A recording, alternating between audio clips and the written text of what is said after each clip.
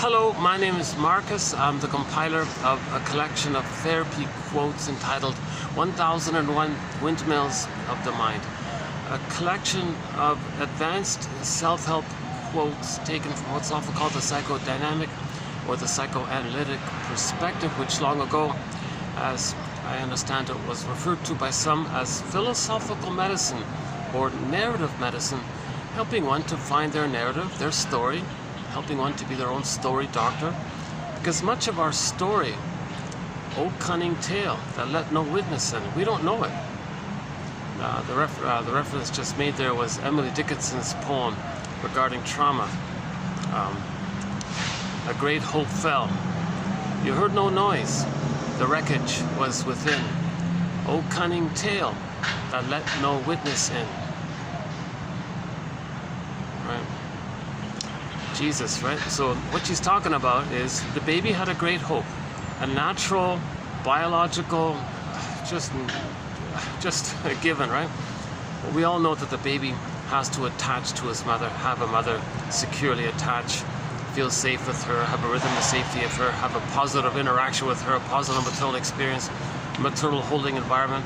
The baby needs like a kind of a blissful oneness with the mother for the first 4 to 5 months in what's called the extended social interpersonal womb. So the child's original womb-like condition, where he was in this blissful oneness with the mother in the uterus, that's got to continue for the first 4 to 5 months. Human babies come out too early, they need an extended womb-like environment. So the baby has a great natural expectation for that hope. So when he's coming out of the canal, he's being born, and hand it to the mother, babies leave the cord, leave placenta, right? Just hand, barring emergencies and all that. But you know, the baby is coming out. He has a great hope for three basic things. First of all, skin-to-skin contact. No towel around the baby. Leave the smells. Okay? The room is warm when the baby's warm, and not bright lights flashing on the baby. Have candles or something, or heat lamps at a distance or something. Now the room is warm. So when the baby comes out, place the baby right on the mother's front bosom and beside the breast area, and the baby's looking for the nipple.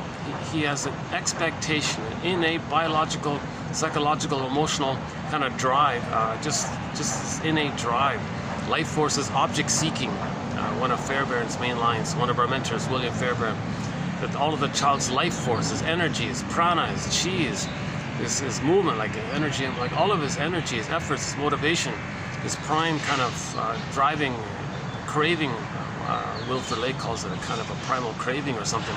It's to find the nipple, to the breast, to the mother. So and when the baby does latch on and start suckling, then the nerve lines in the child, something about his mucosal nerves, kind of fizzle in with the nerves to the mother, and there's like a cable that can take place. Hopefully, this time, yesterday when I was here, my battery pack serving his mother couldn't feed the baby phone here because the cable wasn't. Hold on a second. Oh, my poor arm. Yeah, you might see me sweating at some point here. It's still pretty hot around here. We'll see how it goes. Yeah. So three things. The baby's looking for three basic things. A great hope. What's the baby's great hope? Okay. It's for what's called a secure attachment style. Now this secure attachment style already assumes that the baby was in a welcoming womb and that there was no birth trauma, and he wasn't removed from the mother. He wasn't put on a scale or some worse procedures inflicted on him. Jesus. So, you know, the cord is still pulsating with oxygen. The cord belongs to the child. The placenta belongs to the child. It's part of his whole system, and it's still alive like that kind of thing. You leave it all there. It's called a lotus birth, a natural birth, a lotus birth. Okay, and so people complain it looks messy. Oh, seriously, just put a bed sheet over the cord, and the placenta comes out a day or two later. They say the placenta can go in a bowl, and the bowl can sit on the bed beside the mother. You can put like a lid over the placenta, over the bowl, allowing some space for the cord kind of thing. Meanwhile, during that time, the child has made the transition from the water world to the land world. this huge transition, it's like the baby entering into another planet.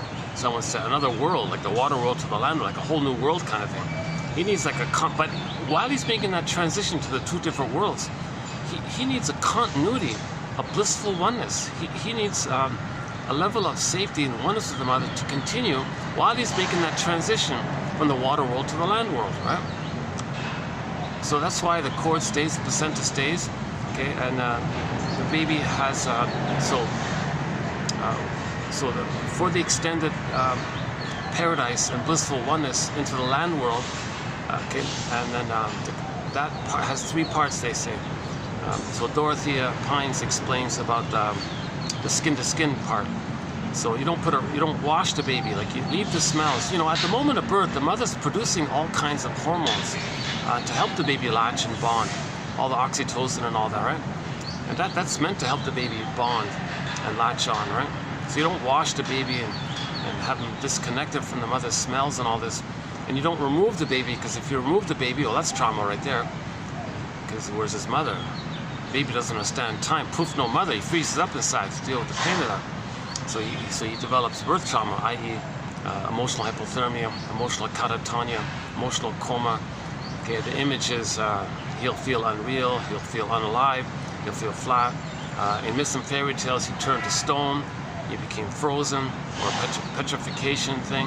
So we don't want the baby to be traumatized. So you leave the cord, leave the placenta, hand the baby, once again, barring emergency and all that, you hand the baby to the mother right away. And the three parts for the extended paradise, okay, so babies have paradise in uterus, they need an extended paradise. To get that extended paradise, there's three aspects to it that's generally agreed upon. The skin-to-skin contact, because all of the baby's emotions are somatic in the body, sensations in the body. This is pre-verbal, right? So the baby's communicating via his body, okay? And then when the baby's body is skin-to-skin with the mother's body, then the mother's body can sense the baby's affective communication, and then the mother has like a resonance, like understands it, and the baby notices that. So there's like an affective communication that takes place between the mother and the baby. Let the music play on, right? So there's a rhythm and a communication and attunement, mother's reverie, mother's presence, mother knows what's going on, child feels seen by the mother, child feels that the mother's there for them, present for them, and there's that kind of connection there, right? Now Pines was saying, like the skin part, it's kind of like the bridge between the affective emotions between the mother and the baby, like goes through the skin kind of thing, right? Now that needs to take place. So that's part one. Part two is the suckling, the normal breastfeeding with the nerve lines. Okay? Then the mother can understand the baby's signals and messages and make little adjustments as needed. And the mother's just there to emotionally feed the baby. It's whatever. It's all baby-led. The mother's just right on time, just in time, in rhythmic sync, satisfies the baby's needs, feeds the baby. Still in that kind of feeding mode, just as he was in the uterus, right? So in the uterus, everything was, all of the baby's needs got met automatically. He was this blissful oneness with the mother, right? And the mother served everything for the baby. Okay, so the oxygen, food, nutrients got sent down automatically down the central vein of the cord. Oh, there's some people coming in. Okay, let's wait a sec here. 1 sec. Okay, they're checking me out. Hold on. Yeah, take a look. It's a dead end. There's no through passage. That's where the staff have their cigarette smokes. There's no entrance that way. It's only an exit. It's only an exit for the staff. Yeah. But you can take a look. It's okay if you want to look at it. It's okay. Yeah.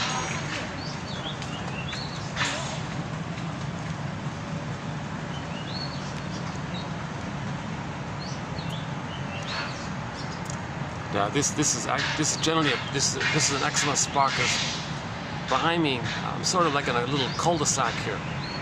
It's sort of a dead end there, but there is a door that functions only as an exit for the staff part. So sometimes the staff take their breaks behind me there, and there's a little path here that hooks around to the pool side. So I'm away from everything. No one can hear me. So it's the only little sweet spot I can find in this busy, very popular, busy city. Yeah. Took me a long time to find this place. It takes me a while to get here. I make the effort. It's well worth it. Yeah. Okay, hold on a second. You know, I'm noticing. Actually, I'm noticing the blossoms. I'll show it to you later, but it looks like the flowers are coming out in the distance there. It's nice. Yeah.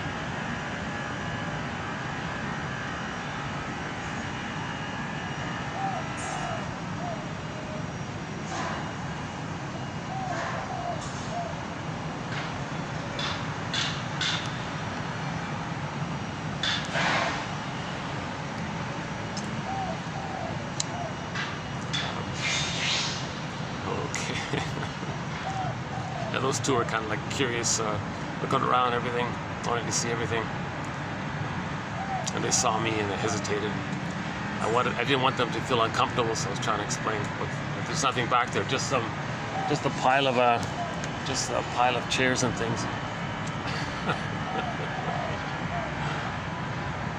and the friend said, "Oh yeah, never mind, nothing. There's nothing there. Never mind."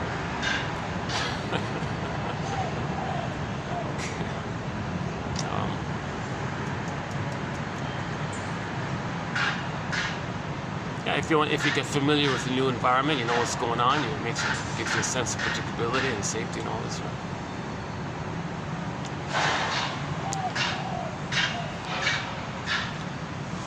So the third part, so skin to skin, natural breastfeeding, somatic, psychosomatic breastfeeding. No bottle, no rubber nipple and plastic bottle with some powder stuff in it.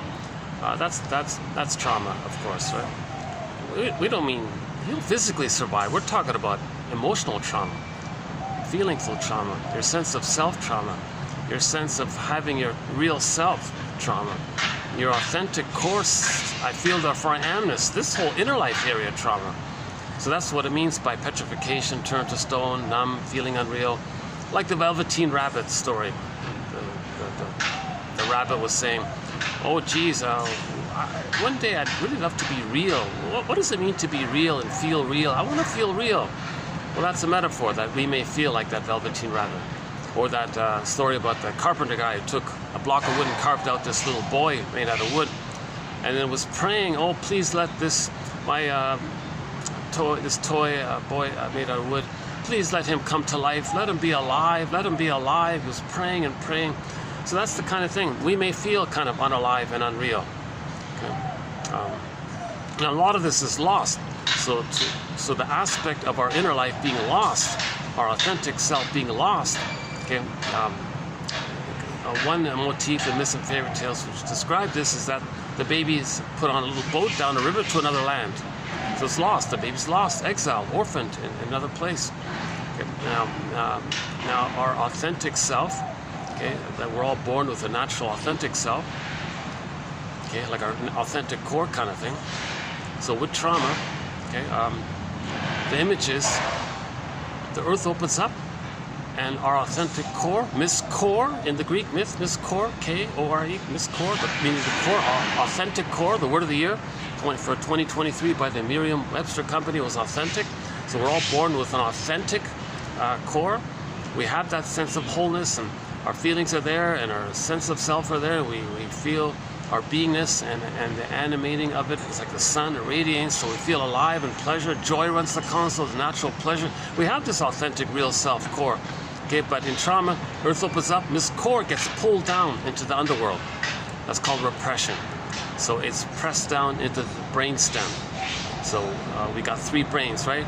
The thinking brain, the feeling brain, and the sensation brain, or the cortex, okay, the limbic, and the brain stem, like the three brains, like evolution, right? The brain stem and the mammal, and then the thinking, right? So got the three brains, the famous expression, the triune brain, the brain with three parts, or simply say we have the three brains, right? So the lizard brain, or the crocodile brain, or the salamander brain, or something in that old primary place, which only cares about the instinct of survival and reproduction, right? That old ancient billion-year-old brain. We still have it's still sort of functions in terms of our nervous system, in terms of our spine and at the top of the spine. And then billions and billions of years passed by, we developed the mammal. We became a mammal. There's all of our feelings. There's the whole primary feelings. There's the main feelings. So in the Disney film Joy and Sadness, in the Disney film Inside Out, joy and sadness got zooped away or repressed. That represents all of the mammal feelings. Okay, a wide range of feelings, needed feelings, appropriate feelings, aliveness of affect, needed affect, appropriate affect. So joy is the main emotion connected to your beingness, but that was zooped away because the beingness was pulled down. So when Miss Core got yanked down, joy got zooped away. Same kind of thing. Okay, or the golden ball goes down the well, meaning the vibrancy of our feelings. And the joy and sadness, it's like the whole quote unquote, all of the feelings about being human, like the more quote unquote human side of being human. So all of the more advanced of trust and tenderness and affection and warmth and caring, and a lot of the kind of pleasurable, kind of soft, I guess, or affectionate, or we feel badly if there's a mistake. If our actions cause them pain, we feel immense badly about. We will make reparation because we're all mammals. We're all one family from the same mammal. We're all Homo erectus from the same family from northeast of Congo from 150,000 years ago. But prior to that, we were all Homo botuensis for 1 million years. So we were all one family for 1 million years in our prior state known as Homo botuensis, again a theory. And then we grew the cortex. So Homo botuensis had the first two brains. When Homo botuensis, i.e. us, when we grew the cortex, then we called ourselves Homo sapiens. That took place, people say, roughly 150,000 years ago. Then we spread around and all this. And then roughly 10,000 years ago, okay, a theory about this, we became Homo erectus, a traumatized version of ourselves. But we're still members of Homo sapiens, that one family from that hominid, that one hominid that's... Oh, you missed it. Oh, that's too bad, yeah, oh my God. A bird just flew by with his wings all spread out, his colorful wings. Just flew right by me. I missed it. That's a rare moment there. I missed it. Yeah. Is he still around? No.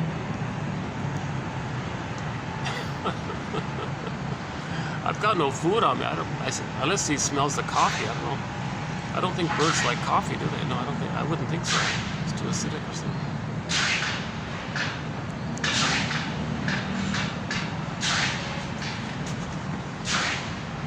I don't think birds need the caffeine. Okay, how's the lighting here? Yeah.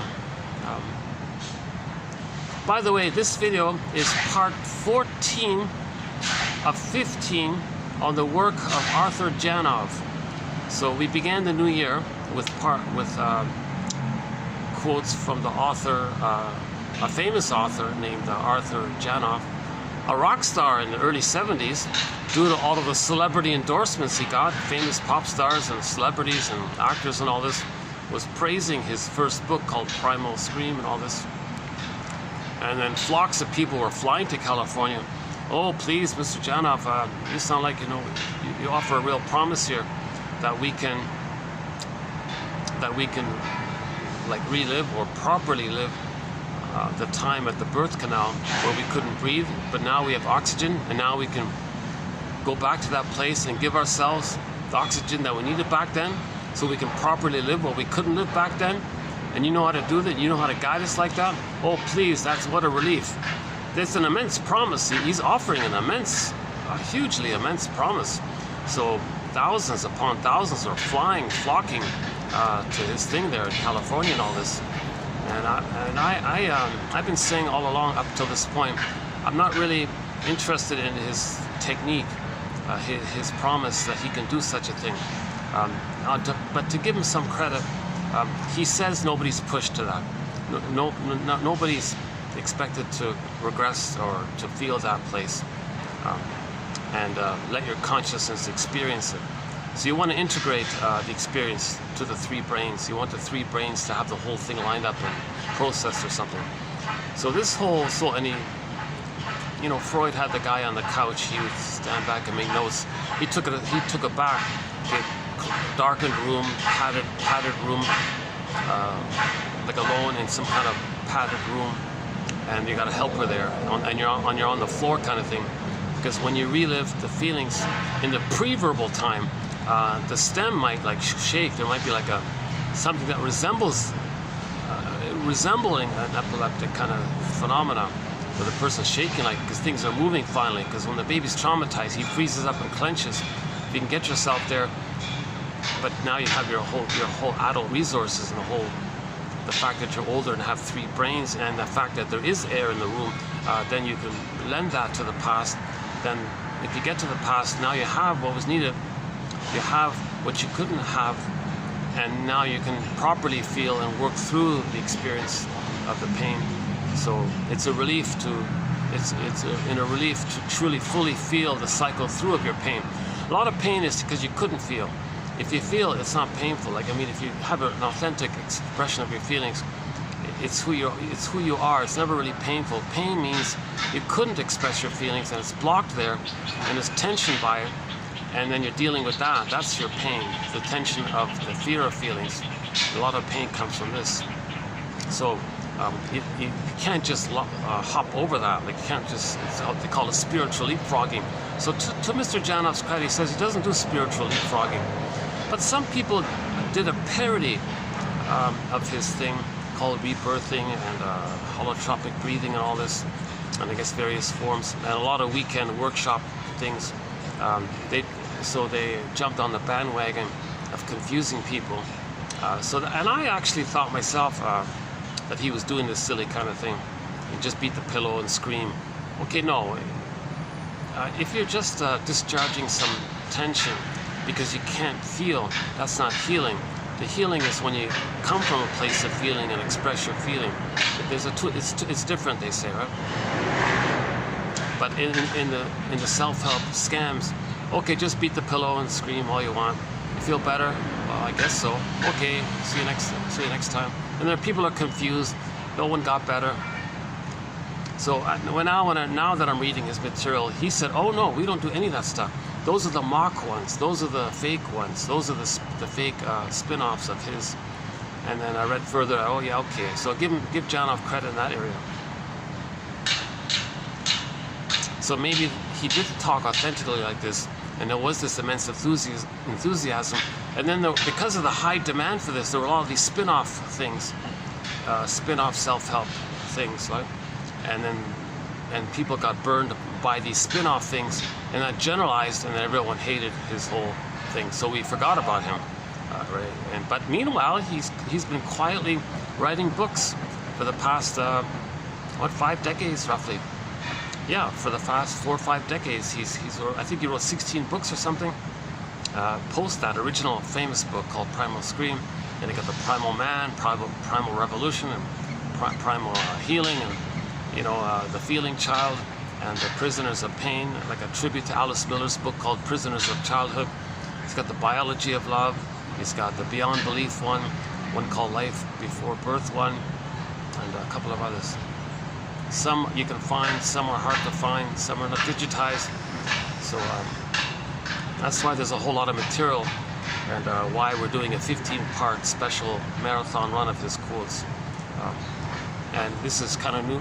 This whole area of looking at the physiological side of trauma, that's sort of like a new area for me. That's why it's kind of taking me a longer time I need more videos and more time to go through this.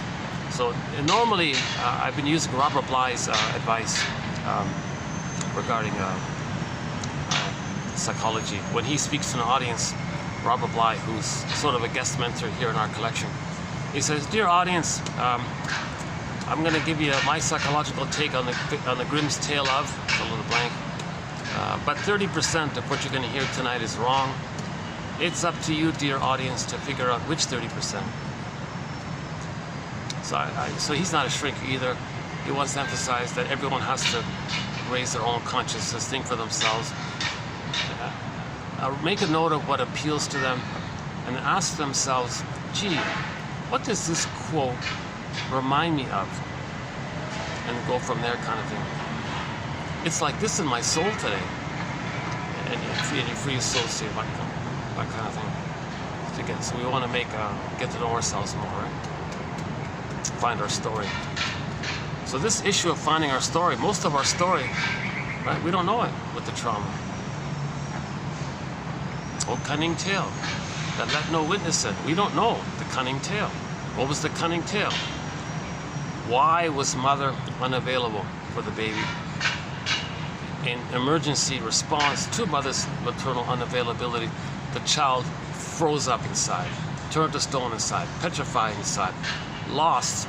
Now he feels unreal, unalive. Okay, the jargon for attachment trauma or interpersonal trauma, relational trauma is alexithymia, no words for feelings, or emotional illiteracy, similar idea, or affect phobia, an immense phobia of your feelings, because to know a feeling, you got to identify the underlying need that wasn't met. Once you do that, you realize that need wasn't met, and there was immense pain around it. You don't want to feel the pain, so I don't want to know the feeling, because the feeling is going to link you to ultimately to the pain. Shall I go? Did you see them fly? Oh, the birds are active today. That's cool. Yeah, that's great. It's Monday. Yeah, it's Monday here. Yeah, today it's Monday. Yeah, things are a little mellower.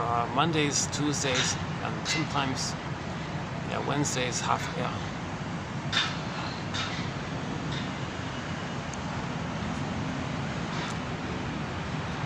Let's do my disclaimer again.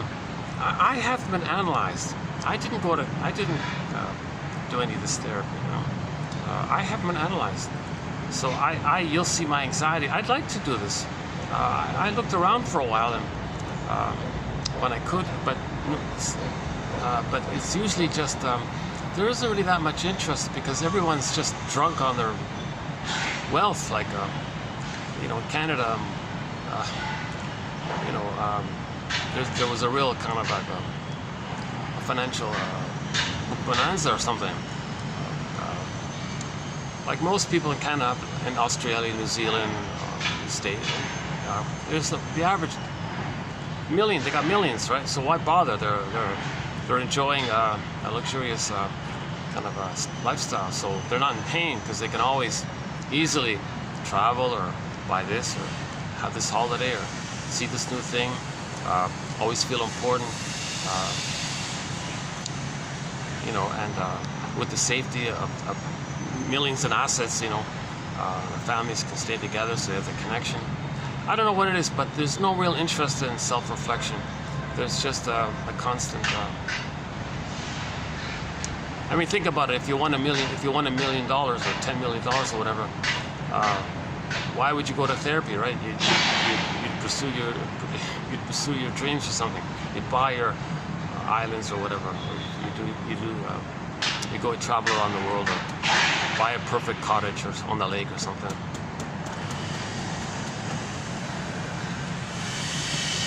So in all this shopping, I guess, does keep the cycle going of the items giving you safety, but that only lasts for a few minutes. But because you got so money, you can buy more stuff, safety, more stuff, safety, more stuff. So as long as there's money coming in, you can keep feeling safe like that. Yeah, I'm going off on a tangent here. What I'm trying to say is, in Canada, I couldn't find it. I looked around, and what, psychoanalysis? You're just blaming the mother. Seriously? Are you kidding me? You think that's what this is about? Just blaming the mother? Well, psychoanalysis says, well, let's analyze something like that. If you have that idea, well, let's analyze it. Let's put that on the couch. So what is anger? Okay, anger is like a secondary. It's not a primary emotion. Anger is like a secondary reaction emotion to when the primary emotions. So when joy and sadness got zooped away, right? In the Disney film, I highly recommend that Disney film called Inside Out. You saw it there. Okay, joy and sadness representing our feeling self. Okay, the primary emotions, our feeling self. I feel, therefore I am this. The regular emotion. So joy runs the console, but sometimes there are losses. So joy can step aside, let sadness run the console, and then we accept the loss, admit the loss. Okay, and then once we process that, then joy can come back and we can love life again, kind of thing. And we have that capacity to admit losses because we have joy and sadness implies we have our sense of self. We lose our sense of self with trauma, joy and sadness is zooped away. So joy and sadness is zooped away. What did you see at the console? Mainly anger. The fear character is, yeah, he's the first sort of response to stress. But the baby can't flee. The baby can't flight? Where's the baby gonna go? So he's kind of cornered, so to speak. So it quickly goes over to the anger and the rage. So the baby's enraged and angry and all this. But that's not like a primary thing. That's just there because the primary emotions are lost. And the primary emotions are lost because the underlying needs, F and N, feelings and needs are linked there. So when the needs for a secure attachment style, skin to skin, breastfeeding, mother's loving gaze, extended paradise, secure attachment style, when those needs are met, the pleasurable feelings and the whole feeling, the golden ball goes down the well, zooped away. Joy, sadness gets zooped away. Miss Core pulled down and frozen, petrified, unreal, numb, etc. Then what's left? Now we're back in the brainstem. Now we're back in the brainstem, which is just about survival. Now you only care about survival. So now you're just angry. So that's not like a primary thing. You're back in the brainstem area, where all you think about is survival kind of thing. Well, we're missing the humanness. We're fragmented from ourselves. That's a sign of trauma. To be acting and like forget about feelings and trust and love. Forget all that. I just want greed and survive and greed and envy and greed. You're just thinking in either or terms. Will it help me survive? Yes. No, I don't care. You're just thinking this binary kind of survival mentality. So we're kind of missing a lot, right? We're missing the quote-unquote more human side of being human, trust and affection and joy and play, creativity, spontaneity, kind of pleasure, like genuine laughter, warm laughter, not laughter that's sadistic. That's from the brain. That's from the survival thing. That sadistic laughter is the stress relief when you replay the trauma that you experienced with your mother to others, but you play the shaming mother, and others can play you. So you get this perverse pleasure called schadenfreude. Not that kind of pleasure. That's a perverse, aberrant kind of pleasure. Because really you're just hurting yourself, but you see yourself when the others hurt them to not feel that you're hurting yourself, and you're playing your own mother who's hurting you, but you find someone else to play you as a proxy of you, and that's this perverse, psychotic kind of thing, right? So in that brainstem, it's not adult human logic. They call it primary process mentation. Either or, all or nothing. The splitting mechanism is very pronounced there. The yardsticks are impossible. Maybe we'll talk more about that later. Yeah, I'm feeling a little, I don't know what it is today. Oh, I know what it is today. You know what? Okay, a little personal confession here. The store was sold out of my guava juice.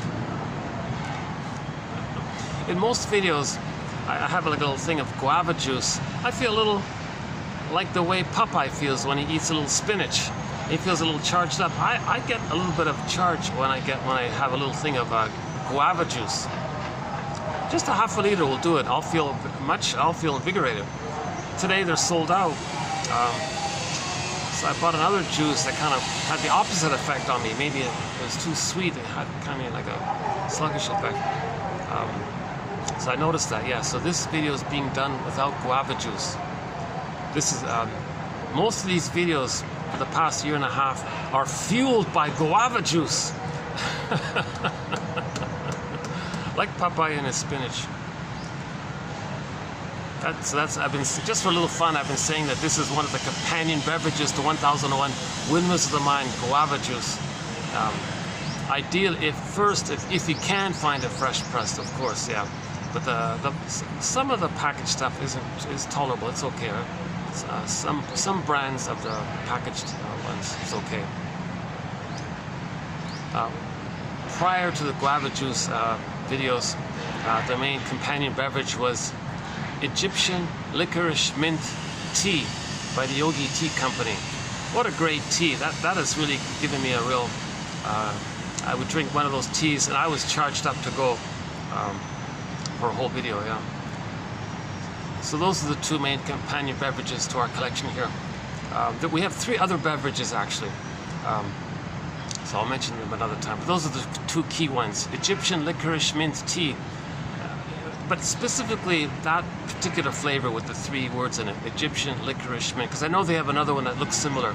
It's specifically Egyptian licorice mint tea by the ODT company. It's hard to find now. The company's still around. I noticed there are other brands, but I don't notice that particular brand. So now, since I couldn't find that, I was looking for some other energizing fluid. So I found guava juice. Oh, wow, I love this guava juice. Yeah, it's pretty good, yeah.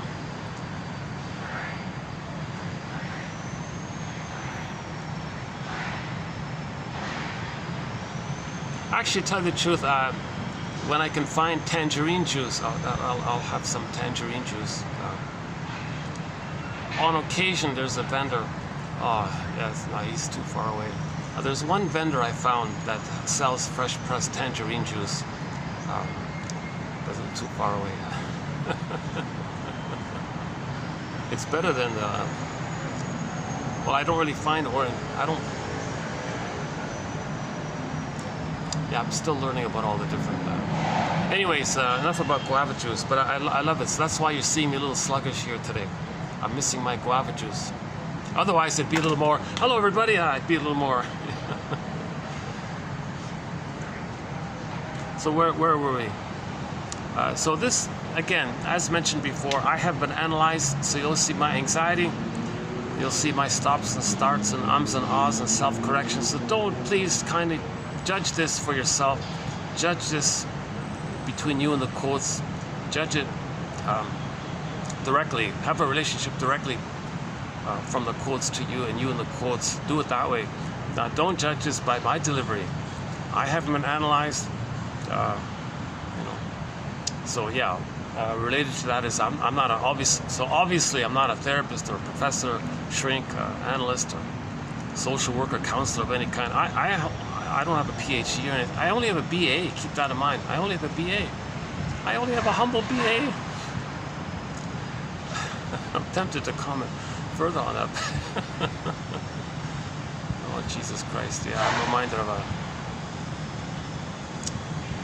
I mentioned it about a year ago about the BA. Yeah, Jesus Christ. Okay, let's start down that thread. Speaking of threads, we have 60 topics or chapters or e-booklets or threads throughout our 10,000 quotes here. So 10,000 advanced psychoanalytically minded quotes by the shrinks, mostly by the shrinks. 10,000. If it were printed out, it'd be roughly 2,000 pages like this, single-spaced, 2,000 pages. Most by the shrinks. When I say shrinks, I mean medical doctors who specialized in the talking cure. I mean those kind of shrinks, not the pharmacy ones. I mean the shrinks who don't do the pill thing, shrinks who do the analytic talking thing. Those shrinks, the older style shrinks, right? Roughly 10% come from psychologically minded or psychoanalytically minded self-help authors. So these are self-help authors who have done the analytic process and they write from that perspective and they share that experience, right? We have a thread of psychologically minded TV show and film quotes. That's a fun one. A good place to start is Route 66, TQ 2599. 2599 by Route 66. We've got 11 good quotes on there. That's an excellent batch. That's some of the best TV show quotes right there. 2599. See, here's another exciting thing about this collection. You won't find those quotes anywhere. I had to like hand write it out myself. There was no transcript or printing of it. Didn't even show on the screen or anything. I had to like pause, listen, write it down. Or at least at that time I didn't have the subtitles or whatever. So, but you don't find it printed anywhere. Those are excellent quotes. Go there, check that one out, $25.99. I shouldn't say go there, no one likes that. You're telling me what to do? Okay, I'm sorry. If one were to go there, that's better, right? If one were to find themselves there. If one were... I think there's a good chance you'll feel a little inspired by it. We do they talk about the third side of the coin one. you know, the one about the mask one about the future one, the grief one, the albatross one, a couple of them on relationships, and there's others. Actually, in this video, just on the lighter note, I'm going to add a new quote to our thread on TV show quotes. It comes from an old 50s show called The Danny Thomas Show. So stay tuned till the end.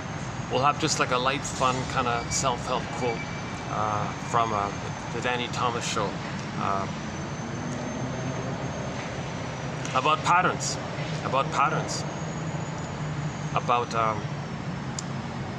you know, the way you do one thing. Do you do that generally in your life? Like if you see yourself doing something in a small area, is that like a pattern overall in your life? Like, do you live your whole life like that, what you're doing now in the present? Like just that kind of observation, just to make that link. And I think there is a self-help slogan that says, to emphasize, not to take it literally, but to highlight this, the slogan was, the way you do anything is the way you do everything. Okay, don't take it literally like that, but it's just kind of like that, right? So like, so for example, one guy was speeding a lot in his driving. Well, does he speed in life like that? Like, is his whole life just zooming like that? Is he in a manic mode all the time, not enjoying life, passing by? Why is he discharging so much stress? Why is he in so much pain? He's got to run all the time. So if he's speeding through the little small town, for example, is he speeding through life, kind of thing? Right? So why don't we do that now here? Yeah. So this is the final quote here from the Danny Thomas Show. The way he was going through our little small town here, our little village here. So he was, so Danny, right, was speeding through this little village with only a couple of hundred people in it. He was speeding through it, and the joke was, they were planning to put a crossroad somewhere. Once they were hoping to one day put a crossroad. Like there's only one straight road down the center, right? There's no other like other crossroads or something. Everything's just down the main street or something. It's just a small village or something, right?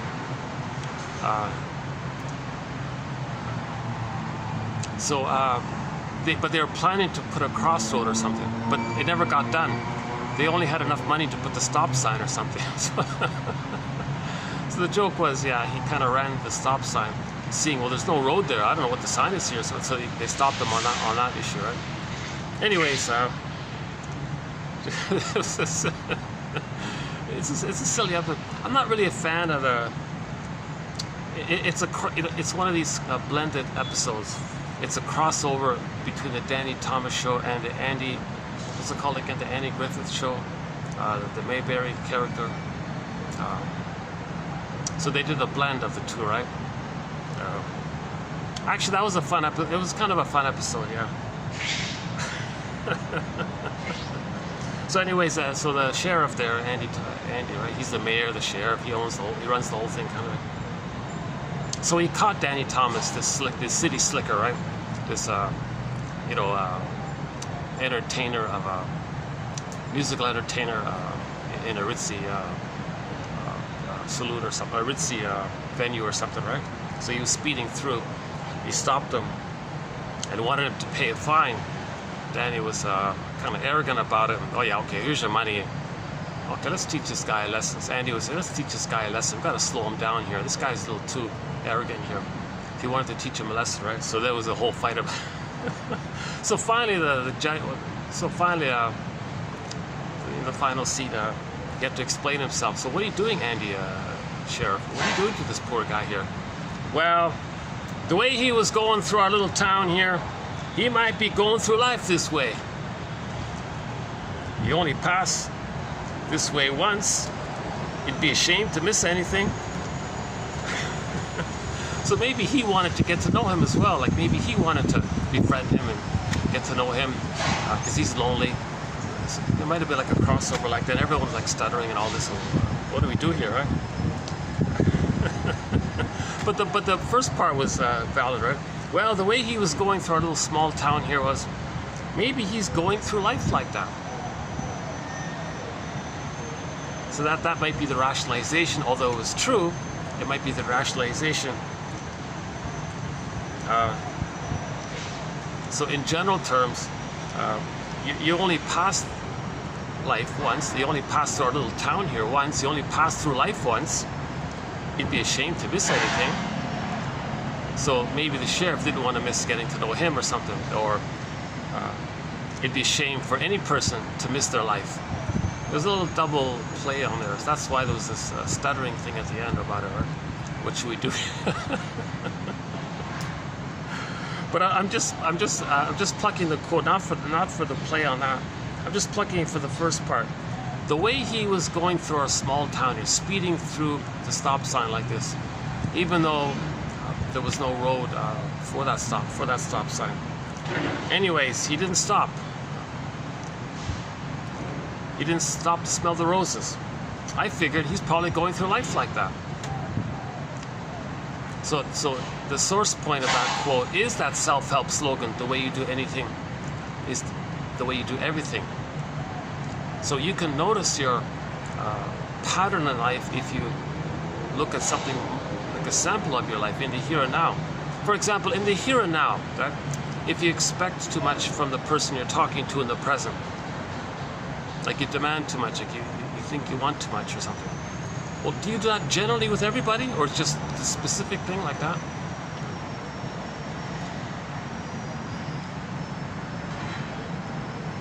Maybe you're criticizing somebody in the present. Do you do that with everybody, or is it like, so maybe what you're doing with one person, that chances are maybe you're doing that generally with everybody. So that was the point there. Okay, let's backtrack up. Let's backtrack here. Hold on a second. So yeah, once again, this video will be TQ 2758, part 14 of 14 on the work of Arthur Janoff. So let's go back to our main line here.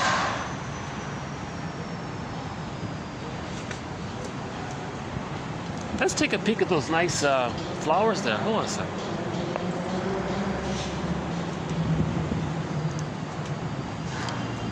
I think they just sort of blossomed out recently. Look at that.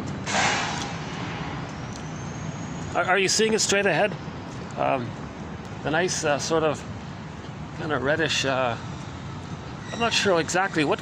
Oh, there's people. Oh no, forget it. Okay. Oh, there's guests. Okay, sorry. Okay, next time when the guests aren't around.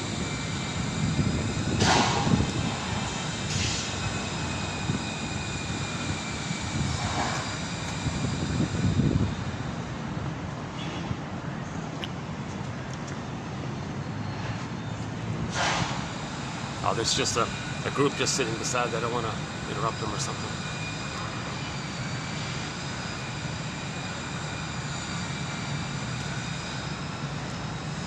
So let's back up a second. What are we talking about here? We're talking about a thing called attachment trauma. Everybody knows the baby must attach to his mother, meaning a normal, secure attachment. If it's not secure, he may end up with some painful, convoluted, quote-unquote, insecure, reactive, disorganized, unformulated, anxious, avoidant, etc., where he gives himself up, he stays frozen, and he's going to go through life neurotic, either imitating her to tell the world what she did to him, or coaxing others to not love him, to tell the world that his mother didn't love him. This stuff's neurotic. Okay? And other examples in that area. So he'll search for symbolic love. He'll cry for love, searching for something that maybe can symbolize mother. It's a disappointment, but that keeps him bonded to the traumatizing mother. That's dysfunctional. Okay, in trauma, we repeat what happened with the mother with others, thinking magically, since there's no time in that part of the brain not understanding time, all time is that time, so in the present it's still the past. In the present, sometimes the present is called the presenting past, okay, or transference, acting out. You act out the past in the present with the grand fantasy that somehow, that by doing so magically you can change the past, undo the past, correct the past, get the love that was needed in the past. Right? There's no time machines. Nobody in the present can morph to be the good mother in the past. This kind of, so this is symbolic. That's neurotic. Okay, symbolic repetition of looking for mother's love is due to the pain. Okay, face this pain, kind of like face this.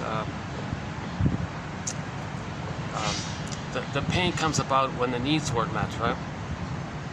So face this primal memory somehow. That's Janoff's promise that he has some kind of a method somehow. He doesn't explain it in his books. I don't even know what the method is really. He just keeps telling that he can do it, and he has all these amazing testimonials. And as I was saying in the last video, most of me thinks he's BSing.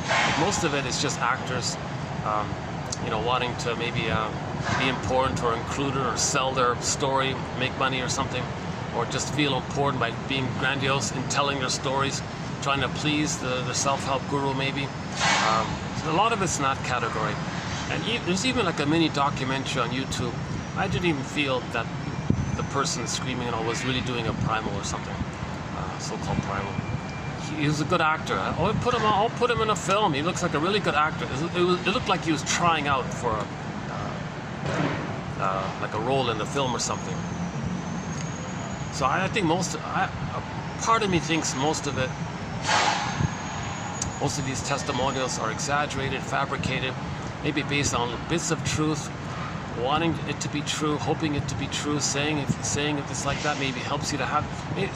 But at the same time, I find myself feeling that there is some truth to what he's saying. Like there is. It's immensely hopeful that maybe it is possible to be conscious and stay with your feelings, because people do grieve. He's talking about grieving, right? He's talking about the ability to grieve. So his point is we got to grieve like earlier material, like you got to go way back into the memories that are stored in the biological area, pre-verbal time. That's why you may have, so you follow the brain, right? The three brains, right? Brainstem, mammal, cortex. So when you got to go backwards, you don't leap over. So you have a belief. So his example was the guy complained his girlfriend didn't listen to him. Well, that's your thought, that's your ideation, that's your thinking, that's your philosophy, your belief, something you're saying, right? Okay, I'll take it back. How does it feel? Or I mean, like go to the middle brain. Okay, so maybe he's angry. Stay with the feeling. Stay with that anger. That's not the real feeling.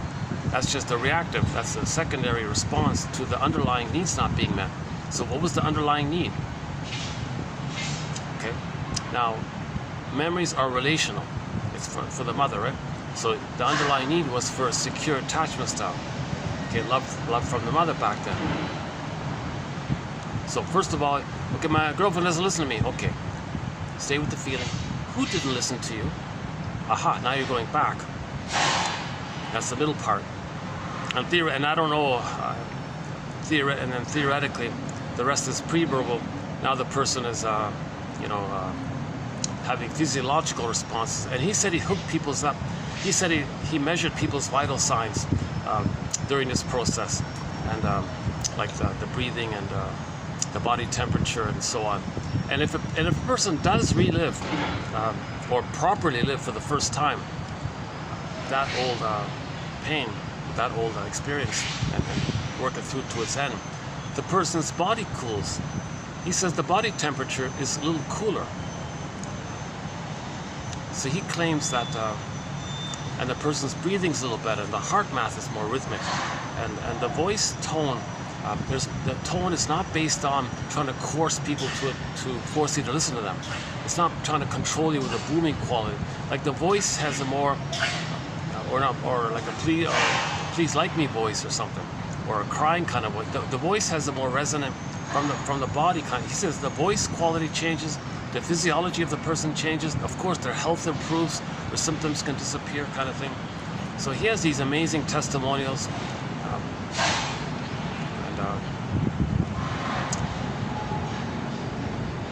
And he says it himself at the end of his life. He said, "Well, I think I provided a clue. Others got to pick up on where he left off, kind of thing." So he doesn't have the final kind of answer on how do we heal attachment trauma. Now, this attachment trauma is not just about not bonding with the mother post-birth. There's also the issue of trauma at birth and trauma in the uterus. There's a thing called prenatal trauma. Janoff says a lot of babies are being born with PTSD. Can you imagine that? A lot of babies are being born with PTSD. So there's prenatal trauma. How do you get yourself to be aware of that place and bring your present resources to the past and now live the past and now actually live what you couldn't live, like do what you couldn't have done. The baby didn't have enough oxygen, for example, couldn't breathe. So you get yourself to that place. You may have a little, but there's oxygen in the room, and you're aware, and you're feeling the past, and you're aware you're in the present, and you're feeling the past. The physiology says, well, I got to breathe now. So he says a lot of people do these long, deep locomotive breathings. Think of for like a half an hour, they might do these long, automatic, it's like lifelong, like this deprivation of oxygen. Now there's like this, he says like for 30 minutes, somebody might have these long, tiring kind of, no hyperventilation, no fainting or no dizziness. It's just this natural thing that takes place. He claims he saw that in his so-called primal thing, primal exercise. So I have mixed feelings about him. Most of me says, let's forget about the technique for now. Let's have more knowledge. Let's have some more understanding about the brain's response to trauma, the physiology response to trauma. So the quotes that we posted so far, pretty much all of them, except for 2, I think. So we're posting 15 videos. That's going to be roughly 200 quotes. So we're posting 200 quotes here. Let's just say all of them, minus 2 of them, are about the theory and the knowledge, like the practical knowledge kind of thing. Maybe 2 quotes are sort of in that philosophical area of how the primal thing works.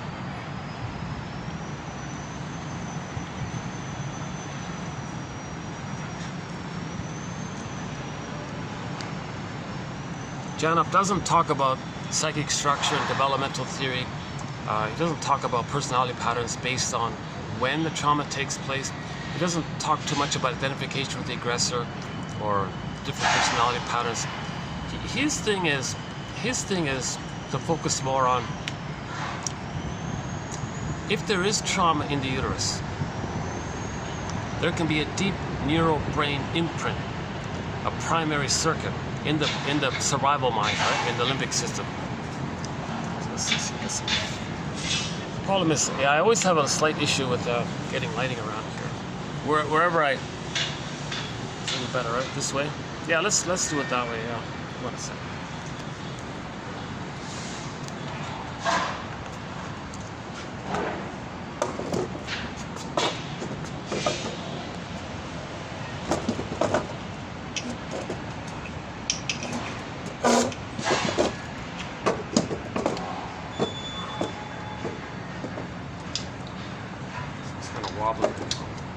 Alright, let's just do it that. Is that okay?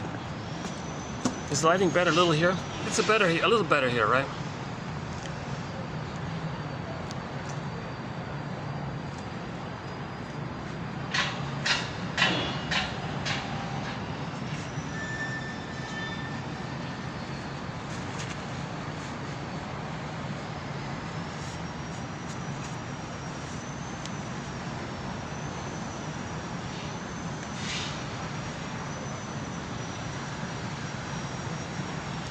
So another footnote I want to make is this marathon of quotes by Janop is a bit of a side ideas, but they're part of the puzzle for the main 1001 Windmills of Mind. So the main body of work, the main 10,000 quotes, are about developmental theory, object relations theory, repetition, compulsion, transference, identification with the aggressor, and this whole. The work of Margaret Waller, William Fairbairn, James F. Masterson, Edmund Bergler, Karen Horney, and others, James Grotstein, Thomas Ogden, Althea Horner, and Rinsley, like the whole long list of analytic authors. So the 99% of this material is sort of in this psychoanalytic idea of making the unconscious conscious.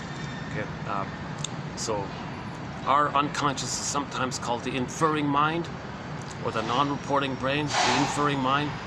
And it's like a puppet master, and it can make us behave symbolically in the present to communicate what actually happened in the past, and we got to make the inference, oh, what I'm doing now, is that what happened in the past? So that's the inferring mind doing this.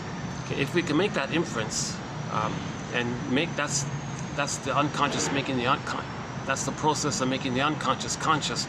If we make that kind of inference, that's like Hermes flying across with a message, or a bird flies across, okay, with the message. So we're making the unconscious conscious. Remember, much of us is in the unconscious, undeveloped. It didn't develop. That's pain, to not be connected to ourselves. Okay, wholeness and healing are synonymous. If so much of our potential and real self didn't get developed, it's kind of like lost in the forest. So it's lost like that, unknown, frozen, split off, denied, disassociated, frozen, petrified, feeling unreal. This is all of our potential, our real gifts, our true self, our real self, who we'd be had we been loved, all the capacities of having a wide range of feelings, so gratitude, and reparation, and spontaneity, and play, and like so much of who we're meant to be didn't really even develop. It's kind of repressed like that. So that's, if you bundle all that up, that's called the denied self, the repressed self, the secret self, the second self, the shadow soul. It's the one who walks with me, who's not like me, who is me. Someone's living my life, I know nothing about him. In literature, this is the motif of the double character. So in literature, if the protagonist bumps into another guy, okay, and the author is doing a metaphysical story about knowing yourself, that other guy is the double self. That double character is a personification of the denied traits of the protagonist. And the idea is that the protagonist is meant to befriend his double self, because that double self is him. That double self represents all about him that he doesn't know. So he befriends that other character, accepts what he sees, owns that kind of thing. Now he's healing. Okay? So in The Phantom of the Opera, she dialogues with her double self, the Phantom Dude. The Phantom Dude is not a scary, it's not like some outer separate character. It's a fantasy character to represent, to personify, to make an image of a character that reflects or shows her trauma, pain, shame, rage, anger. And that character is usually knowledgeable, has a lot of knowledge and all this. So the singer dialogues with the Phantom Dude, right? He's in the basement, meaning the unconscious. Okay. So when she accepts what she sees about herself, brings it to consciousness, she's on stage, has more of herself, makes more sense. I feel that for Ab has more feelings, so that's why she was a better singer, right? And Otto Rank, actually his name comes up here today as well. Otto Rank, yeah. He has an essay called The Double, based on a play called The Student of Hang on, the battery, hang on. Oh, it's holding up. Okay, Jesus Christ, it's holding up. It worked this time. Yeah, I've had some battery issues, but now it seems to be okay. All right. Okay, the lesson learned. Before I start a video, I'm just going to reset the phone. Just reset it, and things are okay. If I don't reset it, it's a I don't know if it's going to if the battery's just going to drain out quickly within 30 minutes, or if it'll be able to draw on the battery pack.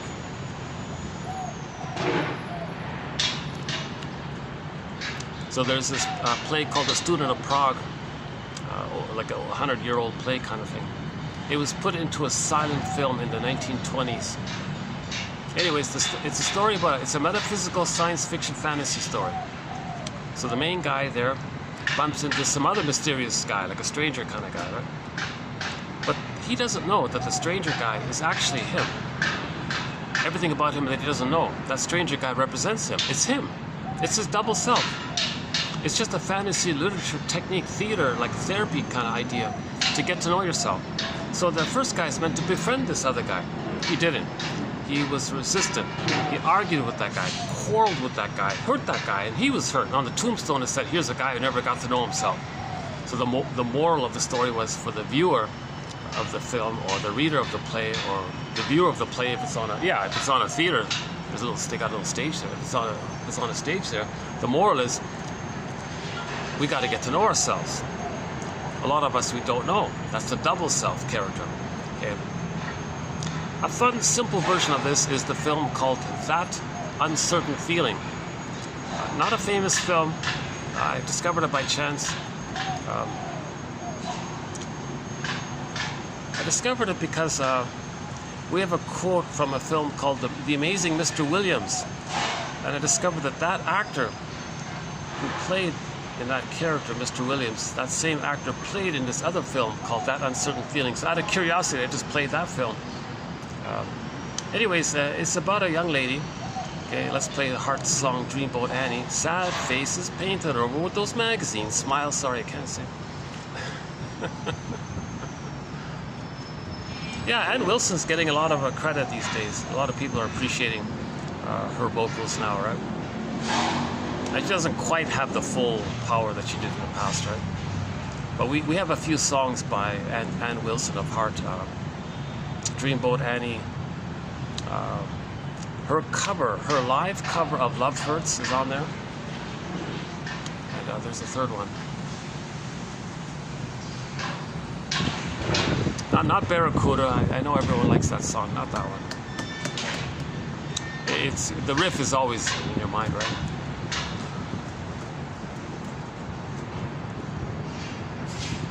Avalon, is it Avalon? I think Avalon, yeah, the one about Avalon, I think it's on her soundtrack.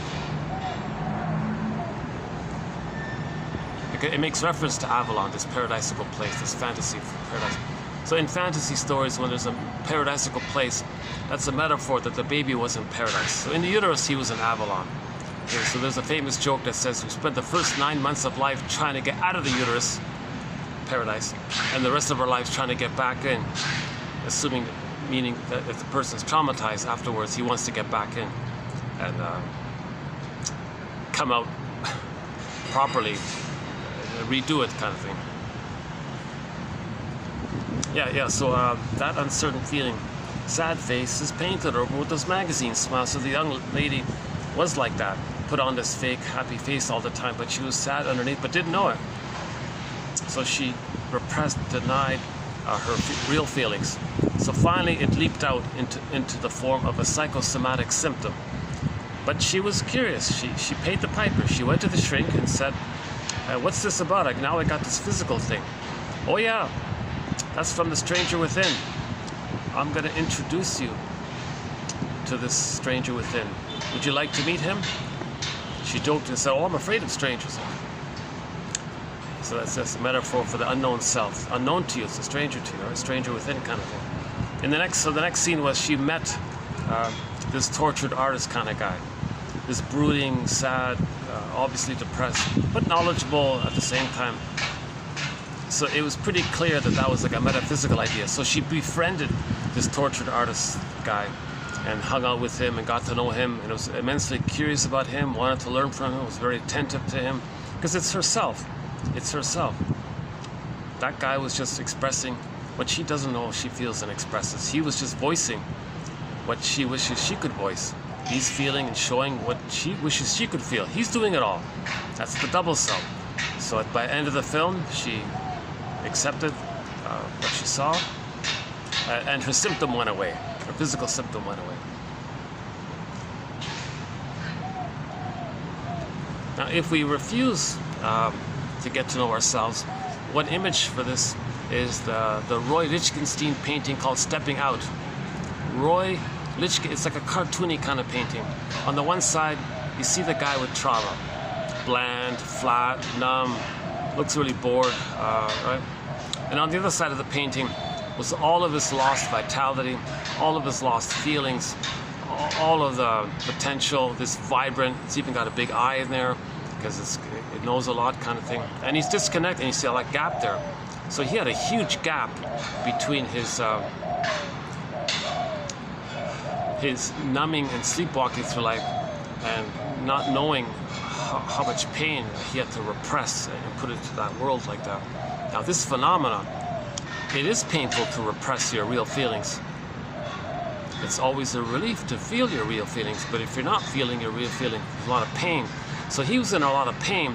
That's why he looked bland all the time. Now the blandness is that his brain is sending him endorphins. He's in pain, so he's getting endorphins. That's why he's sleepwalking through life, going through the motions of life, feeling that life is passing him by. When does life begin kind of thing. So he was bored, and life is tedious for him, and you wouldn't want to be his friend really, because he's so disconnected from his potential.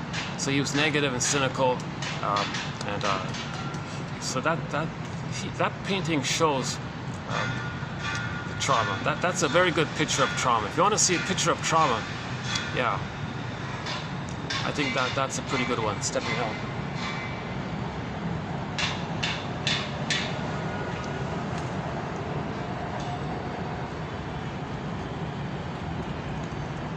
So again, I feel, therefore I am. Our amness. If we have our amness, we have the animating quality of our beingness. That's the feeling animating the sunshine. So the golden ball represents the sun. The sun is radiant, shines. So if we don't have our amness, our beingness, the golden ball is lost. So Karen Horney, one of our mentors, says, well, we live to the extent that we feel. But feeling, meaning the primary feelings, right? But feeling implies your amness. So you got to get back your amness. So in the Odyssey, he got back his amness called Ithaca, and then he was reunited with his feeling side called Penelope. Not separate. The whole Odyssey is treated like one long dream. Every character is just something going on within. Not separate characters in some kind of outer story. Myths and fairy tales are metaphors for inner dynamics, psychological dynamics. Fairy tale motifs, mythological motifs are code for psychological patterns, inner dynamics, right? They're treated like dreams, soul stories. You interpret myths and fairy tales the same way you treat the same way you interpret dreams. So you interpret myths and fairy tales, and most religious stories actually, says John A. Sanford, the way you interpret dreams. They come from the primary process mentation, the pictorial world, the pre-verbal world, it's imaginal world, where baby thinks in images, things are exaggerated, no time in there, no logic, no conscious logic in there. That's why Alice says, yeah, in this world, up is down, left is right. Okay, and the cat in there, in that world, says, oh yeah, it's mad in there. Like, there's no normal way of thinking. Huh? So much pain. There's just so much pain. So if a person is coming from that kind of place, if they have a personality that's driven by that kind of place, you'll hear a lot of flip-flopping, a lot of doublethink, a lot of trans logic, a lot of duplicity, a lot of games people play, a lot of tricky little things, because they're always dodging the pain. They're always blaming, denying, flipping around, telling you meant the equivocation, you meant that, aha, I got you, I meant that, oh, you thought you fool. They're always doing these gamey little things, games people play. That's their dodging, because they can't stay with the feeling, because to touch with the feeling, you got to dodge your way around it. So if they coax others to feel what you're feeling, that's part of it. It's called projective identification. And we got a whole body of material in this area of duplicity analysis, games people play, and all this rationalizations, excuses, the way to rhetorics and propaganda and advertising tricks. There's a whole body of material about this. That just means the person is dodging their pain. They can't feel the pain either. So, okay, let's just go back to the side tangent. So Janoff's work is kind of like not fully a self-contained separate area. I want to incorporate and include his theories into the body of 1001 Windmills of the Mind. But he acts like it's sort of like an independent kind of body there. So let's just kind of acknowledge some of his ideas in that sort of separate compartmentalized kind of theory of his called primal theory. So one of it is, part one is, the main one is, I'm summarizing it by saying he's got two main theories. Oh, there's the bird. Let's see. Yeah, sorry if you can't, yeah. They kind of blend in with the vegetation. It's hard to see that. Oh yeah, in some of the videos, there's a swan in the background. It's pretty cool, yeah. I think 3 videos ago, we had a swan in the background flapping his wings. That was kind of nice.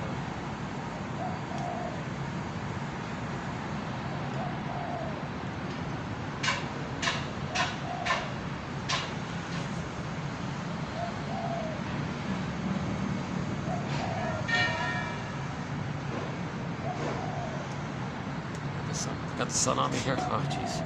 That's why I'm sweating. How can I get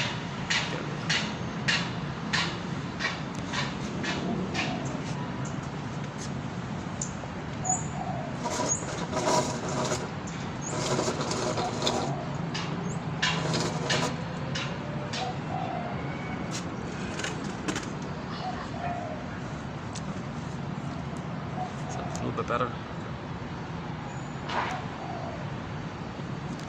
So I'm just currently, temporarily summarizing as I currently understand his material, just into 2 main points, just to keep it simple for the time being. Okay, so number one is the primary imprint. That's a neural circuit of a prototypic, the original primary pain and the prototypic original primary response, and it's blurred up. It's like a cycle like that. So later stresses trigger the original response. So if the original response, okay, whatever that was, for example, the asthma story, the baby in the uterus was going to drown in the amniotic sac at one point. The mother went to a heavy metal concert, and the baby was kicking under immense stress. She was smoking and drinking. The baby was under immense stress. At one point, he had to constrict his bronchioles because he thought he might not make it, kind of thing. So he held on like that, managed to survive. So that was the first response. For the original stress, his first response was to constrict his bronchioles, right? That's like a imprint, like a primary prototype imprint, the first learning. So later on, when that person felt stress in their life, that stress in the present triggered the original stress, which then automatically triggers the original response to that original stress. So the person in the present had asthma attacks. So he's using a past response to the present, but the present isn't the past.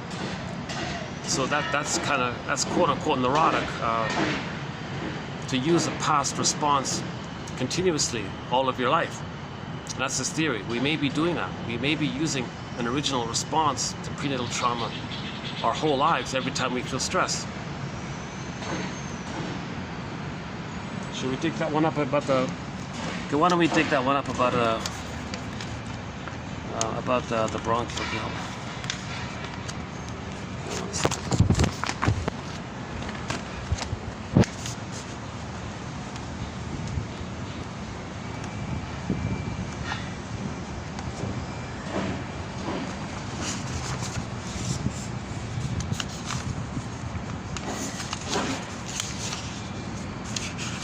Yeah, that one with the bronchial, that's a touchy. I found that to be sort of a sad story, because the kid had asthma all of his life, and every time he felt stress in his life, he had to run for his puffer. Right? So this is Janoff's theory, that in the uterus, he constricted his bronchioles, and then every time he feels stress, he's got to run for the puffer.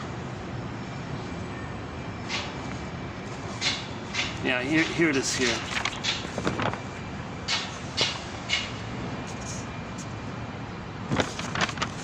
Yeah, here it is here.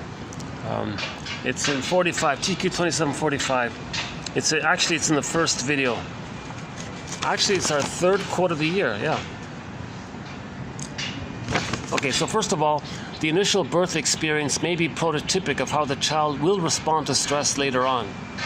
Okay, so we're talking about the notion of prototypic trauma and prototypic defense. For example, this one here.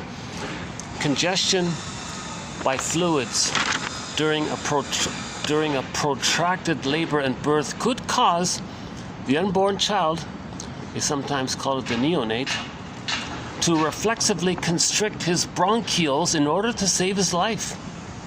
That experience becomes flash frozen in time in the form of a primal memory circuit, so that any later stress which is life endangering or is interpreted as life threatening, for example an argument between one's parents which portends divorce, will automatically set off the prototypic trauma and its defense of constricted bronchioles. The result may be an asthmatic attack. Instead of the person being saved by this defense as it was at birth, they are now in danger. For example, what if he doesn't have his puffer? This, in essence, is neurosis, a defense that has outlived its function. The asthma occurs because the parents' argument sets off the original primal trauma at birth.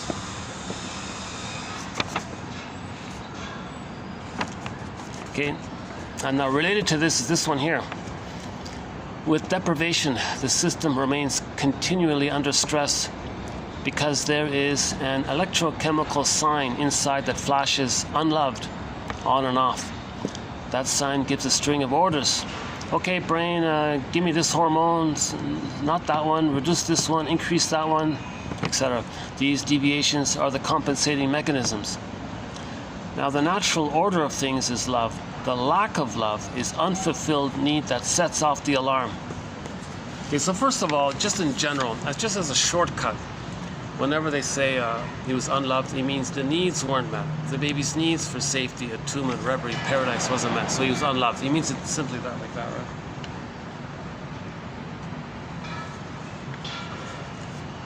So what's keeping this neurotic, flash, frozen imprint? Okay, so the baby wanted to scream in pain and all this, and his needs weren't getting met. He's in pain, he's angry and scared, help, crying for help or something, but he couldn't do it. So that's the famous Scream painting. You know, that painting, that Edward Munch painting, the Scream, is the most, has received the most money. It's considered the most, it's either the most expensive painting ever of all time, or it was the painting that somebody paid the most amount of money for. The Edward Munch Scream painting. So imagine a baby version of that. The baby's trying to scream like that, but he can't. It's flash frozen, silent, voiceless scream. He can't scream. Now this is timeless. He's still screaming, but he can't scream, but it's alive, it's timeless. He's trying to scream, he can't. So he's responding to his needs not getting met. Okay, his needs not getting met. So there's a neon flashing light inside, flashing unloved, or pain, needs not met, danger, mother's dangerous, mother's not meeting my needs, she's dangerous. Now the baby's enraged, says the mother's enraged. Babies need to take in, mother thinks the mother wants to take him in. Mother's a hungry wolf, dangerous, threatening, mother's the guy with the horns. Mother's a devious cat, mother's a boar queen, mother's a monster, mother's a witch that wants to eat me. Danger, unloved. So there's a neurochemical flashing neon light in the baby's system. Unloved, okay, pain, etc. Now, with that flashing light is the image of the baby trying to scream, but it's flash frozen. He can't scream, but he's still trying to scream, and he's frozen. But it's timeless. He's in this timeless pain, this timeless scream. It's frozen, but it's timeless. Something like that, right? Now, this orders, like the quote just said here, this tells the brain, okay, brain, we're in a lot of pain here, help. So the brain sends endorphins. Okay? Enter Emily Dickinson's poem, There's a Pain So Utter. It swallows the child's authentic core, and then the person goes in a swoon. Let me redo it properly. There's a pain so utter, it swallows substance up. So the child's authentic core kind of got swallowed up, meaning pressed down into the brainstem, like down like that. That's what they mean, like it went down like that. And that pain is related to his identity. So he felt shame. So in the pulling down, the backdrop was the emotion of shame, this burning, biting feeling. In mythology, they call it hell. So hell, the hell scene, is a metaphor for the emotion of shame. Shame is this burning, biting feeling. Okay, so in myths and fairy tales, when the storytellers talked about something with hell or something, they're talking about the person feeling shame. It's a metaphor, image, talk about shame. Remember, this is pre-verbal. It's pre-verbal. The baby can't say, "Mother, I feel shame." So there's a picture there of the fiery, okay, and the guy with the horns pulling it down. Well, that's the mother, that's the breast. Okay. The baby's so small, helpless, powerless.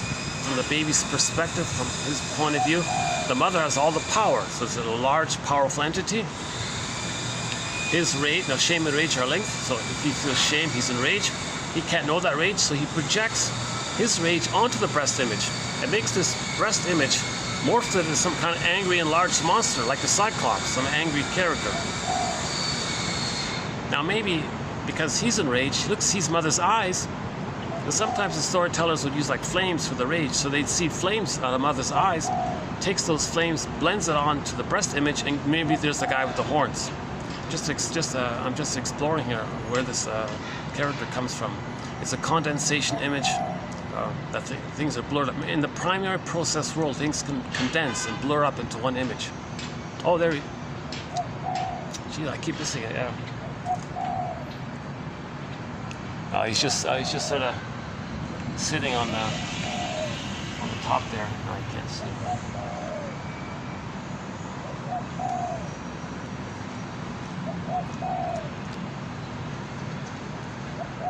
Yeah, they're making a little cooing sound, right?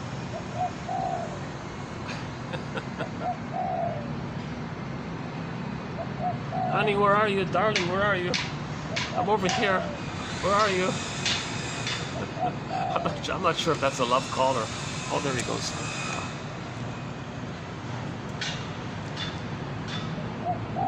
Now he's calling over there. Where are you? I'm over here.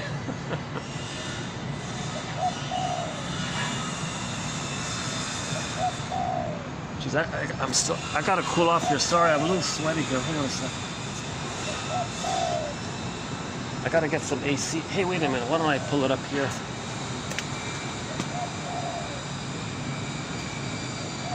Let me pull this up here.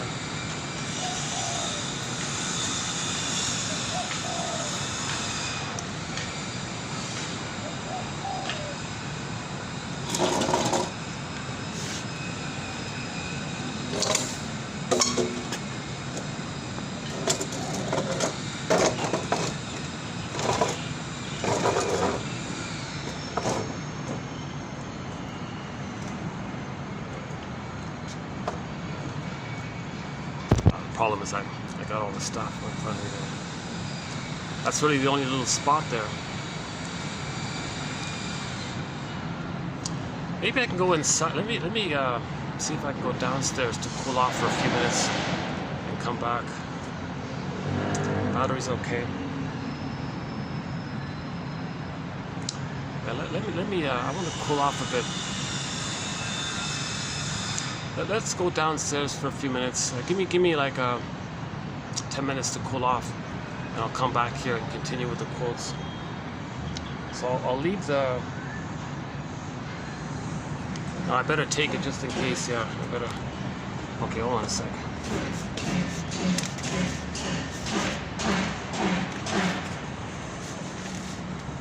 Okay, hold on a sec.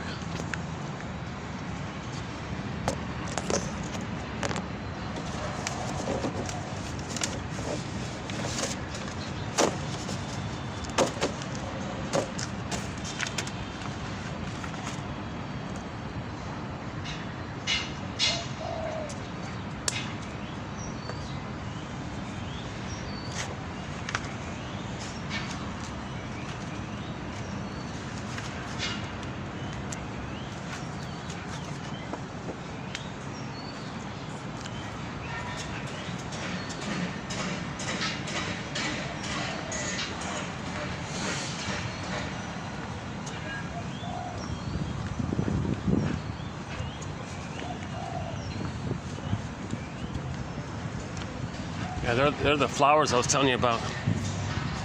Isn't that nice? Look at that. It's showing up here. I don't know if you can see it or not.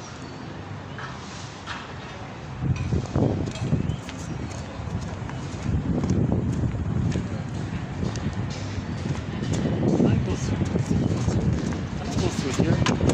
Let's see if I can just go through here. Can I just go through? Can I just go through this way?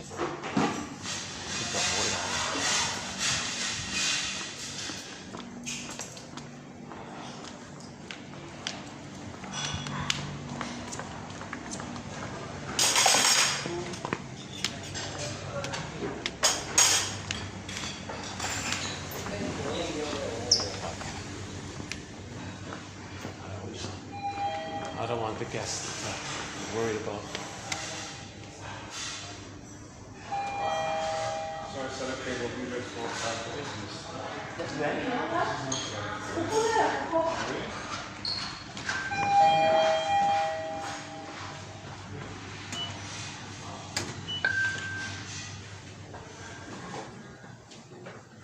So we're posting this in the year 2024.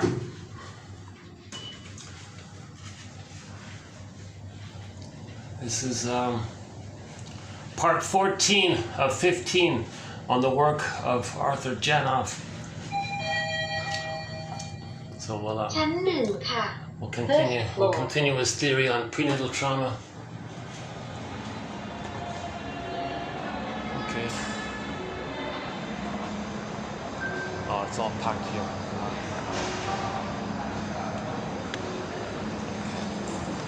You know, let me try the other. Let me try the other hotel. Hold on a second.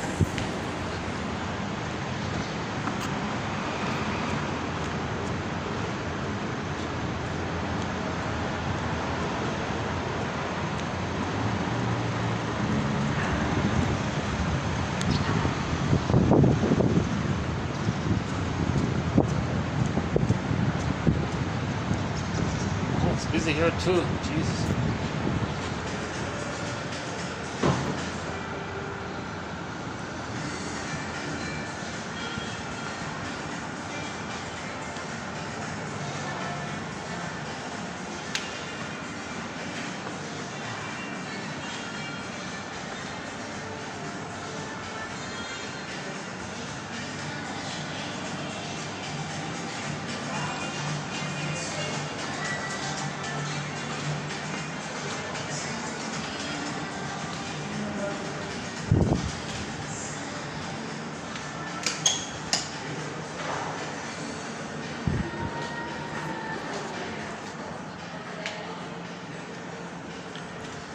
Let's just hang out here for a bit until I can cool off.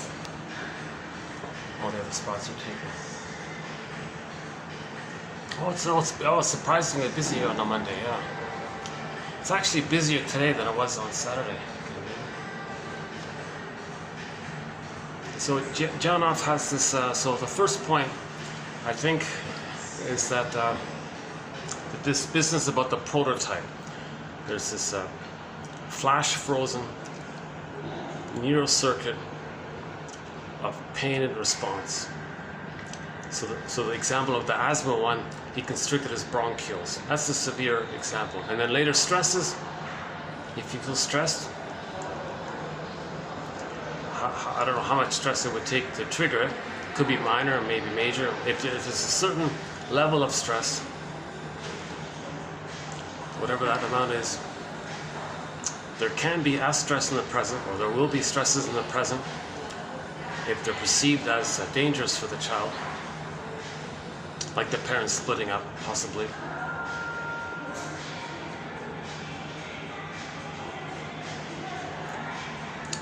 Okay, let's just keep it in general terms. So stresses in the present can trigger that circuit. Now in that circuit, the original stress led to the original response. So the original response is now being used in the present. Because that part of the brain doesn't know time. When we're talking about that part of the brain, the here and now is the there and then, and there and then is the here. There's no time there like that. That's sort of a dramatic one about the asthma one. Milder versions of it include the baby was overwhelmed in the uterus. So that became a pattern. The person said that they go through life with this constant, never-ending feeling of wherever they go, whichever job they take, whatever they're doing, for some reason they have this ongoing nagging feeling of feeling overwhelmed all the time. Where'd that come from? Well, theory was that in the uterus, he was experiencing what's called prenatal distress syndrome. He was overwhelmed with what was going on. This was happening, Mother was arguing, too much stress here, mother was smoking, all these little things, he was helpless, couldn't do anything about it. He felt it's too much, overwhelmed. So he went through life feeling easily triggered. The husband said, "Oh, darling, the bus is leaving in 10 minutes. Oh, you go, I can't take this is too much, I'm overwhelmed." Like little things, she'd just jump and say, "I'm overwhelmed, you go." Okay, variations of it include the baby felt like they couldn't do anything about it. Like the baby, what was happening with the baby inside, he was helpless, he was powerless, nothing he could do about it. Nothing he could do about it. This was going on, mother was doing this was happening, nothing he could do about it. Is that it, right? And then it turned out that in the childhood, the child kind of continued that throughout childhood. If the parents are arguing, nothing they can do about it. Then later on as an adult, if there were little stresses, the reflex was nothing I can do about it. So the issue was the couple had an argument, and she thought maybe the husband was going to leave. She didn't make any effort to try to save the marriage. She just said, nothing I can do about it, nothing I can do about it. She was still using that old, primitive brainstem memory of nothing I can do about it. In the present, there's lots she can do about it. All she got to do is like talk a little bit, say what's going on. There's a lot of things she can do. See the counselor or whatever. Lots that she can do. Another broad one, and another variation of that theme was the person had a protracted labor. They felt stuck in the canal. The mother clenched up. Today's quote, a lot of the pain that women are experiencing, giving birth is not painful. It's when they clench up and they resist it. Now they're feeling the pain by that. Their resistance to something that's not painful. They think it's painful, but it's not painful. It's the confusion. That's what leads to others feeling painful. So we'll have that quote is coming up in today's video. Anyways, the child was, I think the example was the mother was afraid to be mother, so she was delaying the issue. Oh, stay inside. I'm not ready yet. Oh, stay inside. No, don't come out yet. I don't know yet. So he was stuck in the canal for a long time. That became a generalized pattern in life. That person said they went through life with this constant feeling of wherever they go, they feel stuck. This job, I feel stuck. This relationship, I feel stuck. This housing situation, I can feel. They have choices and things, but they feel stuck all the time.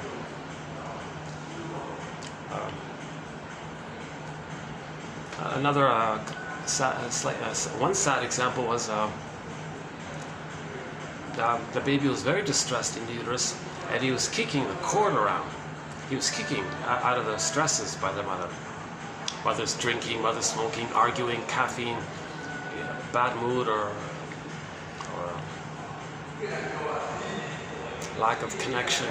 The baby was in an unwelcoming womb, or there were loud noises nearby, or not enough nutrition, or whatever it was. The baby was kicking. The mother said, hey everybody, feel inside, little Junior's going to be a soccer star. Okay, that's called soul blindness. The mother doesn't recognize or see or have any kind of empathy for the baby's situation. She's soul blind, right?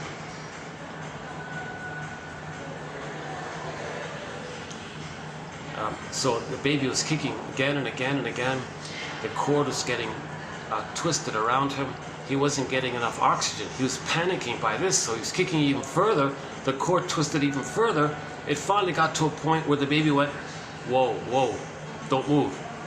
Can't make a move here. So he was in this place where he couldn't make a move, because to make another move, he'd be a goner kind of thing, right? So he thought he couldn't make a move. Okay, luckily he was born and all this. But then he went through life with this constant feeling that whenever there were any stresses in his life, his knee-jerk reaction was, okay, the primary was triggered, stress in the present would trigger the original response. The original response in the past was don't move. So in the present, job he didn't like, don't move. Relationship he doesn't like, don't move, don't make a move. Talking to somebody, don't move. You're stuck at the cocktail party, someone's talking too much, don't move. Like whenever he felt stressed, don't move. He had this constant feeling, don't make a move, don't make a move. That was the slogan in life, don't make a move. The other one said, I feel stuck. The other one said, I feel overwhelmed. It's too much, got angry easily. The one born with PTSD. A little obscure one, but a little bit interesting at the same time was, there's a quote about rhythm in the 2745. The lengthiest quote in that batch, 2745, the one about rhythm. I think that's an interesting quote about the rhythm. When the baby's trying to do his thing, to come out of the canal, he needs a kind of like a communication with the mother. But the mother's disconnected from her own body, and it's missing. So it's as if the baby's saying, hey mother, I'm communicating to you, but you're not hearing me, you're not responding. And they need that normal interaction. It takes two of them for the baby to be born. But the mother was absent, so how is the baby going to be born if the mother's not, her system is not cooperating with the babies? So that person said that they had a pattern in life where they always felt like nobody understood them. They tried to communicate, and they said, you're not getting what I'm saying. It seems like you're not really hearing me, are you? I'm not getting through to you. Because if they can get the other people, they thought that if people could understand them in the present, that'd be back in the uterus, mother understood them, then the child can go through the canal. They can get through.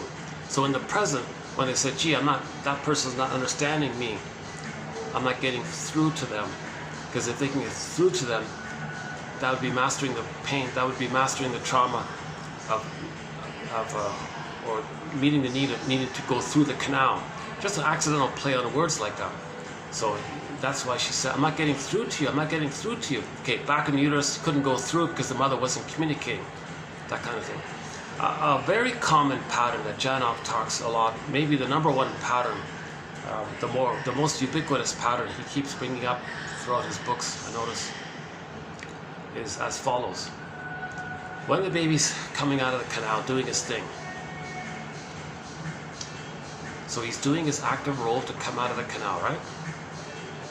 But the mother takes an epidural, anesthesia, massive anesthesia, painkillers. It goes to the baby. Janov says, don't buy this theory too much of placenta barrier. If the mother's taking all this painkillers, some of that's going to go into the child. So the child's doing his thing coming out of the canal, and then whoosh. It's like he was swimming in this swirling of this painkiller, cloudy, like, where am I? Or what is all this dreamy, lost in space, dreamy kind of thing? He was like spaced out kind of thing. By the mother taking the epidural, or by the mother taking the anesthesia or painkillers or whatever it was, right? So that was a pattern in life. When they try to do something, oh, I give up. Too much. Whoosh, I don't know where, I'm lost in thought. They try to concentrate, no, I can't concentrate. They try to learn a hobby, a little frustration, whoosh, I don't know, my mind is dreaming, I'm lost in space, I give up. So they're absent-minded all the time like this. Or they're talking to somebody, they're off. Where are you? Hello there, are you there? They're off somewhere, right? So that's because the mother took too much anesthesia. So today's video is going to address this point about why are mothers taking all these painkillers. It's not necessary. It's not supposed to be like that. So he kind of addresses this point.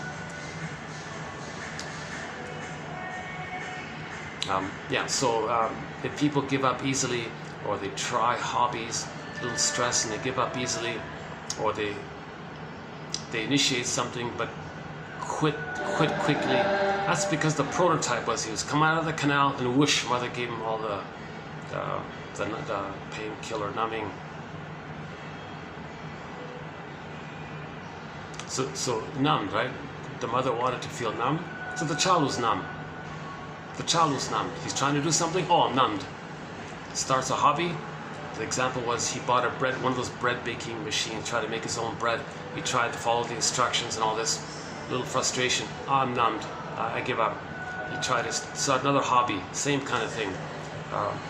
Personally, I've tried to learn languages I've tried to learn second languages in my life. I would start and I would think, okay, be patient, I can do this, I can learn languages. I tried to learn some German a little bit, oh boy, these long words, I just made the excuse, right? Oh, these words are too long. So the theory would be, okay, if your parents are, if one's mother's still alive, call them before they're gone, right? So people who are over 40, one suggestion is maybe find out about this. Call the mother. When I was inside, did you take an epidural? Tell me about that time. Tell me about the 9 months within. Tell me about the delivery. Were there delays? Was I removed?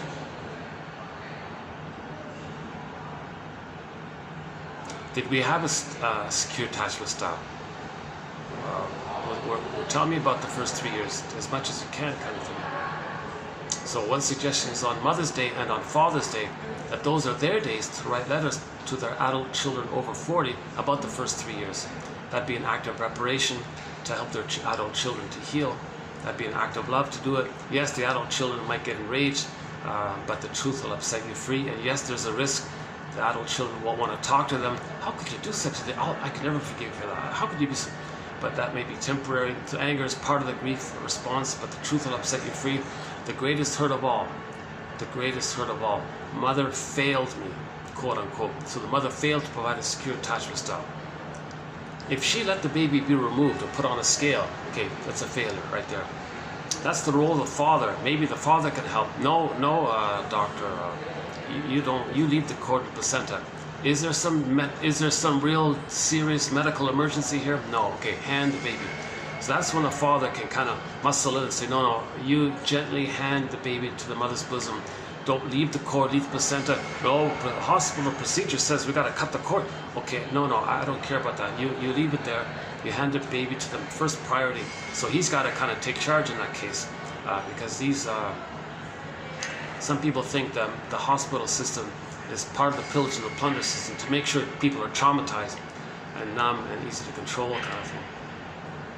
Now, Klaus and Kennel made a huge advance to healing the soul in their book about 1976 book about this, and hospital procedures were changed by that Klaus and Kennel book. They talked about the time sensitivity of the moment of birth, of when the mother produces all these hormones, and if the baby's removed and the mother's hormones go away and the baby's returned, mother says, back off baby, I reject you baby. The baby goes, who's the stranger now? Who's rejecting? There's your birth trauma. Oops, hi, do you need to use this? Okay, you want me to use this? Oh. Am I talking too loud? Yeah? Okay, thanks, yeah. Well, maybe I am. Yeah, okay.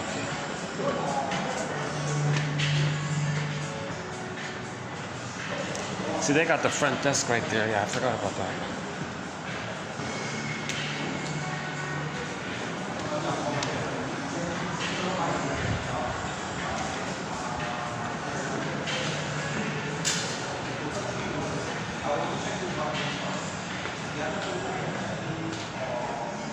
No AC here. Oh, jeez. Come on.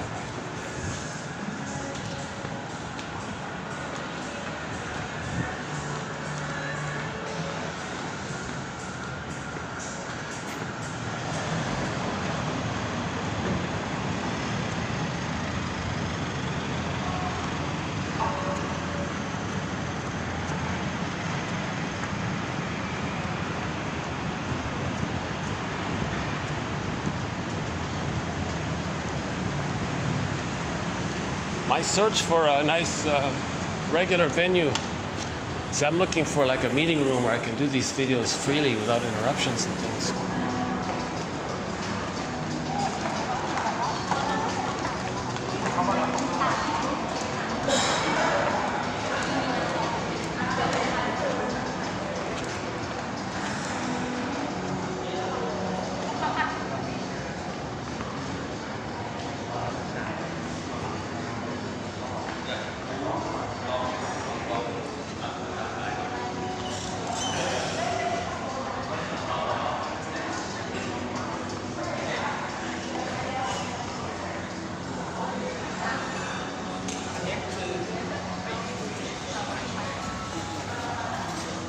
Maybe I can just sit here for a bit.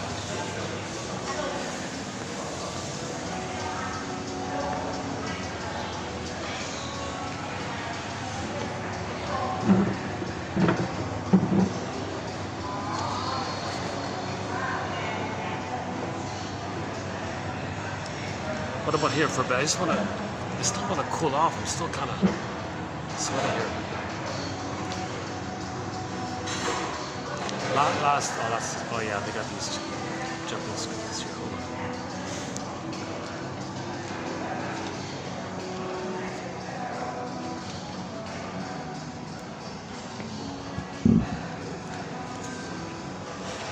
What about this here for a bit? Let me see if I can. Last year I had this nice little. They let me use a nice little meeting room that wasn't used, sort of like a under renovations kind of thing. It was enclosed. I could bring in a speaker. It was quiet. I wasn't bothering anybody. We did some of the best videos in that enclosed room about a year ago. And then they did the whole renovations thing. I couldn't use it anymore. So I've been bouncing around looking for another like unused kind of meeting. I can't afford to properly book a full, business meeting room. Jesus Christ, yeah. These meeting rooms are more expensive than the hotel room,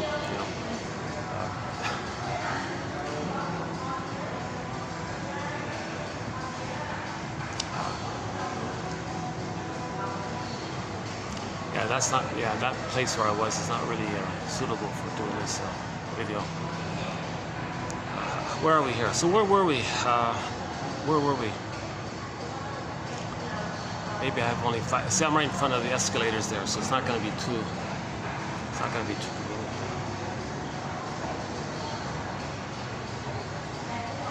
Yeah. So the Janov's first point, okay, about the prototype response to the original stress, and something in the present when we feel stressed, we go back and use that prototype response, and it's inappropriate because the past was in the water world.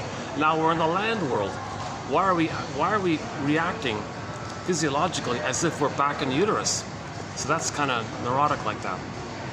So that's one of his theories, that there is such a thing as prenatal trauma.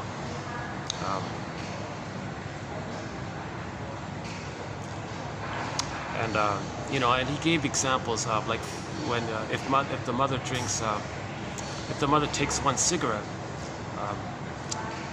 the oxygen in the mother that's meant to go to the baby will be diverted to deal with the nicotine and the tar. So the baby's getting not enough oxygen.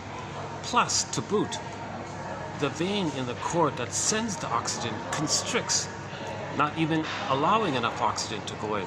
So the baby's in immense pain if the mother smokes. So he said 5 minutes of hell. If the mother takes one cigarette, that's 5 minutes of misery and hell for the baby. He's choking and suffocating in there. So he's stressed out, sending cortisol. If the mother's stressed by drinking, that also gives anoxia, not enough oxygen to the baby. He's going to be stressed out by that, and it'll be his system was set at a higher point. And so in other words, he'll come out all revved up. He calls that the sympathetic personality trait, where a person is always in revved mode. They're always in PTS mode. So some babies are born with constant lifelong PTS mode. It's a trait. It doesn't mean they necessarily are like bullying or they're just reactive all the time. The personality is based on structure from the development. So it's a sort of a separate area there. The psychic structure by the developmental process from birth to 3. And sort of a trait of the person of their stress life. If it's more so-called sympathetic, meaning charged up all the time, or if it's more so-called energy conserving, like so-called parasympathetic, and they're kind of like more laid back kind of thing, conserving energy. So he says that people can be like uppers and downers. Like he says, if there's a problem there, that people with the parasympathetic, if they're in a lot of pain, they'll look for stimulants. People in the charged mode, they may look for the downer one, right? Something like that. So yesterday's video entered a new point about the sympathetic system and the parasympathetic system. So I'm sure others know it very well. It's new to me, so I'm not probably I'm probably not the best introductory person to learn this area about the sympathetic system and the parasympathetic system. These are two branches of the automatic nervous system in response to trauma. Like a branch is going to go the sympathetic way or the parasympathetic way. And this is controlled by a part of the brain called the hypothalamus. So the hypothalamus is going to instruct the automatic nervous system to rev up the child or to go into energy conserving mode. And his point was that we're meant to have a normal yin and yang between the two. We're not supposed to be fixed at one or the other. We're supposed to have like a yin and yang between the two in our life. For example, the day you're more active, nighttime you're more in rest mode. But trauma can direct the setting to one way or the other and set there. So trauma causes that. So he was saying that it's as if we're trying to fix it. So people who are revved up, they're taking the quote-unquote relaxants. I'm just going to go with tea, right? So people who are revved up, maybe they take a lot of chamomile tea. People who are kind of sluggish or whatever, and they want to feel more active, maybe they take more peppermint tea. Is that right? Peppermint has a little more active quality, right? And chamomile has a little calming quality. So they may have a preference for one or the other it's as if he said they're trying to reset the thing and get it to a place where it can healthily alternate in a person, not be fixed at the sympathetic or the parasympathetic place. So again, the last video we talked about that.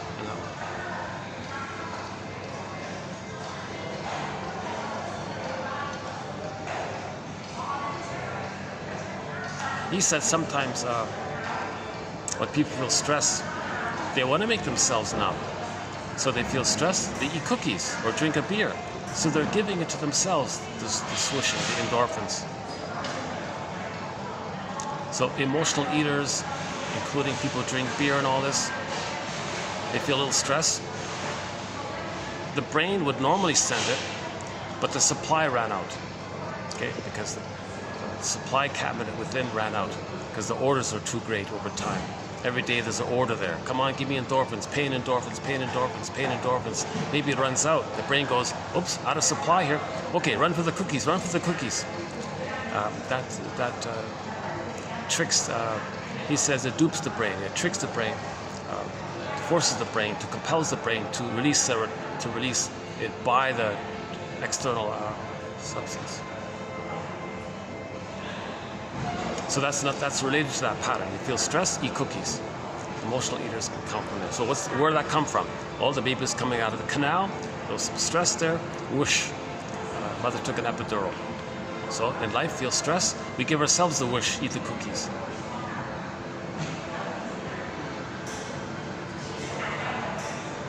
Gosh, some of these subliminal eyes are so creepy. Jesus Christ, why do you do that? There really is this. That's a separate topic. All these subliminal, just kind of trying to. I think some of these ads, they want to trigger the trauma bond with you. Right? So if they shock you and scare you with frightening images, even if it's kind of subliminal like that, they're trying to trigger you and transfer your mother to the ad. So the product is your mother. You want to buy the product, so you think you're connected to your mother. They're doing these subtle little things. It's kind of pathetic. We should be using our knowledge towards healing, not using that knowledge to make a quick buck, which is a sign of trauma. Luckily, most of the ads are okay here. There's just that one that little piece.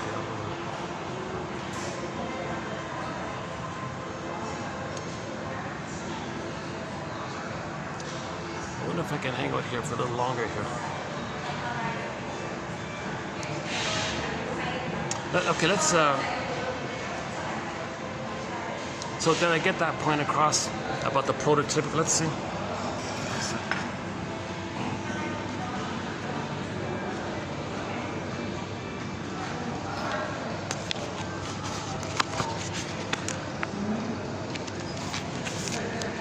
Okay, so we're going to be doing this one today. So let's.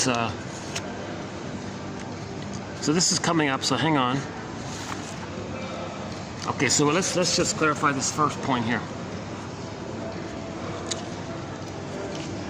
Okay, so the initial birth experience may be prototypic of how the child will respond to stress later on. The notion of prototypic trauma and prototypic defense. Yeah, here's the one about overwhelmed, right? A trigger for old intrauterine trauma hidden in the unconscious. She carries around a sign, overwhelmed, with her every day of her life. If ever a woman should take good care of herself, it should be during pregnancy. She needs a relaxed system.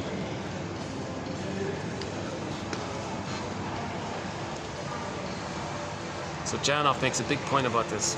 He says if given the choice between misery in the 9 months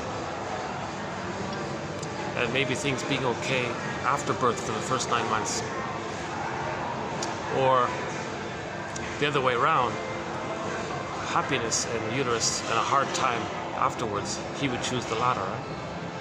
Because the happiness afterwards cannot heal, might not be able to heal the trauma of the first night of the uterine time.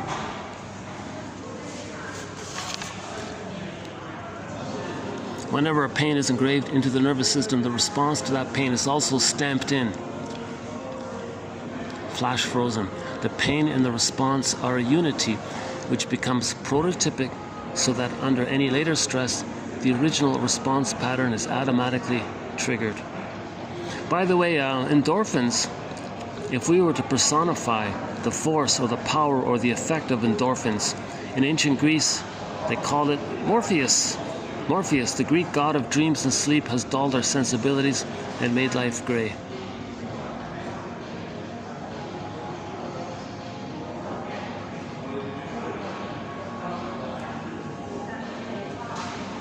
Yeah, there's the 5 minutes of hell. If the mother takes a cigarette, that one there. Okay, I'm not gonna. Okay, hang on.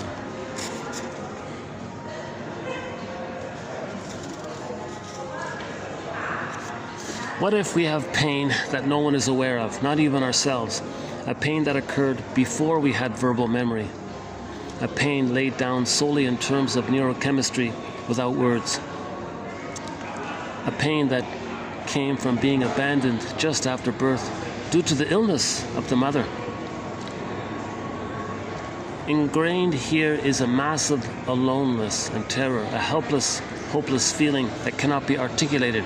If we now take painkillers, we may be known as an addict because we are trying to numb a pain that no one can recognize, and paradoxically, it is those pains, those pre-verbal pains, that are the most severe and are most likely to cause one to become an emotional eater, or worse.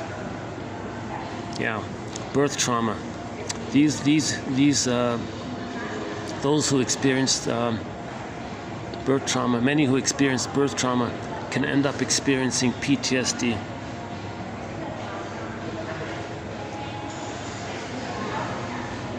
So with trauma, we have our feeling self is frozen, right? Our consciousness is not aware of it. The goal of healing is integration. All right. So what Gerald Edelman and Giulio Tononi point out in their book, A Universe of Consciousness, is that integration means that suddenly many different parts of the brain are privy to information that was previously confined to some specialized subsystem. The problem is to figure out how to join these disparate systems. Mind you, those systems would be naturally integrated were the force of the feelings not so overwhelming. The brain says, quote, I must concoct bizarre ideas to take the place of the real ones that can only spell agony.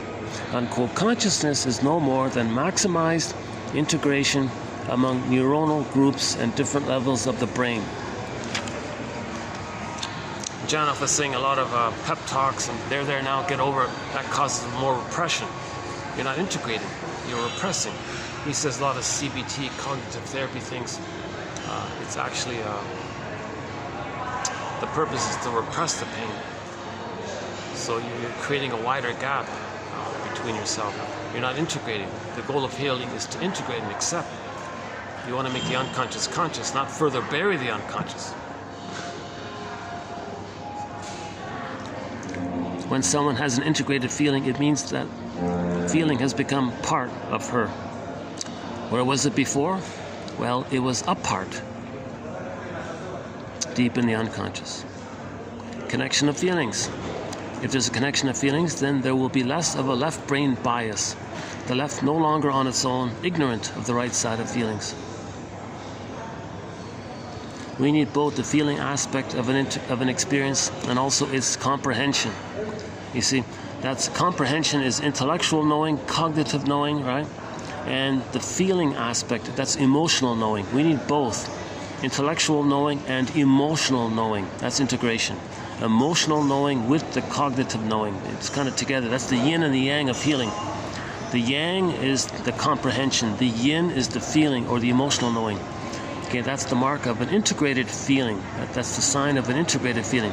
Once there is an actual clicking in of your feelings, the system, your biological system, okay, your whole physiology immediately shifts to the compensating nervous system to achieve balance. So now you're physically healthy. Once you get back your feelings, your body will be healthy.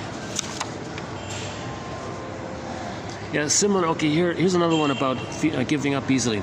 To tackle a problem and then wants to give up right away.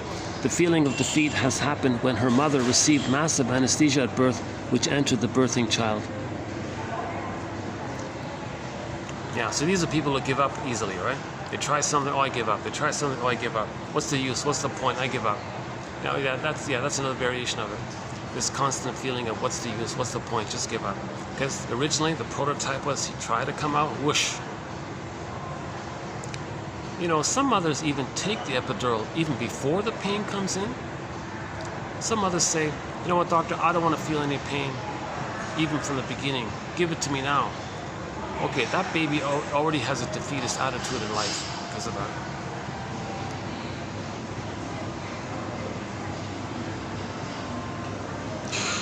Like the little sapling that has been warped in its childhood, the warped brain deviates thereafter. Researchers have described prenatal distress syndrome. It is a battle to stay alive for the unborn child who is choking and suffocating against the smoke a mother inhales, and it is not possible for them to remain sane and in comfort when the mother is taking in alcohol, which changes the brain of the developing child. Yeah, how does the baby stay kind of balanced if the mother's drinking too much and the baby's stressed out? He's not going to be sane by this, quote unquote, right? Without early love. Okay, this is okay, symbolic. Yeah, okay, so we'll get to the symbolic one coming up here. Any other prototype ones here?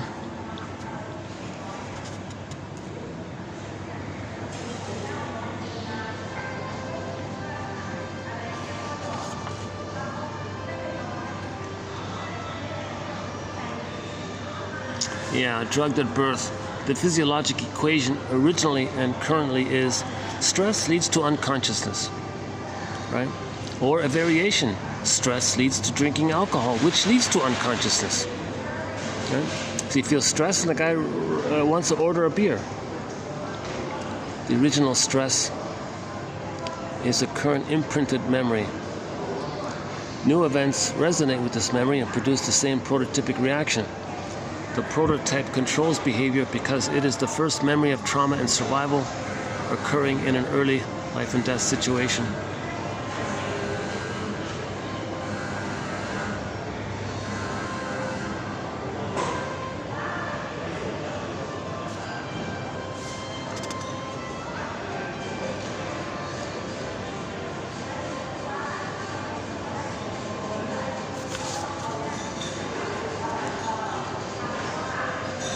The imprint unloved can make one irritable, etc. So the partner, and then it becomes a self-fulfilling prophecy, right? If the baby's born with PTSD, they may drive others away, and they're stuck with their PTSD. Right?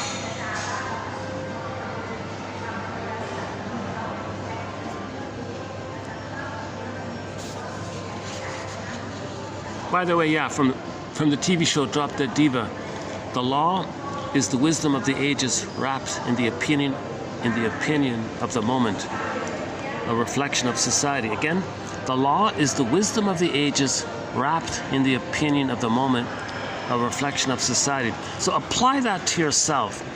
Apply this like personally for yourself. I'll leave each reader of this quote to figure that out for themselves. But apply this intuitively for yourself. The law is the wisdom of the ages wrapped in the opinion of the moment, a reflection of society. Do this emotionally for yourself. Feel this quote. In other words, read this quote and try to feel it for yourself. Yeah, that's why I put it in there.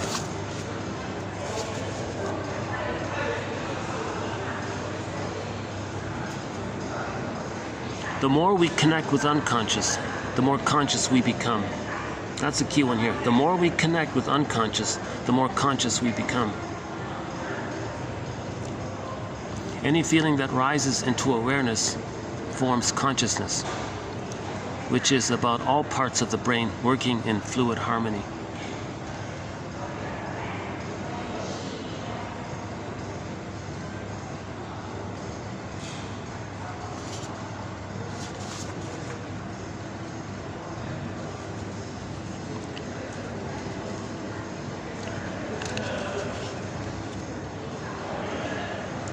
You can now have a myriad of behavioral options. You no longer have to keep repeating the imprint symbolically ad infinitum.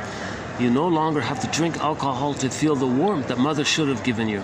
Okay, that's back. Okay, that's saved. That's for the symbol one. Okay, hold on. Meaning resides in feeling. I feel, therefore am. Joy isn't out there, it's inside. Joy is an emotion that's within. The bluebird of happiness, i.e. joy, is within. Joy runs the console. In the Disney film Inside Out, when joy runs the console, you might as well make that character a blue jay. A blue jay. Okay? So the bluebird of happiness is within. Okay, joy is the animating emotion when we have our sense of self and when we feel integrated and we feel embodied and make sense. The animating emotion is the joy or the bluebird. The bluebird of happiness is within, Shirley Temple says. Emotional intelligence allows our feelings to guide us toward a sane, intelligent life, not one filled with broken loves, driven by compulsions and the inability to relax, etc.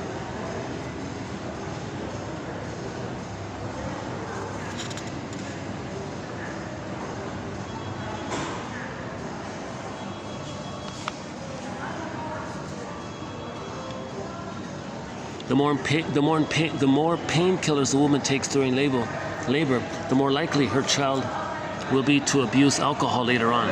So look at that, eh? The more painkillers a woman takes during labor, the more likely her child will be to abuse alcohol later on.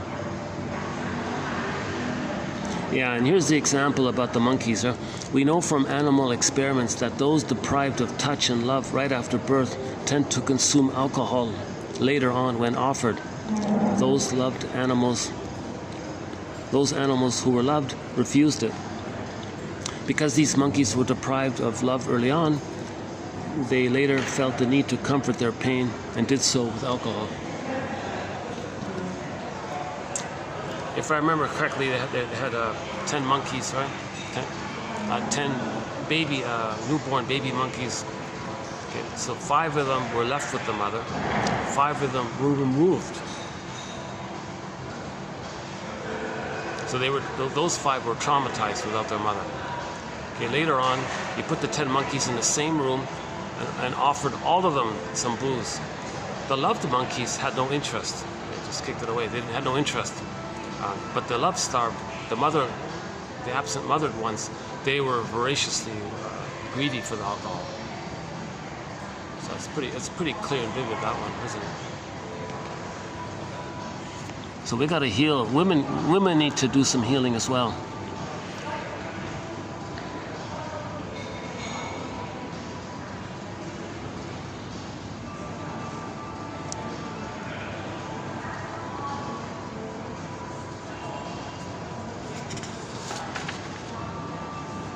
Yeah, similar. Okay, again with the numbing. What's the use of trying? Yeah, that defeatist attitude, I give up, I quit, what's the point? This one, right? The reason for this attitude is that she is close to birth-death feelings. She could not try during the birth sequence, being up against massive anesthesia odds. So if the mother takes too much anesthesia, the child just has this kind of give-up attitude. He tried, whoosh. He doesn't have the experience of a kind of, he doesn't have the primal imprint that he can do something and not be whooshed by it, you know.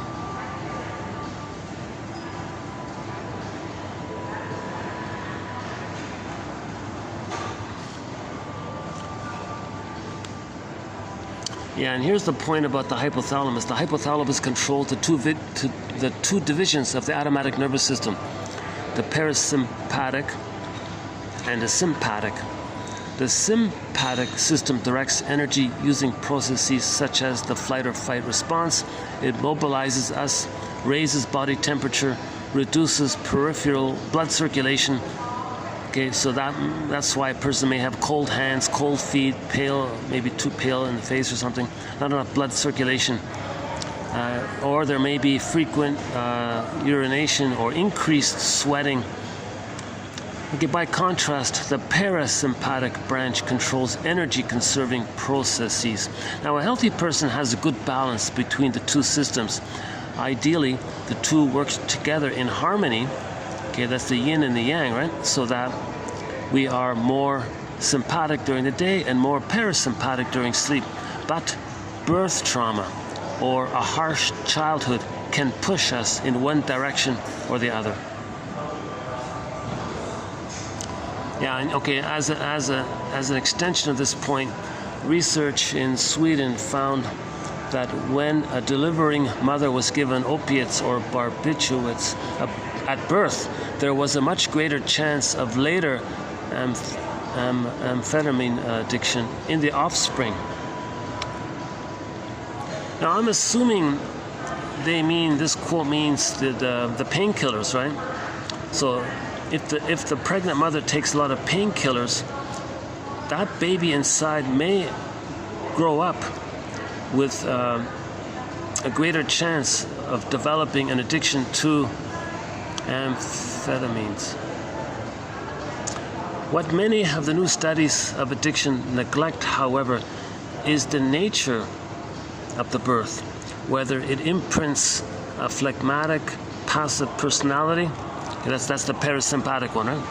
The energy-conserving one, who later may need stimulants, or a more excitable, aggressive one, whom later may need the downers. That's the chamomile tea, to the extreme, I guess.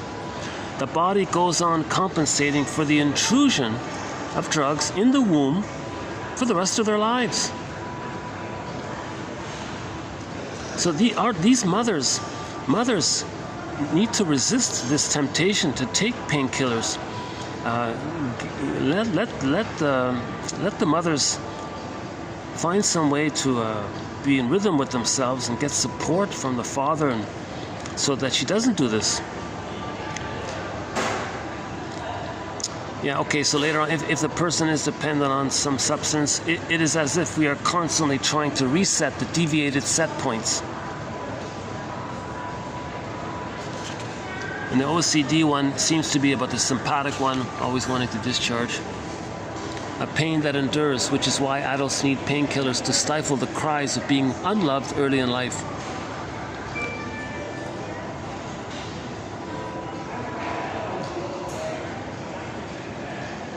And this pain, it can be physical or emotional, right?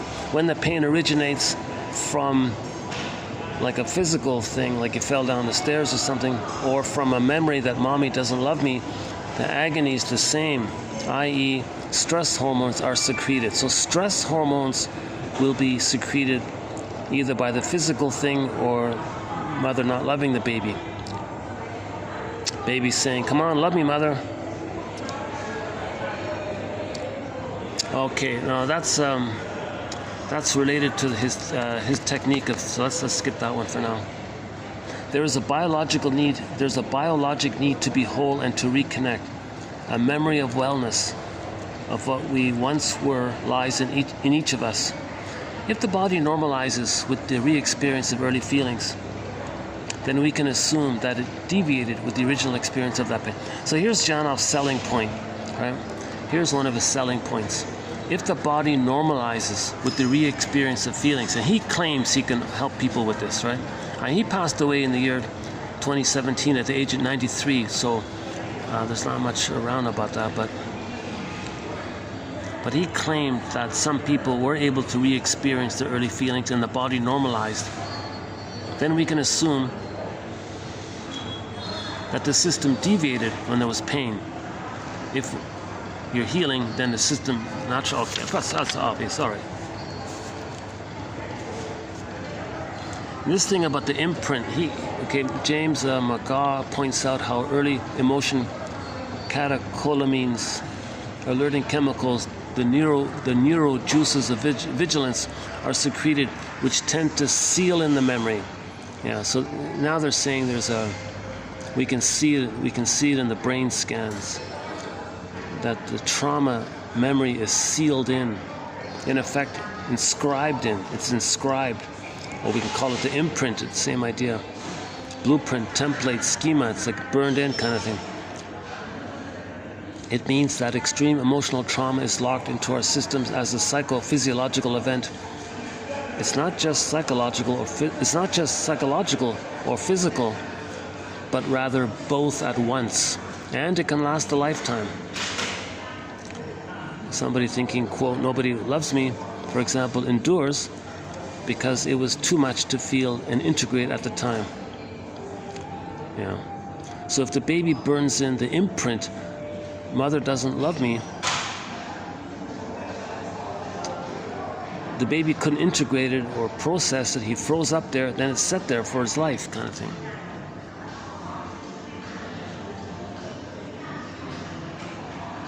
Again with the feeling of defeated, right? Anesthesia to the mother, therefore to the child. Okay? To feel defeated is real for the child, a real reaction to a real event of being deprived any struggle at birth due to heavy anesthesia administered to the mother. So it really happened. The baby really was defeated when the mother took all this anesthesia.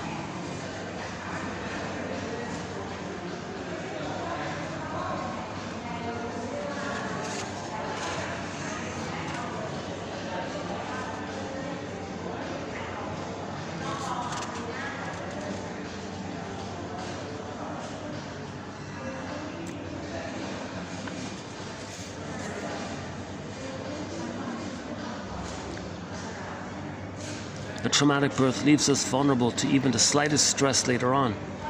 A proper birth is something, though, that is partly within the parents' control. And if there's any one thing you can try to give your child, it is that. It's not very fair that a trauma which lasts perhaps minutes or a few hours at the beginning of life can ruin the rest of one's whole emotional life. That is why care for the unborn child and infant are so important. Feelings are us. I feel, therefore I am. Feelings are us. This is the ultimate meaning of finding yourself. If we discover we were unloved at the age of 4, well, we are finding our true self. The aim in any therapy is to give you back your real self.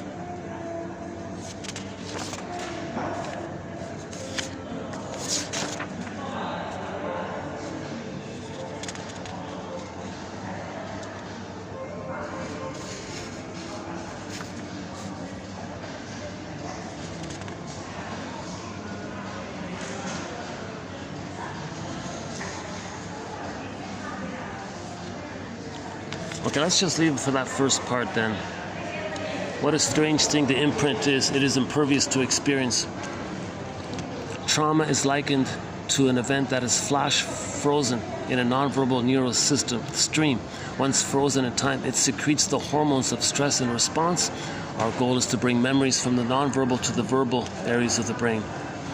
Nearly all of us are prisoners of childhood, prisoners of pain, prisoners of imprint, prisoners of the prototype. We can make choices within the prototype, but that's pretty limited. Yeah, regarding that CBT one, it is people in pain who need painkillers. As obvious as that may seem, it is hard to believe that something that happened at birth can drive the impulse to drink at 30. Okay, cognitive therapy. He calls it deception, self-deception, denial, massive distraction, brainwashing, thought control, the battle against feeling. The battle is against feeling entering consciousness. So it's just repression. A lot of CBT is repression, according to him.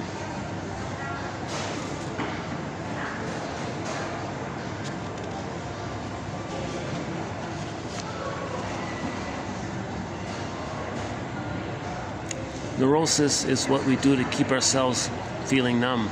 Neurosis and its scaffolding of repression numbs the feeling. To finally experience the agony of one's imprinted pain is often the end of a long road through unreality back to the only true guide to life, one's feelings. We got back the golden ball. There it is. We got to get back the golden ball. Long before we discover comfort foods to numb the pain of living, our bodies produce endorphins. Comfort foods aren't going to do anything but keep us unaware of reality. With early trauma and lack of love, the brain system is constantly in deficit mode of its serotonin and its supplies. It is no wonder that later cookies and ice cream may be sought to boost those supplies artificially. Yeah, if a carrying mother drinks 4 to 5 cups of coffee a day over several days during the critical period of synaptogenesis in the unborn child, the possibility is there for an imprint which will change the set points of the baby for a lifetime.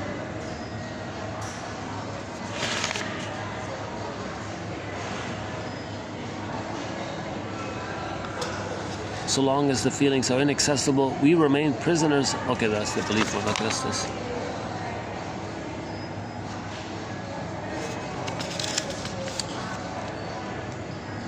Okay, I mentioned 2 quotes regarding it. I mentioned still recording. I mentioned 2 quotes about the idea of his technique. So this is the main one here. A reliving episode. Once one is totally in memory, body and soul, and one has to relive a lowering of oxygen supplies at birth, the system acts as though there is this enormous need for oxygen and accepts deep, heavy breathing for a long period of time as a normal reaction. The brain system is crying out for oxygen.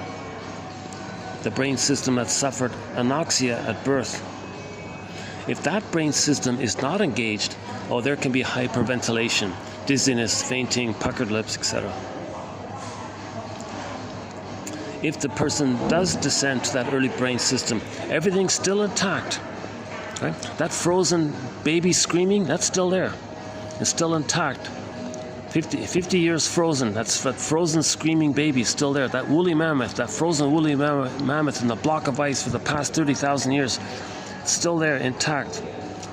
The memory is present. The Frozen Ghost, the rock band Frozen Ghost. They have no good songs, unfortunately, but the name of the band was pretty good, Frozen Ghost. The memory is present, and the person is, quote, back there.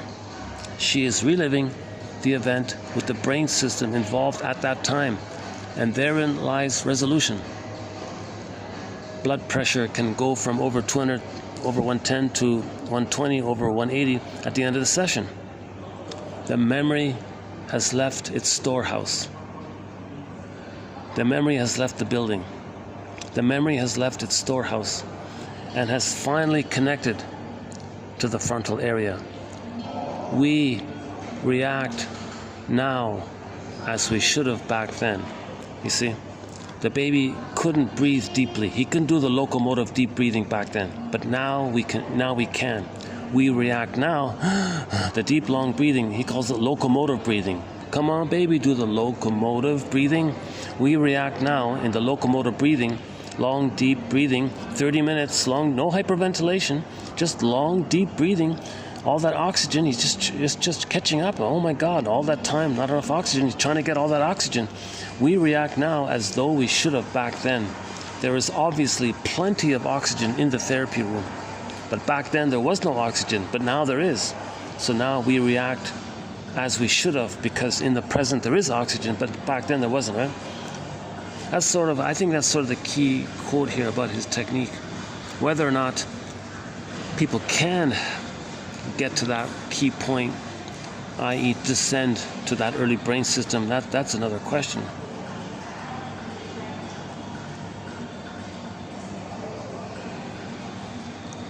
But biologically, we're trying to heal.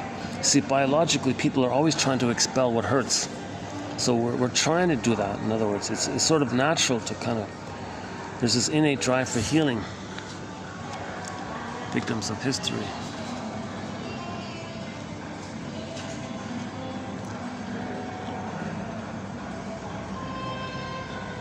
We may have an awareness of an early trauma. It is the suffering component that remains unconscious on the right brain. It is that part that wants to inform the left frontal cortical area. The brain is so good at disguising its pain that most of us don't even know we have it. Even if we do, we don't know where it comes from. We may seem to be making a good adjustment in life, yet the pain is bubbling below, waiting to give us a symptom, physical symptom. Pre-verbal pains are sequestered. A vague sense of discomfort and malaise the suffering part saying, hey, can't I come in from the cold and join you? The left brain says, sorry, I can't tolerate this yet. Well, but it may be at midlife. See, at midlife, it's a different story. So when we hit over 40, now we the frozen, exiled, painful inner child of the past, lost in the mountain, frozen. We want to bring him inside. He wants to come home, come in from the cold, kind of thing.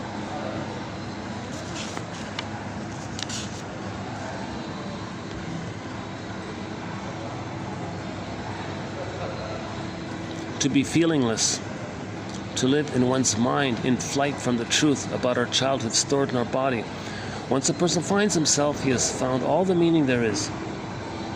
Okay, there's the thing about the mock one, right? Many people who do what I call pseudo or mock primal therapy is simply it's to simply get people to beat the pillow out of context. So you're just discharging the tension of the energy of the feeling, but you're not connecting with the feeling. You see, that's why it's not successful. You got to express the feeling, not just release the steam of the tension caused by not feeling. See, that's what he means.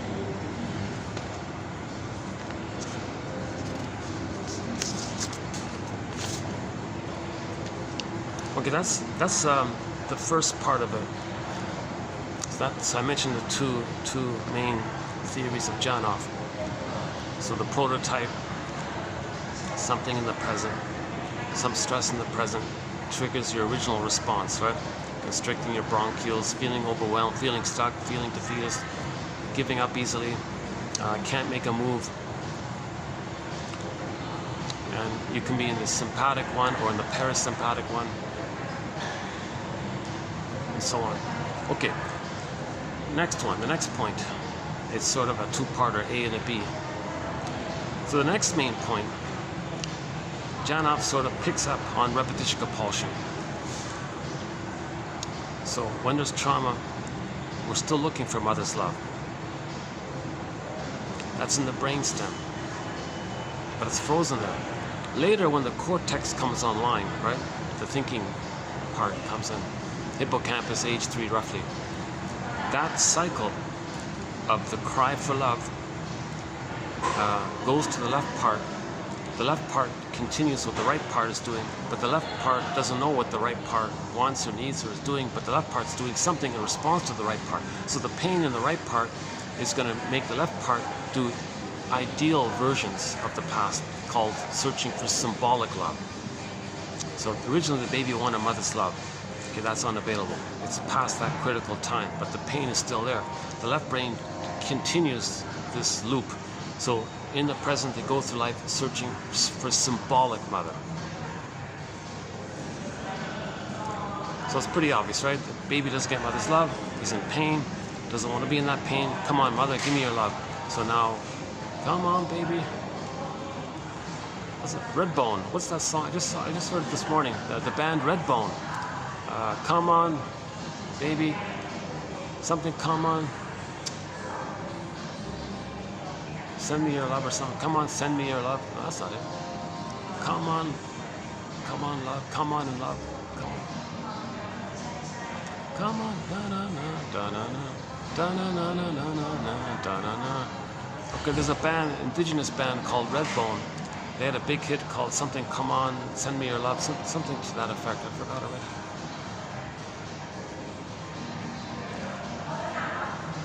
Yeah, maybe we can add that song to our soundtrack. We've got a lot of great songs on our soundtrack. Robbie Romero is in there, the Heartbeat one. Okay, 4 songs from the album Traveling Love by Eli Sapi. Beatrice Deer, lots of songs. Brian Andre, lots of songs. The Cashin Band. Okay, Eastern Owl, a couple from Eastern Owl. That song, Child of the Government one. Susan Aglu-Clark. Janny Luzon, Broken Spirit, Sylvie Bernard, Je te Destiné, that one. Willie Dunn, yeah, the Mi'kmaq singer, Son of the Sun, and the one about, what's his name again? Crowford, why the tears? Crowford, the Battle of Crowford. He's got another songs of his, Children of the World, yeah. Willie Mitchell, the one who sings Call of the Moose, Birch Bark Letter, I Promised You a Garden, and many others.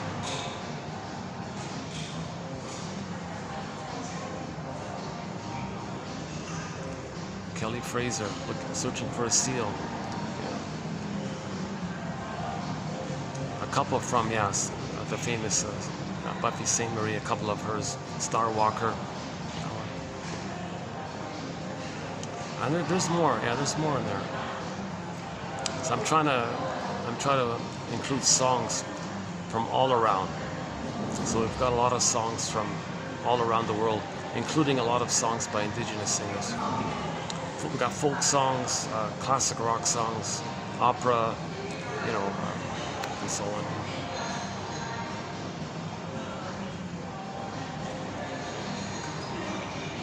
The most recent song added to the collection is, oh Jesus, I can't remember. I haven't even played it because I haven't had a chance to bring a speaker. A band from Cambodia in the 70s called Drakar, called Boa. Oh jeez, I forgot her. Boa. It's the first song on that one. Alyona Yaroshina's cover of the song "Lay It on the Line." That was recently added to our collection. Just another little fun thing we're doing here. We've got an amazing soundtrack. So the classic, like Kenny Shields of Streetheart, Ron Tabak of Prism, you know, yeah, Miles Goodwin of April Wine, a few of his songs, and so on. Of course, yeah, Rick Emmett Gilmore from Triumph, yeah. Dan McCafferty is in there. Geez, yeah.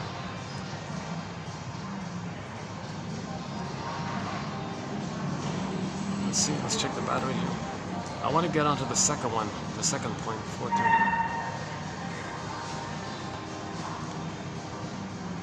It seems I could just stay here, oddly enough.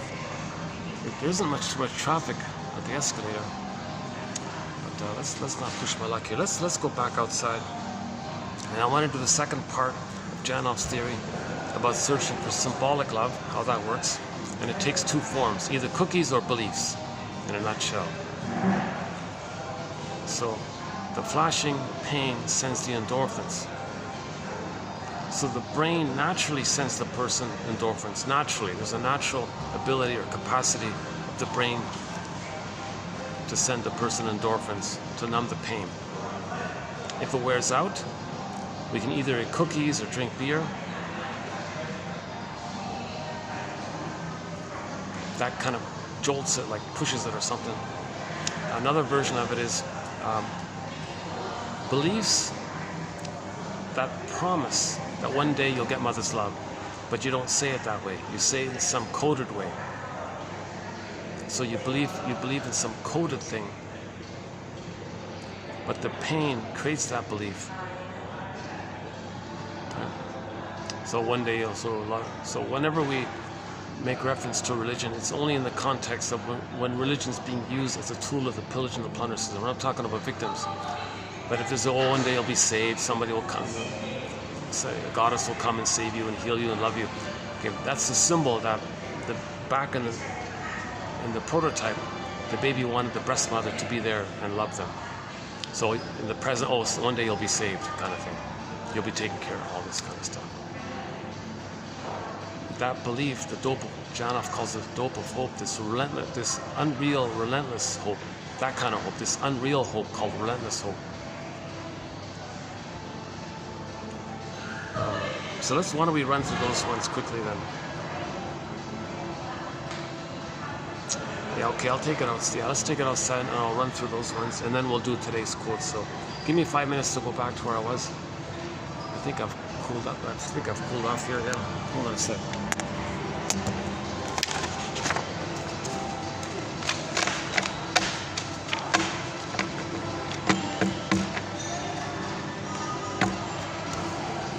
Come on, babies.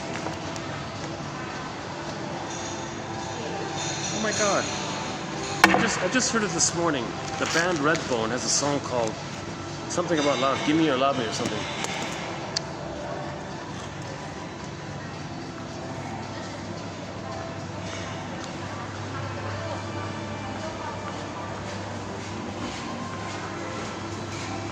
Come on, send me your love. No. Send me your love. ได้ค่ะยังกำลังลงไม่ต้องไปพัทยาแล้วก็ไปบอกที่เราได้เลยก็ได้เยอะ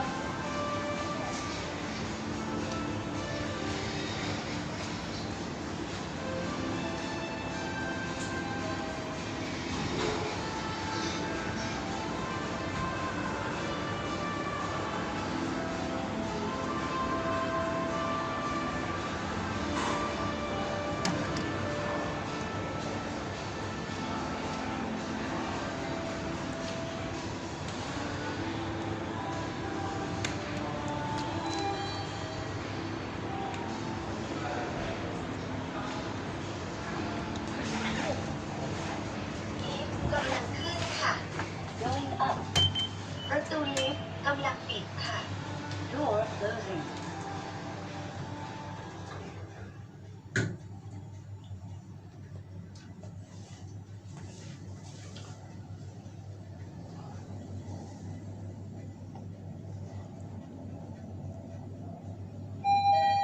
ชั้น 4 ค่ะ fourth floorลิฟต์กำลังขึ้นค่ะ going up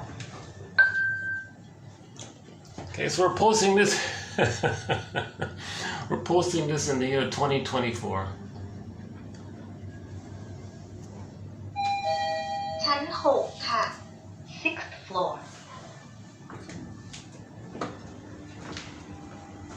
ลิฟต์กำลังลงค่ะ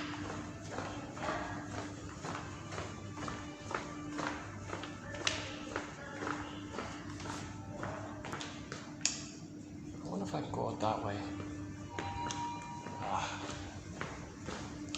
See, I want to skip the pool guests thing. Can I get out this way?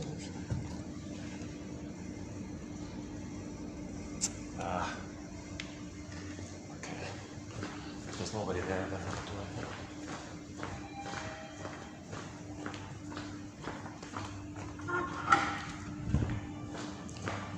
See, I'm going to be I don't want to scare. I don't want any guests to think that I'm filming them or something. Oh, nobody's here. Oh, just a couple of people. All right.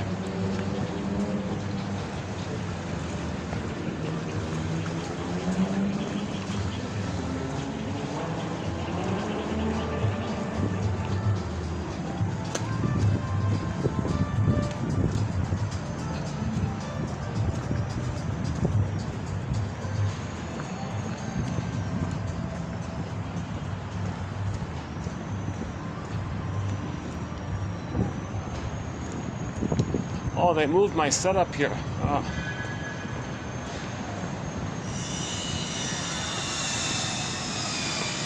Okay.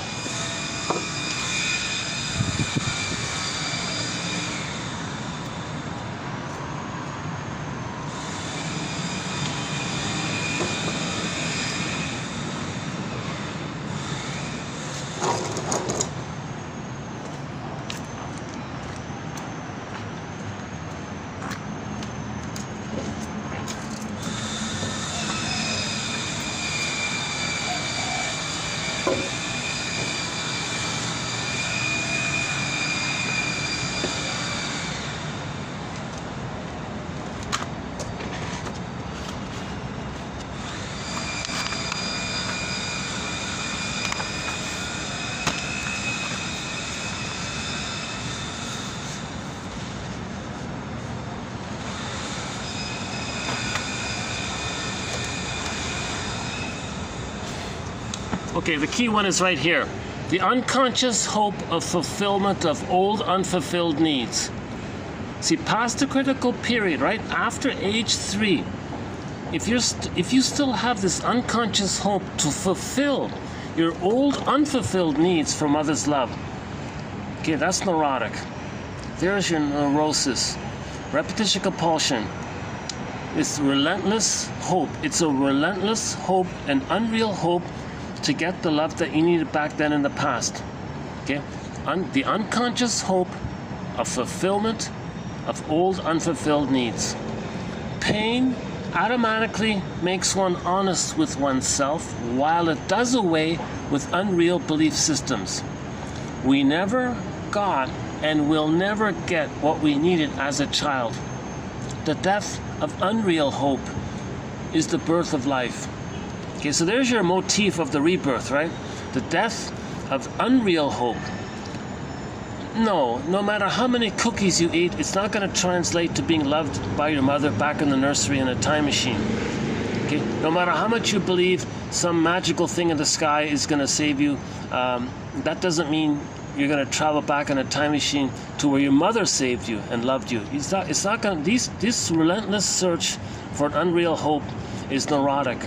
Okay? We're doing it because of the pain, right? To get away from the pain. We're in this repetition compulsion to still get those old unfulfilled needs met because of the imprint. Unloved, find love, unloved. But past age 3, it's only symbolic. So we gotta drop into this original kind of acceptance. So if we can accept the primal imprint somehow, now we're being honest with ourselves. Okay, the truth will set you free. We never got and will never get what we needed as a child. If your mother smoked when you were inside, you didn't get paradise. You're never going to get that anymore. No matter how much you can joke how nice it would be to go back in, it's not going to happen, right? We never got and will never get what we needed as a child. If we want a mother's presence and her acceptance and her skin to skin and natural breastfeeding and mother's loving gaze, if we never got that past age 3, you're never going to get it. Even if somebody in the present reminds you of the mother and they have the same psychology like your mother, your partner's not going to give it to you. That's to boot. That's to reinforce how you're never going to get it. So that's part of it. That's why people fall in love with those who remind them of their mother, so they can realize that since the person in the present can't be the good mother for the past, and that person is just like the mother, and your partner disappoints you, that's for you to realize finally that your mother disappointed you. And that's why you chose someone who reminded you of the mother, to get that old feeling up to your present, unconscious, conscious. So the baby was in pain by the mother, unconscious. Find somebody who reminds you of the mother, it comes up again. Now you say, oh, girlfriend in the present, you're such a heartbreaker, you lied, you cheated, you deceived, you were so blind, you ignore me, you use me. All those things that you're saying about your partner, that's how you felt with the mother back then. You can try all you want to change the part in the present. Hence the play of that title, I love you, you're perfect, now please change. No time machines. The person in the present will say, gee, I can't invent a time machine, take us back to the past where I become the good mother and you become the baby again and you get the proper experience. We hop back in the time machine, come back to the present, morph into our respective places, and then you don't need to see me as the shaming mother, and you don't need to transfer your unfinished business with your mother onto me because of the exercise and you got love. So now, because of that fantasy, you can enjoy. It's not. We can't change the past. It happened, in other words. We're trying to learn the pain with the mother. So you find someone who reminds you of the mother, you feel pain with that person, that's the pain you had with the mother. I think that's it in a nutshell right there. So our song for this topic was What a Fool Believes by the Doobie Brothers. When we did a 5-video special run on transference love. So we transfer the mother to the partner in the present. The partner is seen as an emotional reincarnation of the mother in the past. Unfinished business with the mother, seen in the partner. Now you want to get the love that was needed back then in the past. Okay?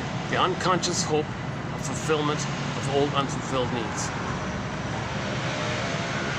Now, when you're saying all these negative things about the person in the present, oh, you make me turn to stone, the Jeff Lynne's song, Turn to Stone. The nonsense. The girlfriend doesn't cause that kind of immense pain.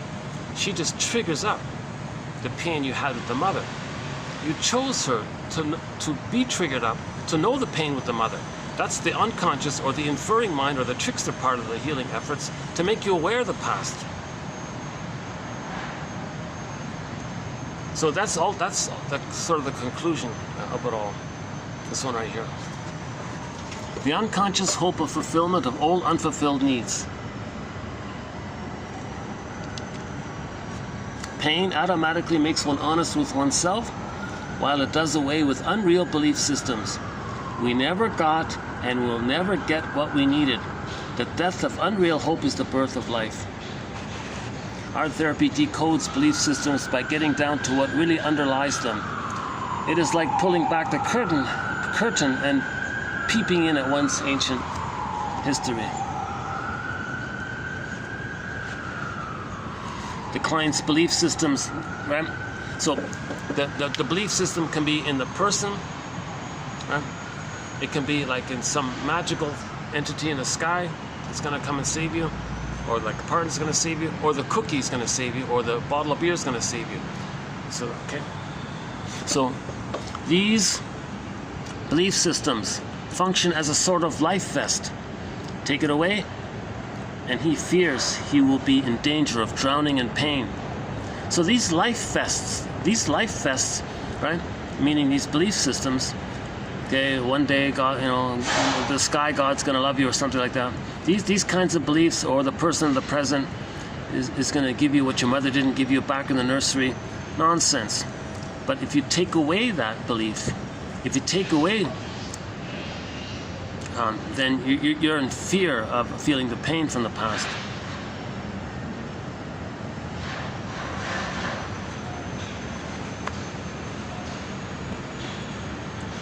Ideas can have the force of drugs. So these ideas, yeah. Another thing about these ideas and false beliefs and all that is that it replays the cycle. The baby had a great hope. It fell. Pain, wreckage within. Okay, endorphins. Hope, pain, endorphins. Hope, pain, endorphins. Can some famous singer make a song? Hope, pain, endorphins. Okay, so now you replay that. Okay, cookies. Hope. No, it can't do it. Now you're back to the pain. Pain, get endorphins. Cookies release endorphins. You're replaying that cycle and re-triggering to get the endorphins. The body doesn't produce it automatically, so you need the stimulus of the sugar, salt, and fat, or the strong belief in the hope that can do it. So either it's like immediate with the cookies and ice cream, or it's maybe a little more dispersed with the strong beliefs and stubborn beliefs. Oh yes, one day somebody, some invisible, powerful, all-knowing, invisible force is going to come in and heal me or something. So you turn on the so that's what the scam artists are all about. The televangelist turn on the TV. Guy, oh yeah, you want a ticket? You want to be saved? And all of a sudden, send me your money. It's the hope of dope. It's the hope that releases endorphins. It's the belief and the hope and the delusion that tricks the brain to send the endorphins. So you're addicted to your own internal chemistry, and the guy being charismatic and talking nicely or something, or getting you to imagine being in paradise. That triggers that once upon a time you had paradise with the mother, and when you had paradise with the mother, you got endorphins. Oops. Ideas can have the force of drugs. So, for example, the placebo, right? The placebo. If the dentist says, "Oh yeah, this, you won't feel pain. Don't worry. When you take this, you won't feel any pain. I'll drill your teeth, and you won't feel a thing." And if he believes it, it's the power of the belief. It's that belief factor that's so strong, and the trust and the bond, and the trust and the bond, the belief. It's the belief triggers the numbing in the brain. But what the dentist gave him was just a sugar thing, like a Tic Tac or something, just a little sugar thing or something.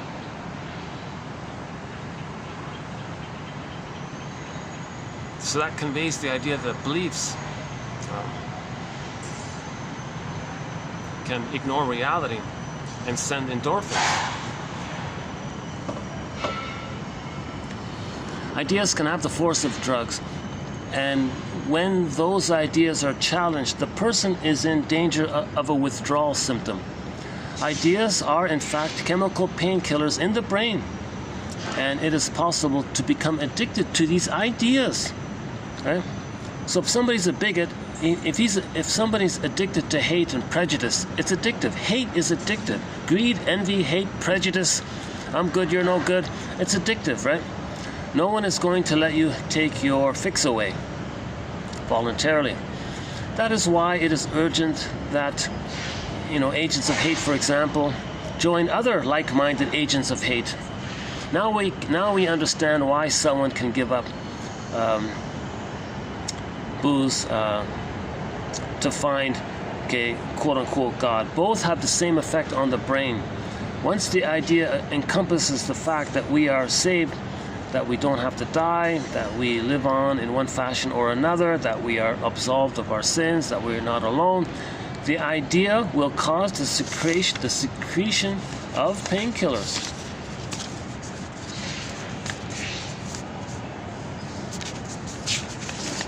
The idea will cause the secretion of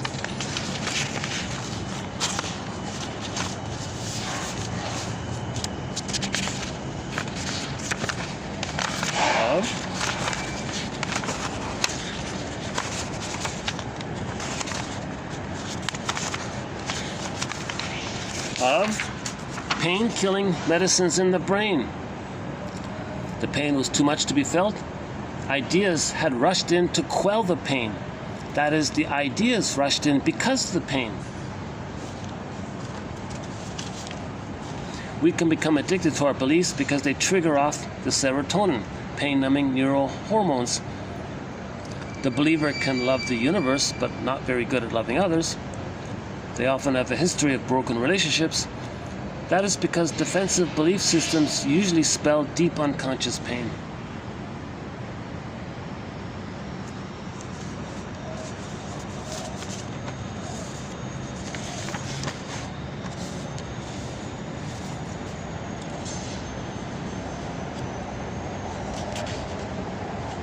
Okay, about the girlfriend one, right? Okay, so here, one can say to the client, "You're acting like your girlfriend is your mother." He says, "Oh, really?" "I guess you're right," he says. Well, he must feel the original need, not deny it because he has been found to be, quote, immature. His need was a matter of survival. He will act out that need on anyone he gets close to. Repetition compulsion. He's only going to stop this repetition compulsion if he can, feel the original thing. If he doesn't feel the original thing, he's searching for symbolic mother. The symbol is neurosis. The pain causes the symbol. Chasing the symbol is from the pain. We're denying the pain, hence the chase for the symbol. That's neurosis.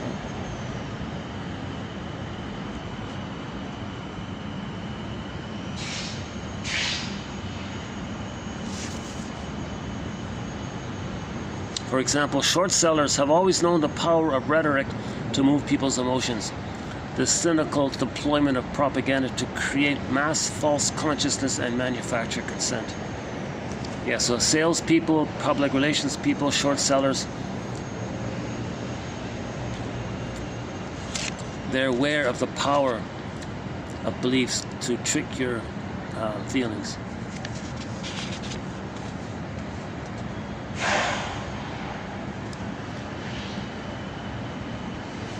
Pain makes just about everything shut down or constrict, including our perceptual apparatus.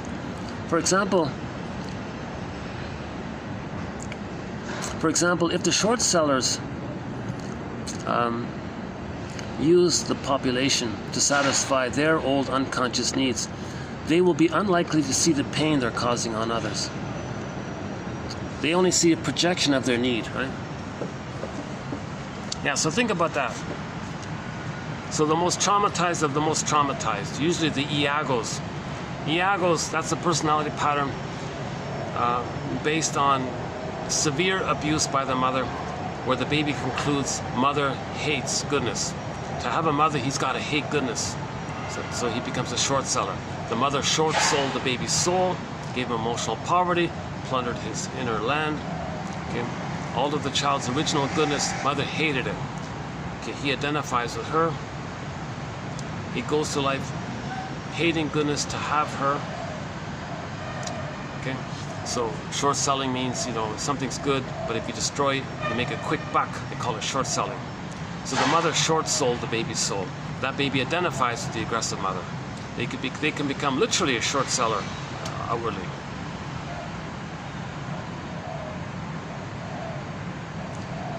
So the need is to see goodness damaged. They can't see the pain it caused because the mother was so blind to the pain that the person felt as a baby.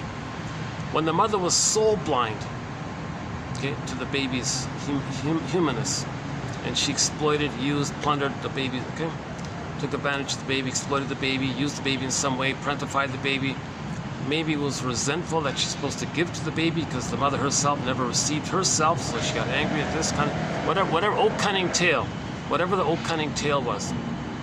In the end, the child identifies with her. If the mother hated the baby's goodness, he identifies with the aggressor. To have the envy breast and have some sense of some kind of connection to the mother, the condition is they gotta hate goodness because the mother hated goodness. They gotta hate goodness, then they're one with the mother like that. Okay, so the need will be to see their unloved self, their goodness wreckaged.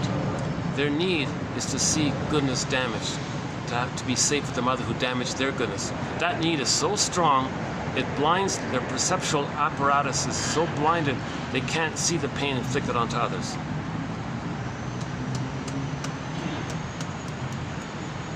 The example we've been using, the example we've been using was this one mother. One mother had a son, and she had this old unmet need that her mother never took care of her. So she brainwashed her son to take care of her. Easy to do. When the baby's crying, she's there. When the baby has a self-autonomy, she punishes, withdraws. That conditions the child to maintain an ongoing attempt to save her, please her, take care of her. That's what the mother wants, someone to take care of her, respond to her, see her, respect her, do what she says, never let her feel alone. So she's using the baby as a mother. She's parentifying the baby. Her need is so great. Her need is so great, she can't see the pain that's being inflicted into the child. So there was a family photo. They took a family photo. And in the family photo, the son in there was in immense pain. It was visible, and it was very easy to see by anyone who saw the photo that that poor son was clearly in a lot of pain. The mother showed the photo and pointed and said, "Look how happy my son is. What a good boy he is. He's such a wonderful, happy boy." Everybody was like sunk inside. Is she deluded? Is she psychotic? She can't see it? No, she's blind, meaning her need to believe that her son in her psychosis is the good mother who's meeting her needs. That need is so great she can't see the reality of the pain being inflicted on her son, because to do so would bring up her pain of her not being loved. As a defense against that pain, she only sees her projection that the son is going to be the good mother that saves her. That strong projection makes her unable to see the pain in reality of the child. So that's why you see short sellers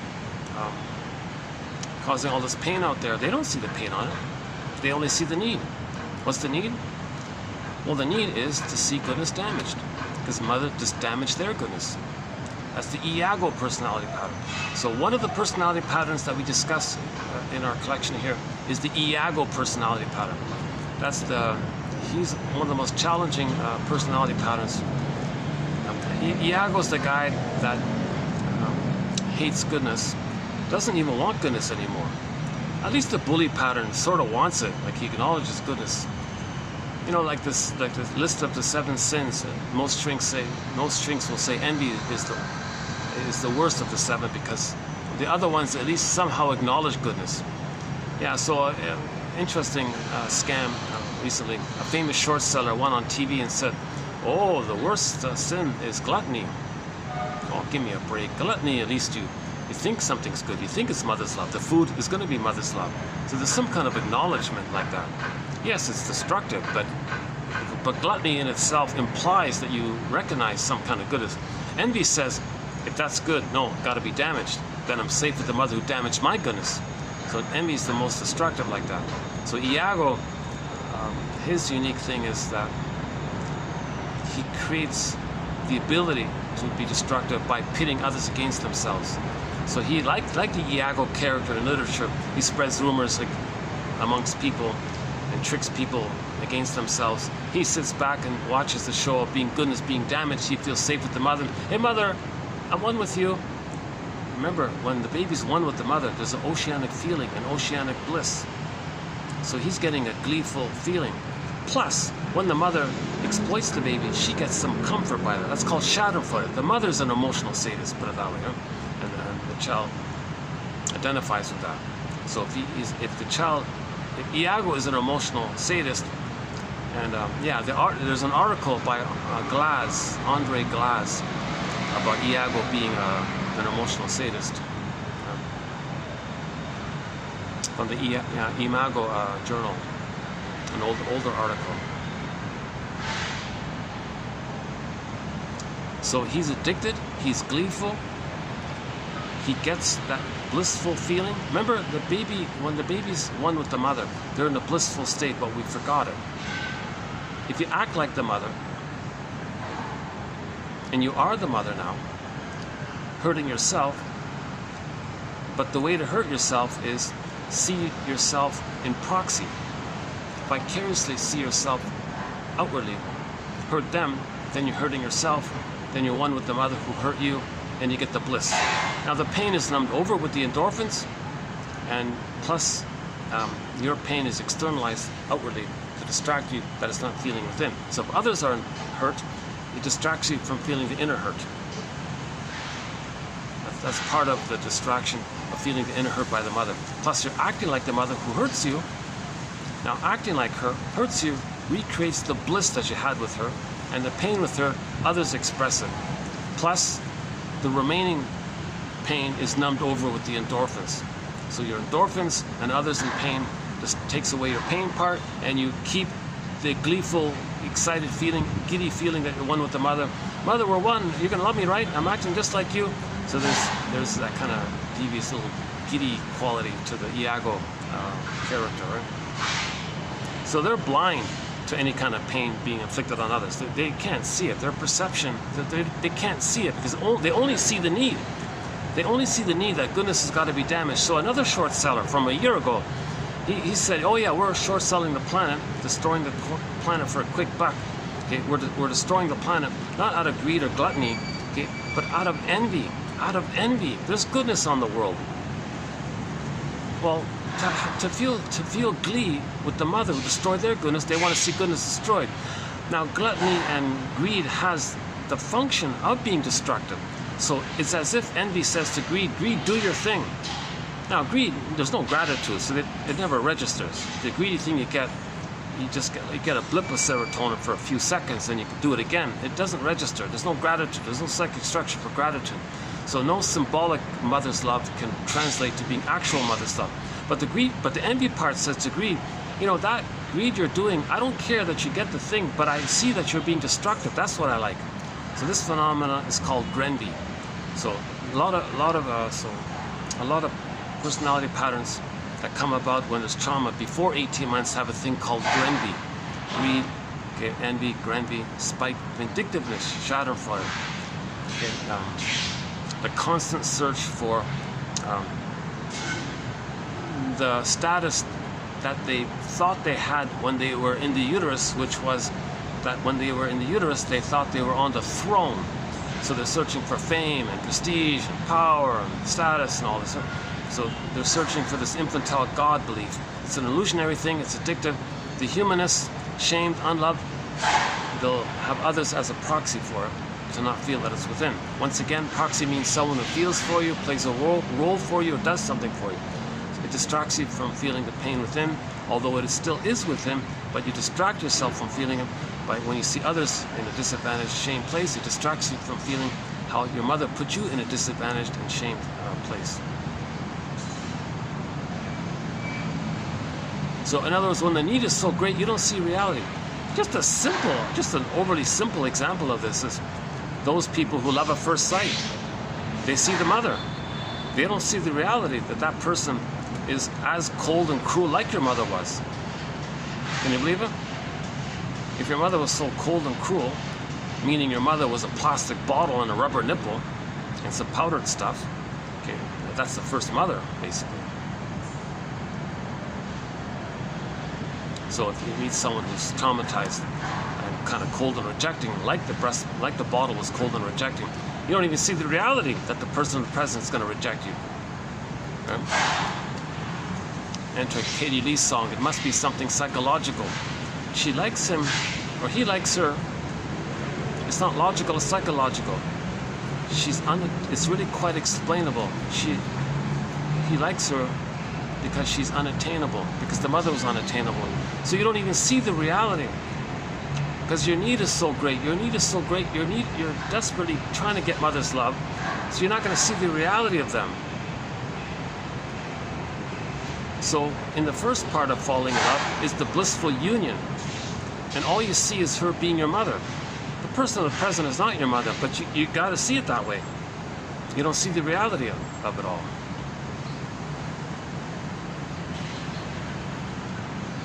Yeah, finally you see it. You go, oh my God, I'm so surprised. I didn't realize you're like this.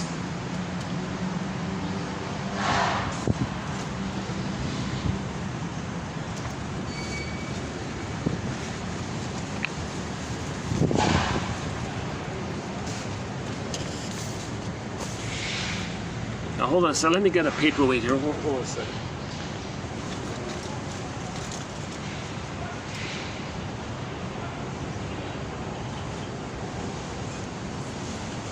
It's not going to work. Hold on a second. Let's try that.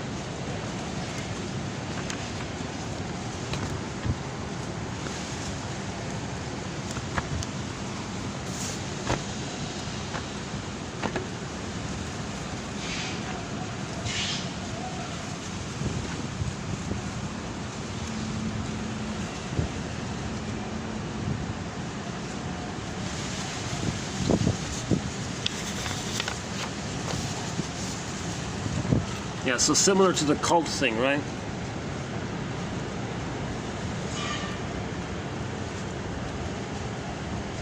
He can't see that the charlatan, that the used car salesman is just taking their money, because he's promising the hope of dope. His promises release endorphins in the brain. So he's not seeing the reality. Growing up with my family, I was in a trance. I was not myself. I was not the center of my existence. And then I was with the guru. That was another trance. She had little connection with what she felt. Like so many prisoners of belief, her unfulfilled childhood needs. That's all she saw, right? The pain goes from the primitive processing mechanisms to cortical processes, forcing the person to seek symbolic fulfillment. Symbolic fulfillment, either in cookies or in beliefs, releases endorphins.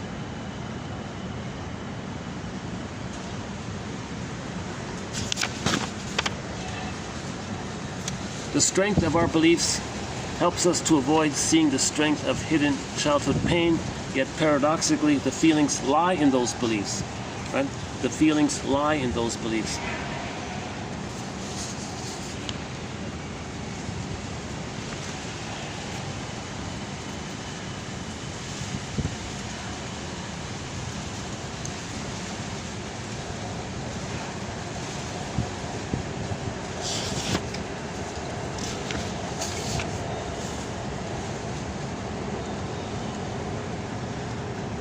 Okay, so yeah, okay. Let me maybe I'll just leave these for you to read here, or they're available. They're available to read. Just click the more link. There's some good ones in here. I think 1 out of 10 you might like, or let me say, I wouldn't be surprised if you liked 1 out of 10 of these quotes. L.P. Hartley wrote, quote, "The past is a foreign country. We must take that exhilarating trip there to make it our own so that we are no longer strangers to ourselves."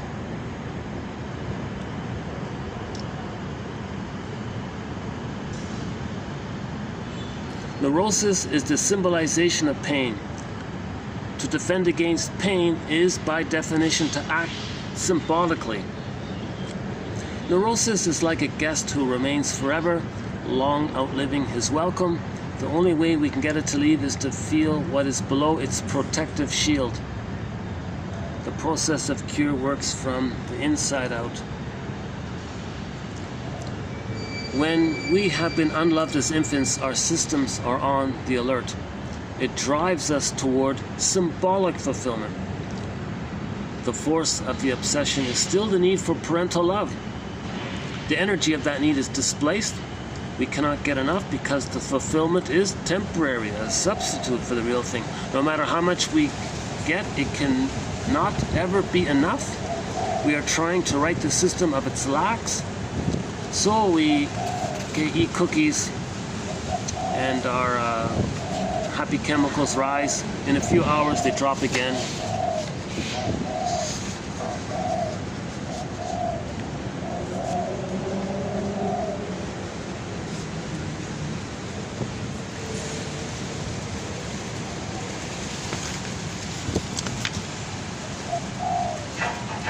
And when the pain is so great, we generalize it. Why does a past need or feeling generalize to the present? Because it was not fully felt specifically.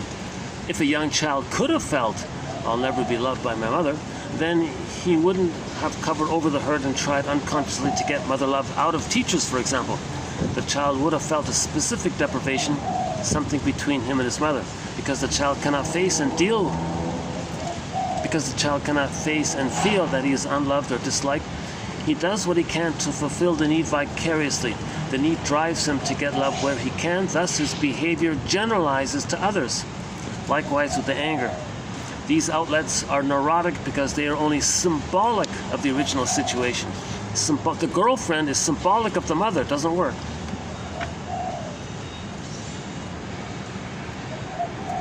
No altering or satisfaction of symbolic behavior alters the neurotic pattern. A person who had a need to be listened to patiently by parents too flighty or too preoccupied to do so may later lecture to thousands of people who listen attentively, and yet this need to be listened to doesn't change one iota. It will change only when the reality of feeling how he needed his parents' attention is experienced together with the pain of how little attention he received. The neurotic does not learn and change from his experience because he does not experience fully once his pains. I do not think that we can placate, punish, be nice to our neurosis out of existence. What the neurotic needs is to connect with himself. Okay, self-help exercise. You take the judgment, my girlfriend won't listen to me, feel the hurt, and let it take you back to who really didn't listen to you. Yeah, so the baby should not be put in a separate crib in the first 4 to 5 months. The baby sleeps on the mother in the bed, just the two of them for the first 4 to 5 months. The father can sleep in a separate bed nearby. Breastfeeding, an absolute essential for a healthy child. If we don't get it when we need it, we can spend a lifetime looking for symbols of mother's breasts in a vain attempt at unconscious fulfillment.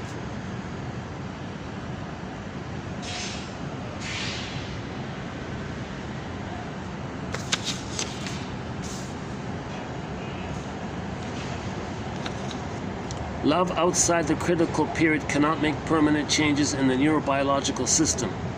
Then the person becomes addicted to substitute fulfillment, addicted to greed, addicted to hate, addicted to envy, addicted to hating goodness. addicted to cookies, addicted. So all this neurosis is a kind of addiction. It's an addiction because it replays the original trauma, but post age 3, it's symbolic of the mother. So you relive the trauma bond with the mother. So you relive the oceanic blissful feeling with the mother, but separate out the pain. Hence the addiction quality. The client must eventually feel the lack of love she underwent in childhood. It is the pain of feeling no love that lifts the repression. Okay, eating cookies keeps unloved from being felt. Once the suffering is felt, the trauma loses its force. If there were any way that an imprint can be erased, it would be in bringing the trauma up to the prefrontal area for integration. Yeah, so we got to be conscious. See, when you bring it up, that's what that means. You bring your unconscious to consciousness. So that means you bring up the trauma, which is unconscious, get it to your conscious. Okay? So the limbic and the brainstem, that's unconscious, that's the trauma, bring it up to the conscious for integration and link it up somehow. Right? That's what he means here. Ideas follow feelings. Okay, let's another point. Okay, maybe I'll just leave it here. So there are other quotes about searching for the symbol of mother's love, and a whole bunch of quotes are about the beliefs. Yeah, okay, for example, shoplifting. She has always had to work for love and approval from parents and now wants something for nothing. The baby's supposed to receive unconditional love. It's not supposed to be on condition. So that person goes to the department store and says, well, if I take the thing, well, I'm getting it for nothing. That's supposed to be the way it was. It doesn't work. So that young lady in the TV show Nashville, who was stealing the cosmetics and all that, although she has money to purchase it, the idea was mother's supposed to give it to her freely. So she wants stuff to be given to her freely. Love me no matter what. Don't make me fight for every scrap of love. And she doesn't even care about the risk, right? The need is too great. And sometimes with the charlatans and the con men, they use soothing tones. Okay, that's for the right brain. That's the emotional side. They don't care about the content. The content of the inside, you see, remains in the left side. We can be fooled into thinking that the content of an inside is what makes us feel better, but may be the reassuring tone. So that's why a lot of these televangelists or self-help gurus, if they talk a little nicely, a little smoothly, if you feel better from that, you say, oh, their ideas are brilliant. No. The ideas was nonsense. It was gibberish. It was word salad. It was idea salad, philosophy salad. They were just saying it with soothing tones, and you felt better by that. Okay, and you don't want to admit that. So you say, oh, their ideas are great. Give me more ideas. And that's, I think some seminar did that. I think there was some seminar called How to Make Money Being a Con Man in a self-help area. He said, doesn't matter what you say. Just use some glittering generalities. Say some nice words. Say some promising things, but the tone's got to be there. They'll love it. It's symbolic mother, because a lot of children were never spoken to in a nice way. So talk to them in a nice way. That's all they want. Symbolic mother. They feel better for the moment. It's not healing. It's just a cookie. It's just like an emotional cookie. It's not healing. People pay big bucks for the emotional cookie. They don't want to admit it. Oh, his ideas are brilliant. I gotta go to more seminars and listen to more ideas. They want more cookies. Words offered in soothing tones affects the right brain. The content of the inside remains in the left. We can be fooled into thinking that the content of an inside is what makes us feel better, but it's really the reassuring tone. Yeah.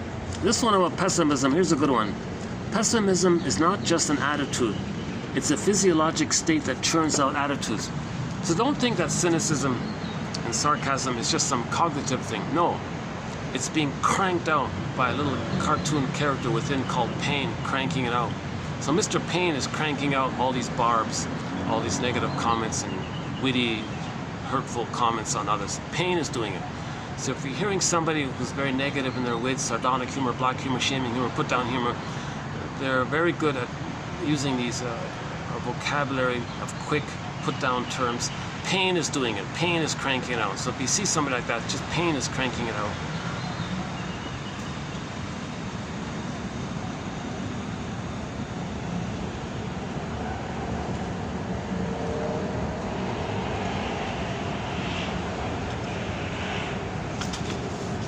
I can't help thinking that when feelings are alienated, they then do us harm by inadvertence.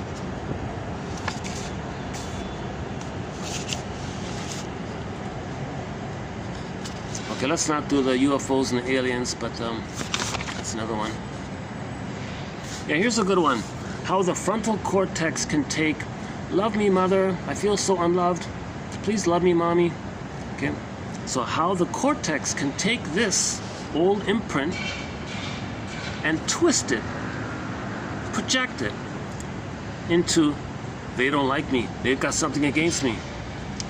Okay, the they in his head is really mother who doesn't love him. It is so painful that it is generalized as they. So anybody with this, oh, they this, they bad, they this, they're no good, they that, okay. Mother hated them, mother hated me. They don't want to say it. They don't want to know it. To not know it, they say, they hate me, they. That's a defense. It's a revelation of the pain. It masks the pain. It reveals the pain. It makes the person unaware of the pain, but the pain is causing that they belief.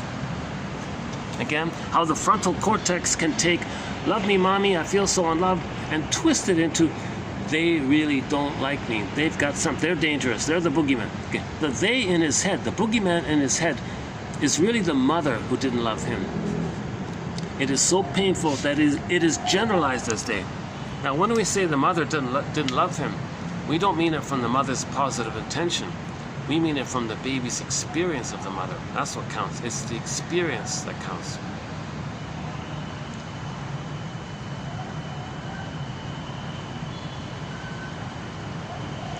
Right? So if the mother's on the phone, the baby's experiences, mother rejected him.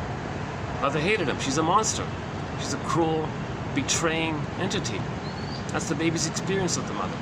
That's why the skin-to-skin contact is to be maintained for 4 to 5 months. Baby sleeps on the mother. No clothing on the baby. Like the sheet is around, the room is warm, and the sheet covers the back of the baby. Mother sleeps on the back, and the baby can nurse according to his schedule, according to his needs. The rhythm is there. The constant affective, somatic, whole body somatic communication between the two through the bridge of the skin takes place. Then at 4 to 5 months, the child's self-identity hatches out, like cracks out of it, hatches out of that blurredness. The blissful oneness of the two, the oceanic blissful oneness of the two, via the skin-to-skin, breastfeeding, loving gaze, the child's self-identity starts to emerge. It differentiates. Now he's being born for a second time, for a psychological birth. He needs a psychological egg for the psychological birth. So he needs a psychological egg for the psychological. Now this hatching phenomena begins at 4 to 5 months, and it's gradual. So now he's separating. At the same time, he's getting to know himself. Hence the phrase, he's separating, individuating. Right? It kind of takes place at the same time. Some people say the first part is mainly about separating, and later on it's more about knowing himself in the rapprochement phase. Anyways, it's sort of simultaneous. The bluebird of happiness is within. Joy is in here. Meaning relies in, meaning is in joy or feeling. Okay, here's one about hypnosis and the dentist pill triggering the endorphins. And here's a good example of the combination between beliefs and painkillers. So here was this really hateful kind of they called him an agent of hate, right? One of these bigoted, types, right? It turned out that this person has a long history of taking painkillers. Okay, So he was in a lot of pain already, and he took substances and pills to deal with it. But he wanted more painkillers. So he had a philosophy of hate. Okay, that unreal belief called prejudice. You see,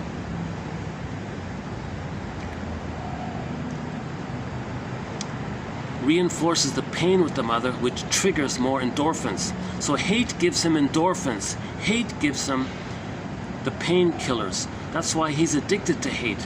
See, then there's no more use in talking him out of his ignorance than it would be to try to change his whole childhood history. It isn't just that he has these unreal ideas, it's that his disconnected system forces him to quell his pain. So his bigotry, the pain in him compelled him to be a bigot. Okay, so bigotry is compelled by the pain in him. To quell the pain, he wants to be a bigot, to quell the pain. Okay, so in bigotry you say you're superior and others are no good. That means you don't feel the pain of feeling no good by the mother. Others as a proxy can stand in for it. You take refuge in the old once upon a time that when the person was in the uterus, they were on the throne. So they say they're superior, self-sufficient, don't need others. I'm okay, you're not okay ideas. That re-clicks the trauma bond with the mother, the painful trauma bond with the mother. That means you're going to trigger up the bliss that was there. There was a bliss with the mother, even if it was just in the uterus for some time. That bliss is coming up, and you're addicted to that, because when you trigger that bliss, you get serotonin. You feel safe. Plus, you feel safe when you imitate the mother.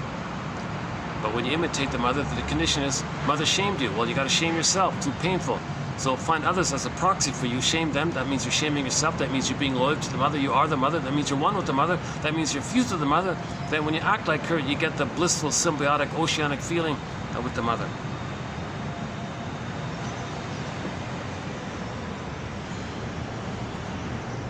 The more we connect with unconscious, the more conscious we become. Any feeling that rises into awareness forms consciousness, which is about all parts of the brain working in fluid harmony.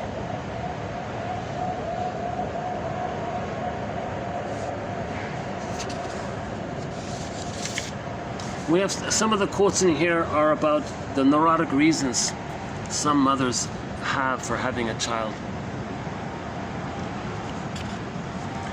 In one of Janoff's books called Prisoners of Pain, Janoff offers convincing evidence that emotional pain and physical pain are basically processed in the same way by the nervous system. When there is too much pain, repression has to occur. If a child realizes they don't love me, or I'll never get my need, I'll never get what I need, then the child is in agony and has no choice but to shut off that realization from consciousness. Too much neurochemical stimulation of the brain automatically triggers the production of more endorphins, making pain tolerable and allowing the individual to keep on functioning.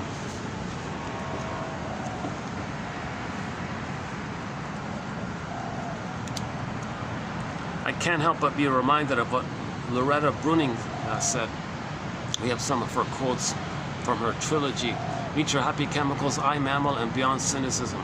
She gave the example of the, what is it? Not the impala, the gazelle. The gazelle's running, and the lion is behind it, and the lion managed to take a bite of the leg of the gazelle. If the gazelle were to feel the pain, he's a goner, right? If he were to accept the pain, he'd collapse kind of, he'd be a goner, right? So the mammalian part of the brain, the gazelle's brain sent the system endorphins, numb it. That allowed him to keep on running. And sure enough, the gazelle escaped and he was saved. So the numbing was a survival technique right? To keep them running. You know, somebody said a lot of sprinters, they might be in pain, but they don't know it. They're numbed with the endorphins, so they don't feel the pain, so they keep running. If they were to feel the pain, they couldn't run so much. Now, I don't know how many are authentic running like in a healthy way, or how many runners are doing it by the endorphins. That's not clear. I mean, you can kind of guess by the, because sometimes you guess it. So it's a funny thing, right? We accidentally traumatized ourselves 10,000 years ago with the mismanagement of our discoveries, and when we went from village to pillage, tolerant personality to prejudiced personality, homo naturalis to homo shortsellicus, or homo traumicus, or homo economicus. 10,000 years ago, okay, this is discussed in part 3 of TQ 2725, part 3 of 3. That took me 7.5 hours to go down that line of when we became homo traumicus. Again, just a theory. Once again, everything you're hearing is 30% of what you're hearing is incorrect. But during the Janoff videos, 50% of what you're hearing is incorrect. So these are just clues. We're trying to be detective here. We're just brainstorming, searching for ideas. Clue here, maybe this, maybe that. A prompt to free associate from. Some ideas lead to better ideas. Maybe 2 ideas that weren't helpful, but put them together, maybe it leads to something that's helpful. We're trying to be detective. We're trying to become a psychological Columbo, a psychological fill in the blank, your favorite detective. Jane Bingham, maybe, or psychological Perry Mason, or whoever you're, Rockford, James Rockford, your psychological James, is that the one? The Rockford Files, oh my God. That just came up with the Rockford Files. Is that right?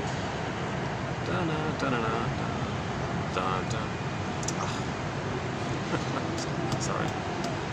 He was a kind of a detective type of guy, right? We're trying to be a psychological detective here, existential detective, know thyself detective, feeling detective, emotional detective, narrative medicine detective, story detective, trying to find our story. So all these 10,000 quotes are just invitations for mutual exploration, prompts, clues, etc. Ballpark guesstimations, hypotheses, speculations, no set answer here. That kind of thing. Yeah, so the one idea was when we traumatize ourselves, we're getting the endorphins. So for the past 10,000 years, most people on the planet are running around like the wounded gazelle. But there's no tiger, but there's no lion chasing us. But we're acting like we're in that mode of the wounded gazelle who was bitten, and now we're getting the endorphins. It's an interesting image. I want to work on it in the future.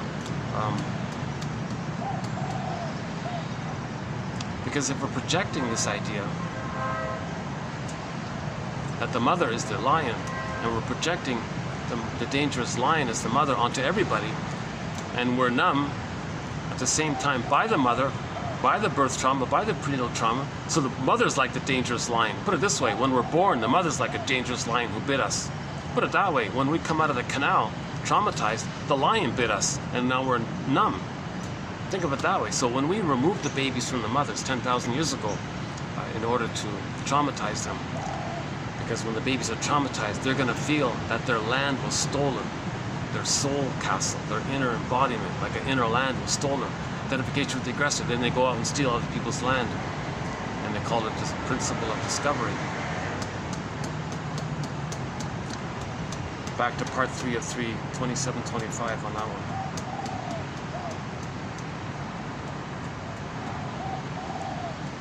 It's on my mind, this idea that we're all wounded gazelles in numb, still on the run, and we're surviving.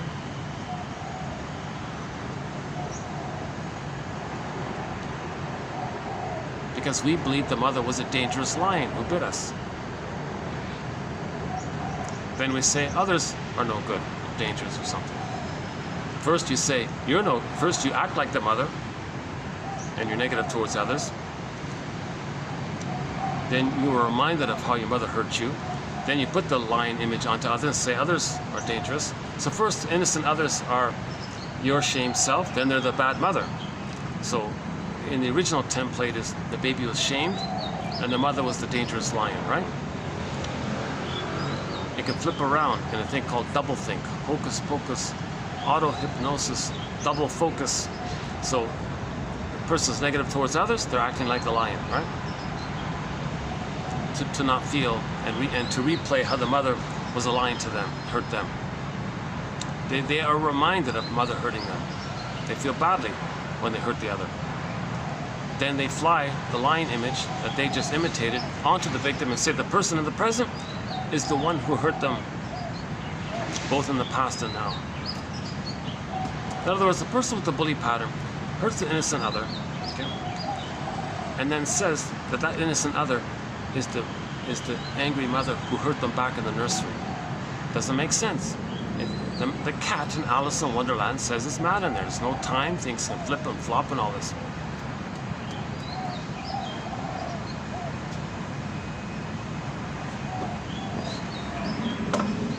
The law is the wisdom of the ages wrapped in the opinion of the moment.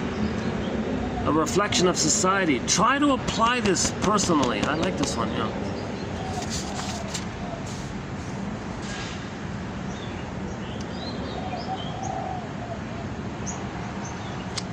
The neurotic becomes involved with people who can perpetuate their struggle, that is, with whom they can recreate their early life circumstances and struggle to produce symbolically a new outcome. Yeah, so let's say the daughter wished she could control the mother. She couldn't. So she marries a guy that she thinks she can henpeck and control. So she's still in battle with the mother. So in a current present relationship, if the wife is henpecking the guy, do this, micromanaging, come on, do this, it's controlling him, frightening him, and controlling him. She's still in battle in the nursery with the mother. Come on, mother, don't be so difficult. Cooperate, be nice. Now the baby is so enraged by mother's lack of free love, so he has the fantasy that he wants to control the breast, possess the breast, make the breast cooperate. So they transfer that unfinished business with the mother to the partner, and that's why she's henpecking the guy, controlling the guy, barking at the guy all the time. So many women say that they see their refusing mothers or difficult mothers, or they see their mothers in their first husbands. Right? Who said that? Lucy Holmes said it. Lucy Holmes, yeah. She has a book about repetition compulsion called Wrestling with Destiny. Now, when she uses the word destiny in that title, she means repetition compulsion, not in the original long ago meaning of the word destiny, meaning where you're born to be your true self. That destiny. She doesn't mean it that way. She means like the script, the imprint. So so we could pair it. What she means is wrestling with imprint, wrestling with the imprint, wrestling with the traumatic script. So that title of her book called Wrestling with Destiny really means wrestling with your traumatic imprint, script, schema, wrestling with this model that this blueprint you created, this set schema thing that you created, and it's burned in, it's sealed in with a certain chemical. You're wrestling with that stubborn thing. So you wrestle with it first by identifying with it, and then see if you can feel the pain of it.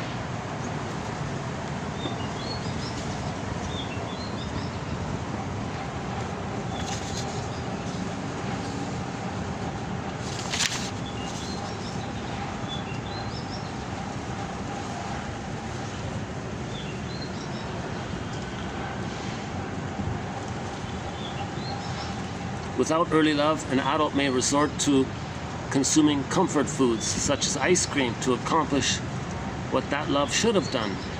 Ice cream ensures adequate serotonin. Exactly what early hugs would have done. Loving eye contact and plenty of hugs and kisses in the first 3 years of life create a chemical bulwark that endures so that emotional eating becomes unnecessary or unneeded. My guess is that most people who drink or smoke never really realize the connection between pain and their habits. Neurosis is a paradox. It is enormously strong, a force that one acts on every day, yet a force that eludes awareness. Beliefs as defenses. These ideas have a dual role: to reflect previous experience and at the same time serve to mask the pain of it. So religion masks the pain. Again, religion, when it's being used as a tool of the pillage and the plunder system, that kind of religion masks the pain. But it reveals it. It reveals the pain and masks it. A belief system is often where the pain goes.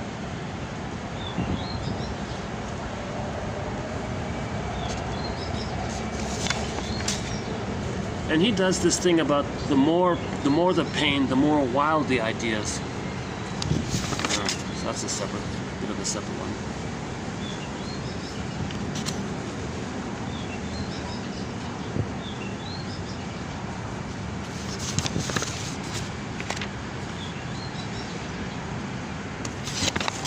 Okay, let's just leave it there. That's just sort of a.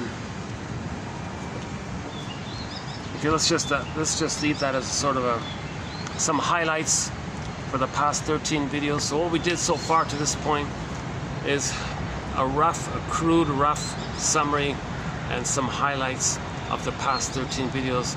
I realize I'm not a smooth speaker. I'm not an orator. I've never been trained in speaking skills or something like that. Don't judge this by yours truly. I would say, since we have 1,000 videos here, on a practical end, just directly click the more link and read the 10 quotes on average per video and pluck out 1 out of 10. And if one made that as a kind of practice to go through the 1,000 videos, 1 a day, roughly 3 years, and get 1 insight a day for 3 years, that might be a good starting point. One can have their own customized, personalized, individualized 1001 windmills of the mind. A basket of knowledge. That's a good starting point. Yes, it's cognitive, but the cognitive insight may lead to, on its own accord, without any kind of personal effort, it may just automatically lead to emotional knowing. Emotional knowing. First get the insights, the basket, then the egg can appear. Again, psychoanalysis looks for an egg in a basket that's missing. So these 10,000 quotes are the basket. They give us night vision. They give us a lantern to see in the unconscious. So on the front cover of one of Marie-Louise von Franz's books, she's got a picture of Vasilisa holding the lantern. All right. Oh, did you see them drop? Did you see him land like that? He was flying and just, boop, he just did like a sudden.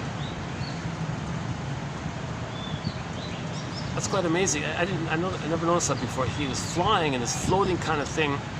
He was near the ground and just, boop. It's like you dropped a rubber ball or something. He just landed on his feet like that.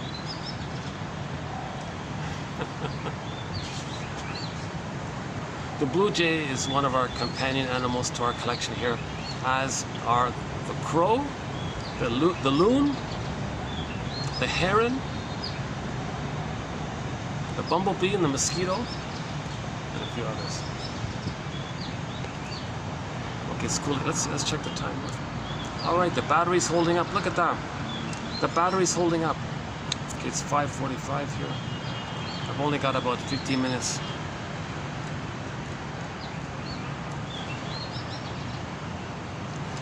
So it's really a work in progress. It would be a sign of healing if I could present this material in a calm, kind of friendly, warm, fun way, where you don't see my anxiety.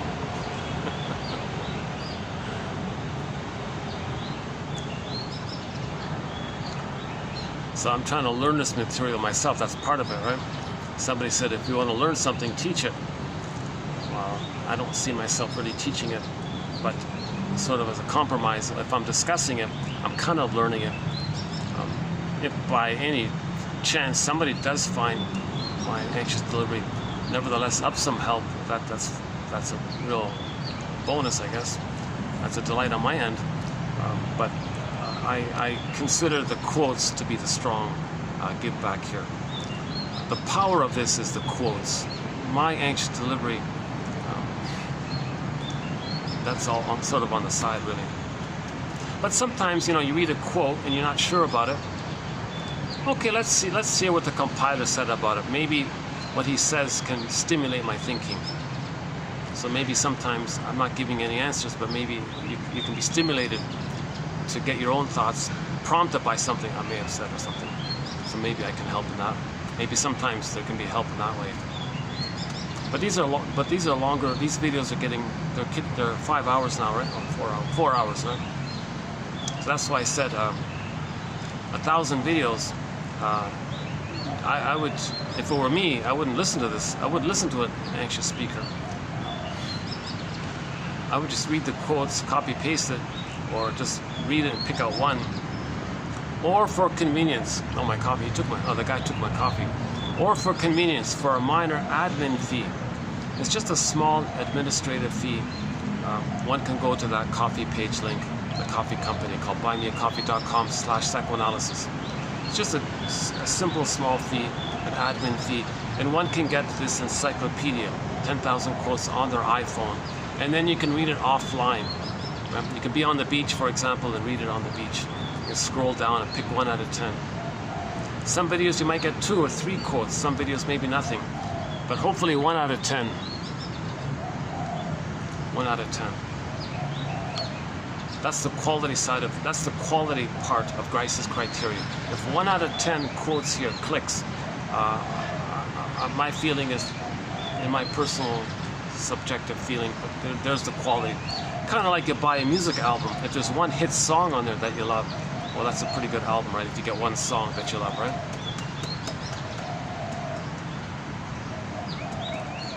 Yeah, Iri Sapi's album, Traveling Love, there are 4 great songs on there that I love, right? The Beat, Lead Me On, The Love You Gave, and The Earth Moves, that one, right? Beatrice Deer's album, My All To You, she's got about 4 good songs in there also, right? Street Heart's debut album, Under Heaven, Over Hell. Storyteller on the vinyl, Star.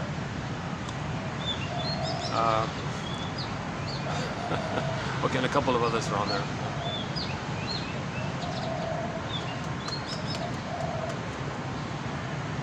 Okay, let's do today's quotes.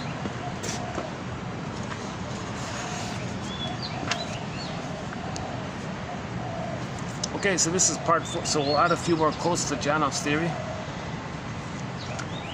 Most of them relate to the birthing, this whole birthing issue. Why are mothers taking so many epidurals? There is little reason for the tremendous pain during childbirth. Okay, so go to 2745 about the rhythm quote as well. Though there may be some simple pain resulting from the pressure of the baby making their way out of the womb, it would appear that most of the pain can be accounted for by neurosis. More specifically, that the musculature of the neurotic woman, which includes the uterus, is continuously tense and tightened and lacks flexibility. The tension of the uterus, the tendency to clamp down instead of open up, is the main cause of pain in childbirth. I believe that birth is a physiologically normal and relatively painful process. Mammals give babies. Think about mammals all around the world giving babies. You don't see great pain, right?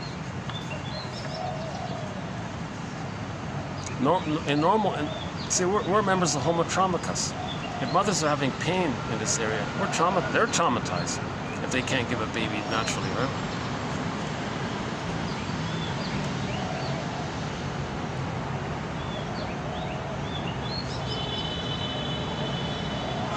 So before we were so put it this way, Homo bodoensis, us, delivered babies normally, right? When we became Homo sapiens, that continued.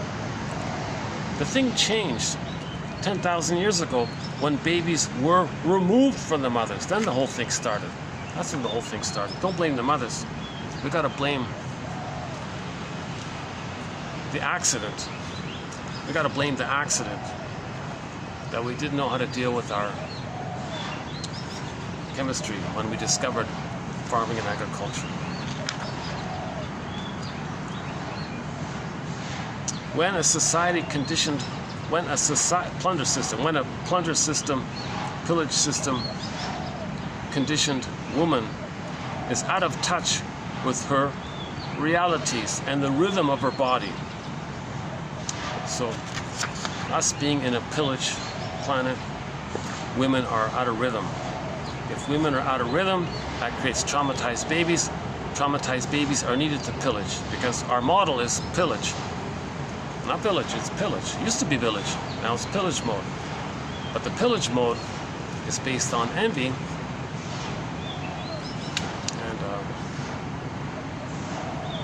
and it perpetuates. Because in one of the quotes here, I think he said, if the mothers get less nutrition, that'll cause more trauma. Okay, hang on. Let's see if I got this right.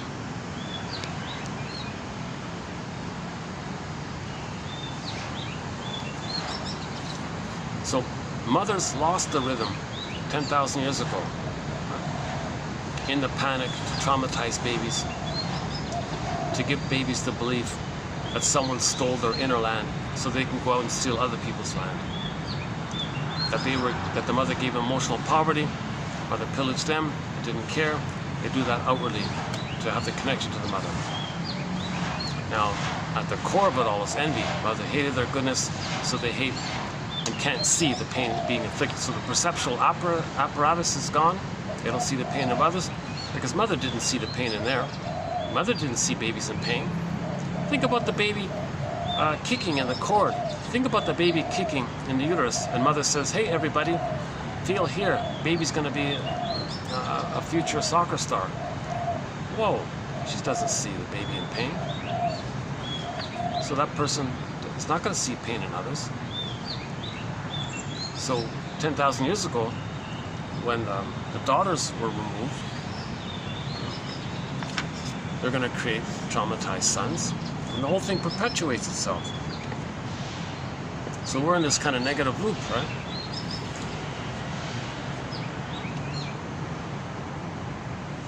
We entered global pillage, traumatized the babies to create global pillage. Pillage traumatized the babies. Traumatized babies create pillage, but the pillage creates traumatized babies. Otto Rank saw birth as a rude interruption of blissful uterine life. He believes that the individual spends the rest of his life trying to recover. That reminds me of the joke, right? We spend the first 9 months of life trying to get out of the womb, and the rest of our lives trying to get back in, right?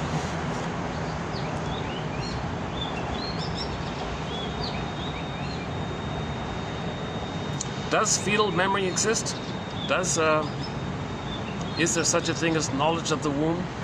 Knowledge of the womb, that's the title of a book. There's a whole book called Knowledge of the Womb. A very good shrink from Greece wrote it. In English, it's in English. Does knowledge of the womb exist?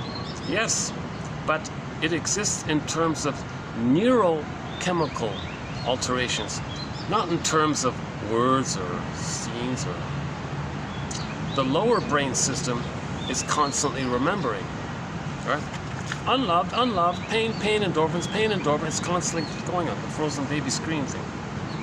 It keeps our history safely hidden until we are able to retrieve it.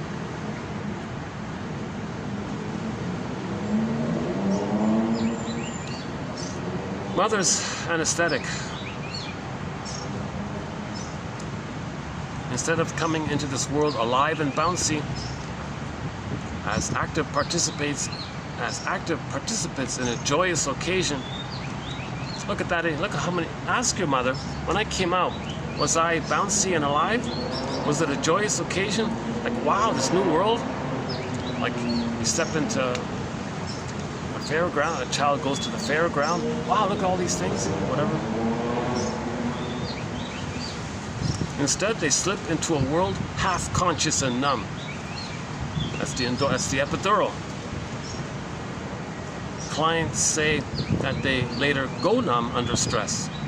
That's the template again, right? That's the template. Little stress, I go numb, I blank out. Or they're always in blanked out mode. They're just preemptively always in blanked out mode. Certainly, great hesitation should be urged before using any drugs on a mother in labor. I think that part of the reason we drug mothers is the same reason we drug so many other adults. We cannot take, quote, emotional outbursts in others without feeling personal panic. A quieter mother is probably less trouble for the doctor. So the doctor says, oh gee, I don't want to hear another screaming mother. Here, take this. So maybe the doctor is doing it for himself. Mother's fine, mother's relaxed. Yeah, I know you're relaxed, but you're gonna start screaming. I don't want to hear. Here, take it now. So some babies are traumatized to meet the needs of the doctor, to not be annoyed by mother's sounds, screams. But there shouldn't be deep screams, just some benign, harmless little pain, but it's not a burning pain, just like a simple pain resulting from the pressure of the baby making their way out. But the real pain is the mother clenching. If the mother's clenching and the baby's coming out, now there's pain. Think about that. So let's say you clench your fist, right? And you relax, it opens easily. But let's say you clench it and somebody's pulling at it and you're clenching, there can be pain finally. Yeah, maybe like that, right? So the added point here was not only mothers taking it, doctor, give it to me. Some doctors say, come on, take it for me, please. We can find ourselves,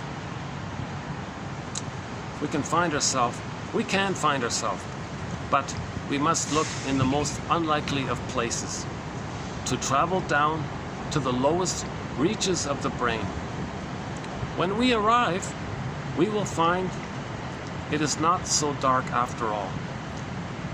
It is full of light and relaxation as we liberate all those hidden memories.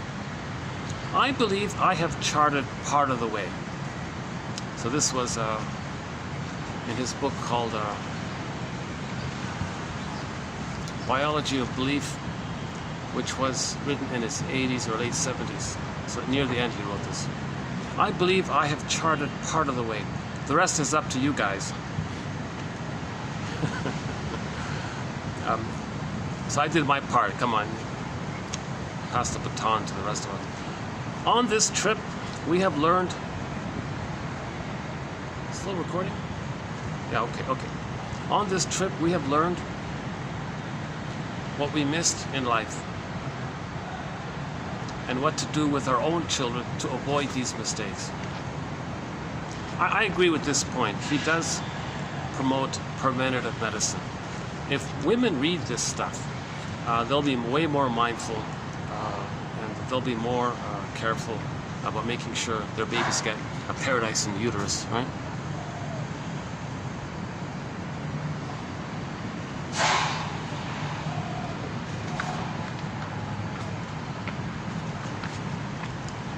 Flies caught up with it. Okay.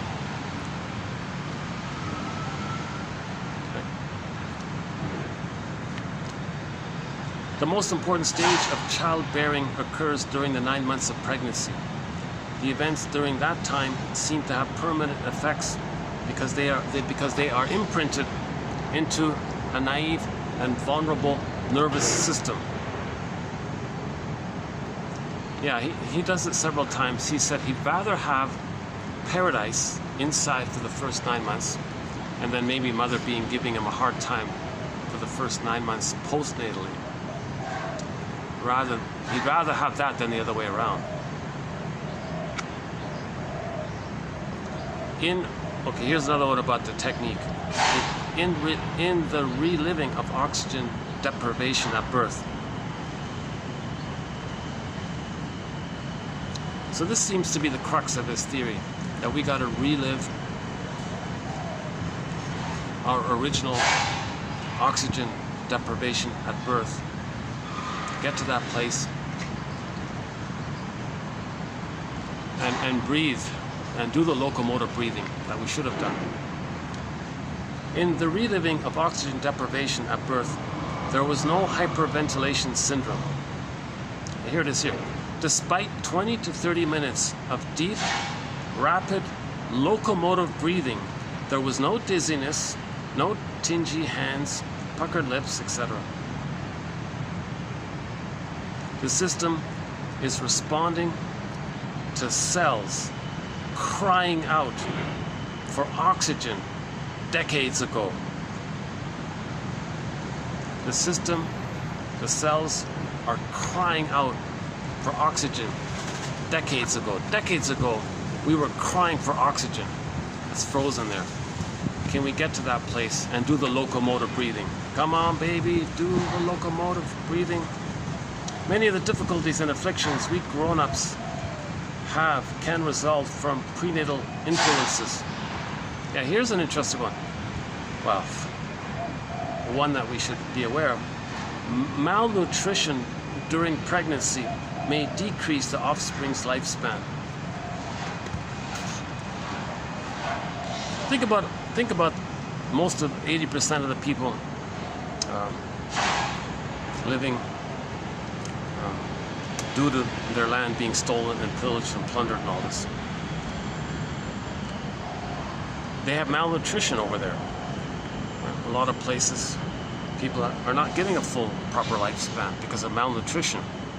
Now it's happening broadly. I noticed that nutritious foods are becoming more and more expensive, i.e., there's more now malnutrition. So in other words, we're still in this loop. We're still in this loop of destroying the goodness. Baby had goodness, mother destroyed it. Identify with her, destroy goodness. The baby needed like a maternal nutrition. That was missing. Like emotional, psychological, motherly love nutrition. That was destroyed. Identify with her, destroy nutrition endlessly. Outwardly, to symbolize that mother destroyed their need of maternal nutrition. Let's see, yeah, places like Congo and Haiti and all this. There are not many places in Africa, right? Malnutrition during pregnancy may decrease the offspring's lifespan. That's part of the plunder system, right? It's part of the plunder system.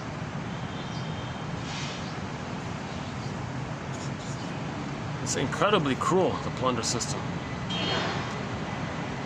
The politest way we can describe it is this one here. Neurotics are reacting to an unresolved past projected onto the present.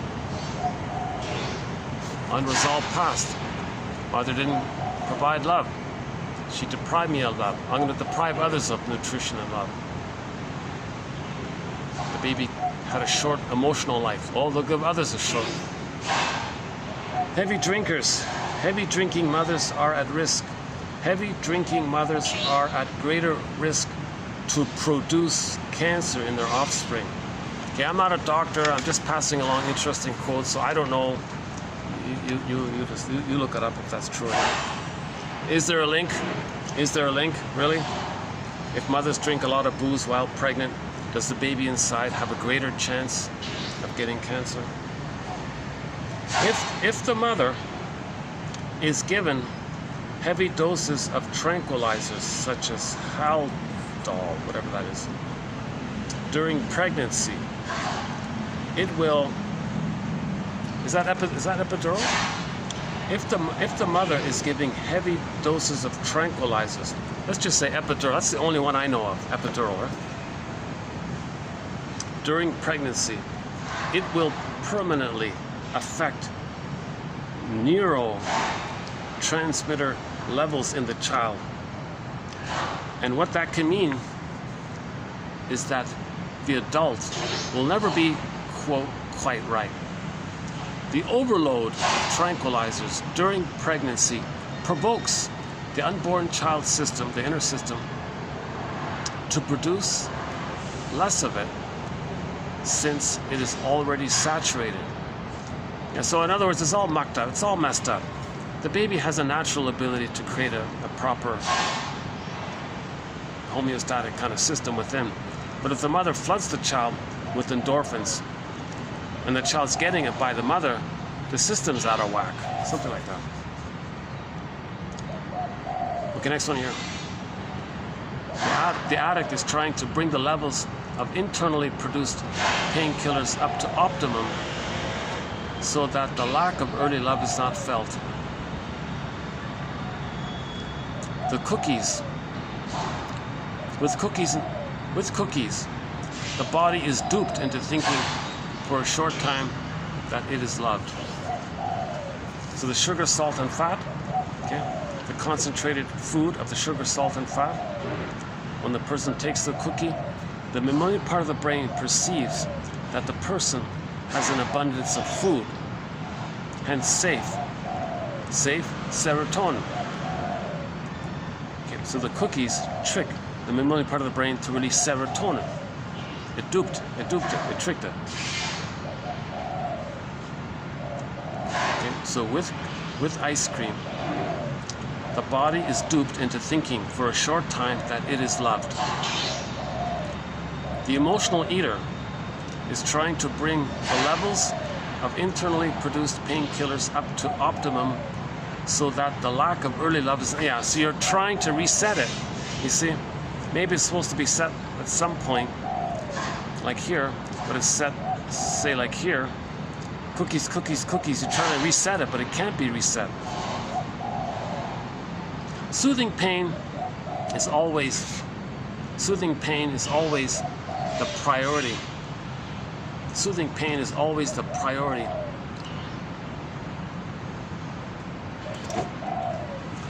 Soothing pain is always the priority of those who were deprived of love early on.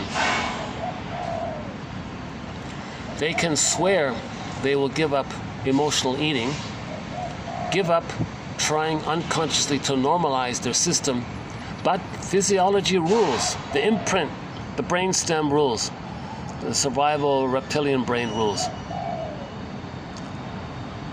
Right? The salamander brain, the brainstem, the top of the brainstem. The frontal cortex follows and does not precede, just like it did in evolution. So in evolution, first we got the brainstem, okay, that's the lizard brain, the crocodile brain. Then the limbic system, okay, that's the puppy brain, the mammal brain, the horse brain, okay, or pick in your favorite animal. And then the cortex, the frontal cortex. We must work with evolution, not against it. He constantly makes this point in his books that we have three brains, and you want to respect the evolution. Brainstem, mammal, cortex. Brainstem, mammal, cortex. So your ideas, feelings, sensations. Right? You have your ideas. You want to find your feelings. And then the pre-verbal time of the sensations where there are no feelings, that's when the person is in the padded room on the floor making these kind of physical movements or something. We can go back 40 and 50 years. We can't. Here's a selling pitch. Here's his sales pitch. He's a pretty good salesperson here. We can go back 40 and 50 years and undo traumas which occurred then. Traumas which shaped our lives and helped form our later ideas.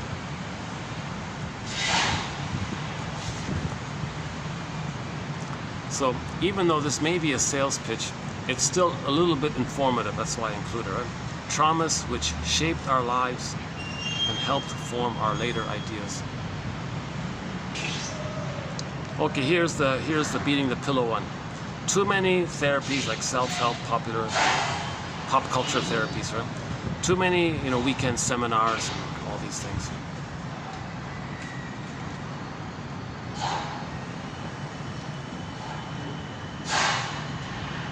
Yeah, it's a Big Sur, that's what it's called, Big Sur, right? In California, Big Sur. Salon, is that right? You go to these kind of retreat type of places. Too many therapies or weekend workshops, whatever. Consider abreaction, i.e. getting angry at somebody else in the group, or maybe falling in love with somebody as therapy. Really? Well, no. If the feeling is not in historic context, it is not curative. So the feelings you develop in the weekend workshop, if it's not linked to your past, it's not curative. Discharging the energy of feelings. That is not expressing your feelings.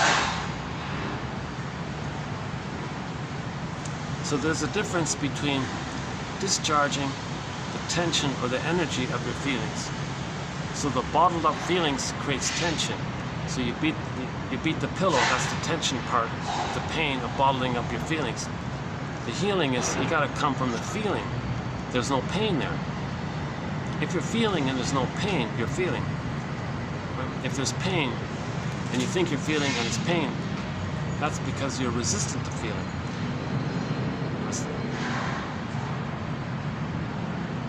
So it's hard to kind of get to the true feeling. People are just pent up and blowing off steam or something. But that steam is from the tension that's caused by you rejecting your feelings. So the blowing off steam thing is not therapy, it's not healing. So beating the pillow is not healing. At the very least, be aware that beating the pillow is due to not having one's needs originally for a secure attachment style met. So anger is about attachment. Anger is about failed attachment.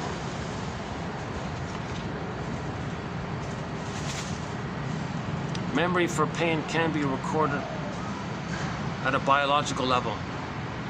Events are registered on the physiological level before recall memory is possible. Memory for pain can be recorded. So the first trauma is recorded biologically, physiologically, okay, with our set points, with sweating too much, or shallow breathing, or booming voices, or pedantic, scared tactic tone to compel people to create a symbiotic fusion, because you're in a symbiotic issue all the time. You want people to form a symbiotic lock with you where you feel one and you shame them and you're being seen. So that's people with the symbiotic character disorder. A lot of people with the narcissistic pattern, one branch of it is the symbiotic issue.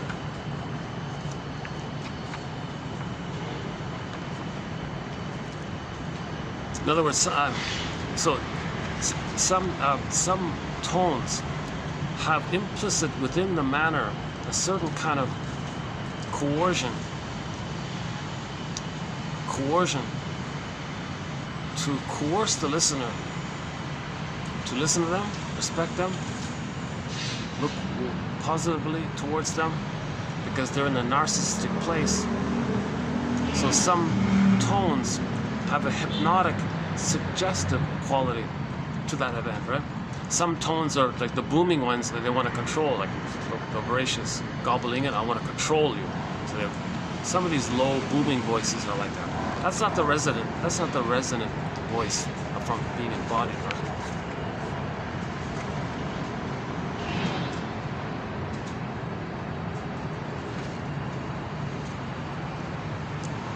Discharging the energy of feelings. That's not expressing your feelings. So there's a difference between expressing your feelings and expressing the steam that builds up due to you not expressing your feelings. So you're blowing off steam, that's not expressing your feelings. So a person can be addicted to blowing off steam again and again and again. They're never expressing their feelings. If somebody's blowing off steam, the person might ask themselves, what am I really feeling underneath the blowing off of the steam? It's got to go to an unmet need for a secure attachment style. Mother sees the child, soothes the child, safe for the child, reliable for the child. Mother provides trust and warmth and affection, and touch, skin to skin holding. Okay, mother's loving gaze to be seen. These kinds of needs. You got to identify these kinds of needs. F and N, feelings and needs are linked.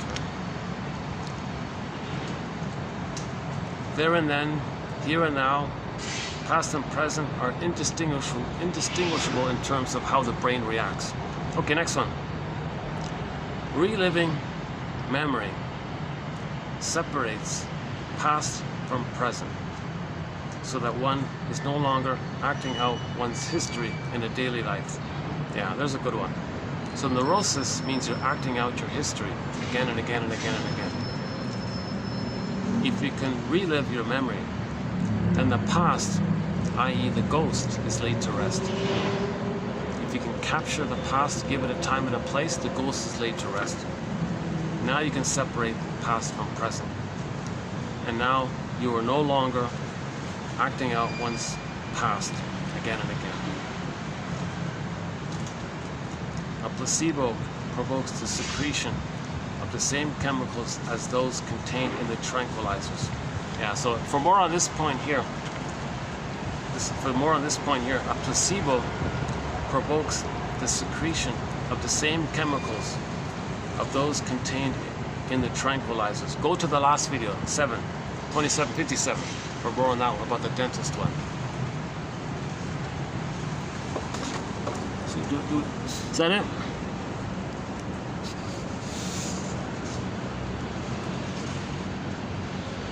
Okay, I think we ran through them all, yeah. Did we get them all? Okay, and the final one here was the sitcom, the TV show, the Danny Thomas show. Well, the way he was going through our little small town here, rushing and all that, he might be rushing throughout his whole life. You know, he only passed this way once, both in life and driving through this town.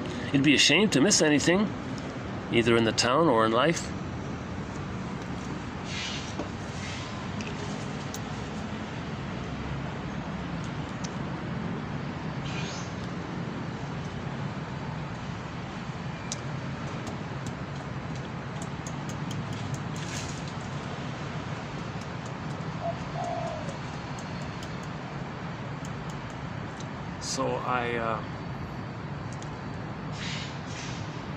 So how about my guava juice?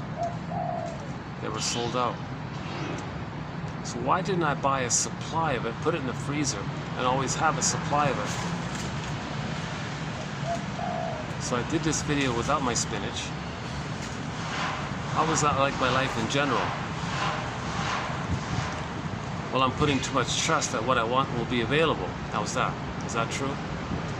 Oh, sure, they'll have it. They usually carry it. They'll have it. Why am I not prepared? So I wasn't prepared in this video. Is that like a pattern in my life? Sure it is. So that's not a bad quote by season 7. Yeah, I think that's from season 7, sort of midway there. It's called When Danny Meets Andy Griffith, something like that. Yeah, the episode is named after Andy Griffith. I'm not a fan of that actor. What's funny about that actor, he seems like a likable guy and all that in the show.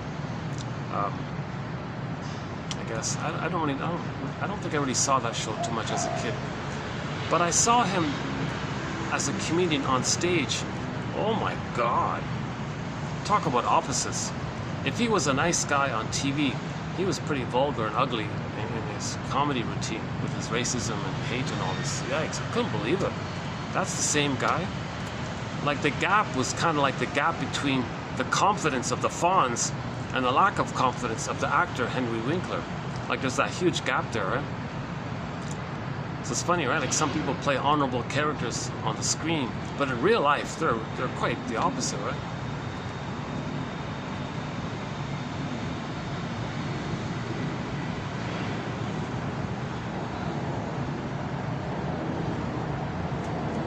It's funny, when I saw that clip of Andy Griffith making the comedy, I don't want to watch any old episodes of his.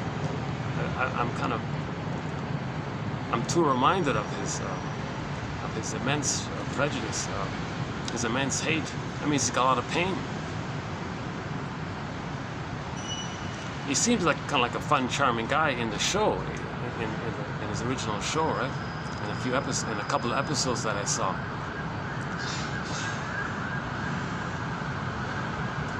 But as a person in real life, that guy's filled with pain. For him to make such hateful rhetoric outwardly, that comes from pain. It's cranking out pain. Prejudice and hateful rhetoric, that's pain is doing this. Pain is cranking it out, churning it out. Those barbs and hateful things, that's pain is doing this. All this pain is coming from birth trauma, prenatal trauma, epidurals, mother taking tranquilizers.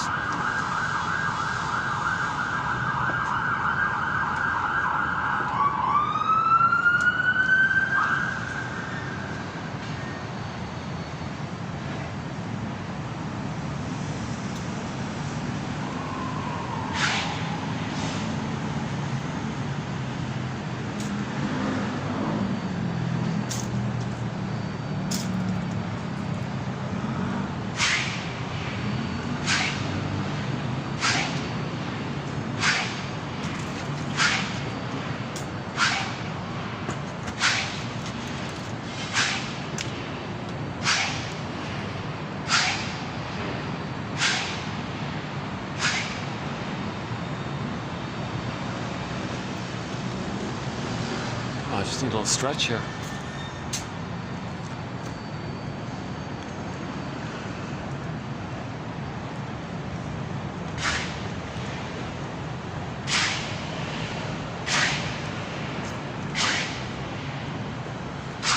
Okay, how are we doing here? Look at that, the battery's holding up, eh? Look at that. All right.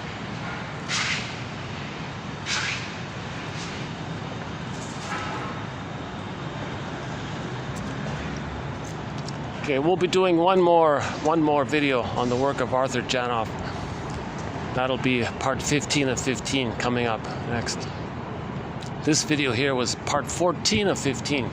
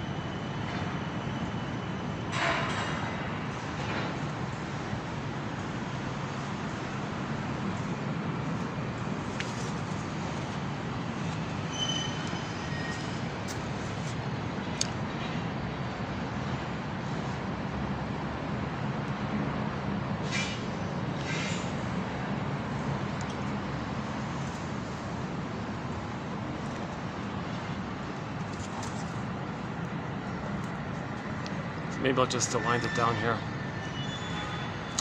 Yeah, I really feel the effects of not having guava today. Okay, lesson learned.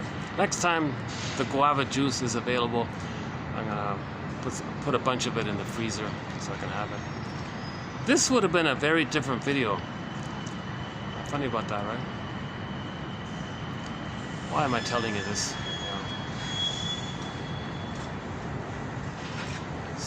See, I'm still trying to connect and relate to others, you know. Fantasy audience I have here. But it does, you know, it does a little bit give me the fantasy that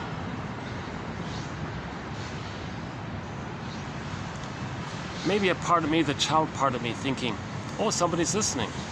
As a child, my parents didn't listen. Right? Well, somebody's listening. My fantasy audience is there listening. And if I keep talking about different quotes, maybe some quotes will ring up true emotionally for me, right?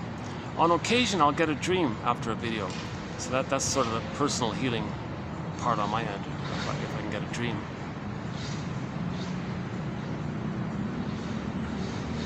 Oh yeah, so if you wake up and get a dream, TTAQ, in your notepad, write down what you remember. One option is TTAQ, give the dream a title, identify sort of the main theme maybe, the main emotion, the affect, the A for affect, emotion, and Q. What is your dream self, your repressed self asking you maybe? And then, after you wrote it down, free associate. What does this dream remind me of? You go on like this, and then you say, it's like this in my soul today. Or the other way around, write down the notes, it's like this in my soul today. What does this dream remind me of? So we're trying to make the unconscious conscious, right? Some people say you can take different elements of the dream and free associate from the different elements. Or just broadly say, what does this dream overall, like the theme of the dream, or any part of the dream, what does any part of the dream remind me of, or the main emotion in the dream? Whatever it is, what did I just receive when I woke up? What does all this remind me of? What am I trying to face? What feelings am I trying to feel that I didn't feel? What is my unconscious trying to make me aware of? Is it a pattern I'm engaged in? Am I bringing up some older feeling that I never felt? Is it just simple fantasy wish fulfillment to get the brain, to get some serotonin or something? So our fantasy wish fulfillment is you create a scenario based on little clips of your past, create something to satisfy an old wish in your fantasy, right? Yeah, that's a big one, and I think that's true about wish fulfillment.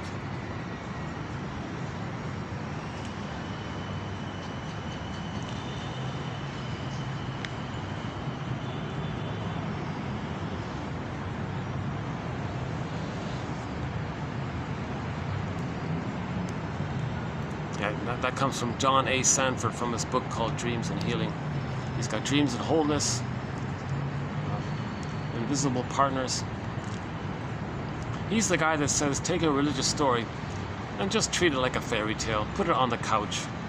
It's all primary process meditation. Look for the psychological message. Again, once again, religious stories in the context of when religion is being used as a tool of the plunder system. Because when religion is being used as a tool of the plunder system, it's to block healing. It's to maintain repression. It's to maintain splitting. It's to maintain the pain.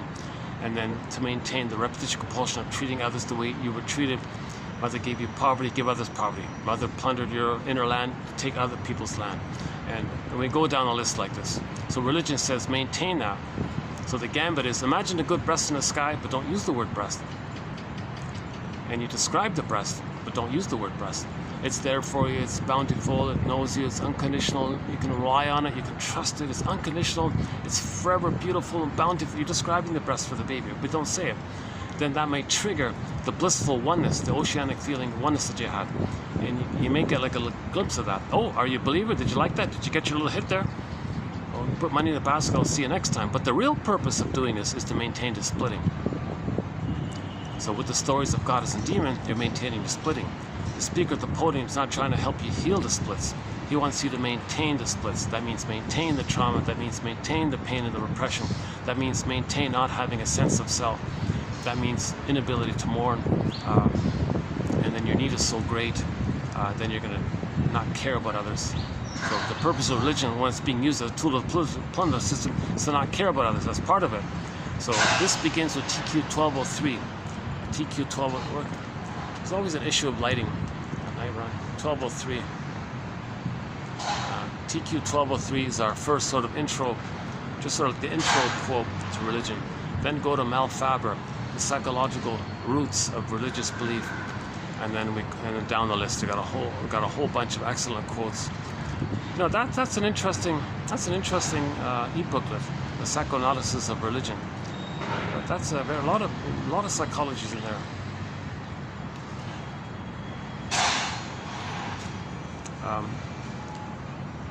And we include the university psychology. For example, the book Why We Believe in God or Gods by Andy Thompson with a P Jr. That one there.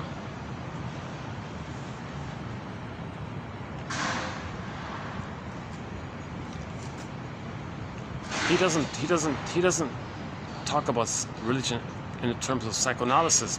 He talks about it in terms of just general psychology, like just general, common, like university level psychology. He can explain it using that stuff. You know.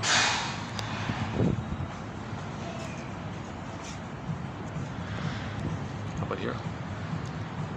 So I can't get. Yeah, there's guests on the other side. Can't go on the other side.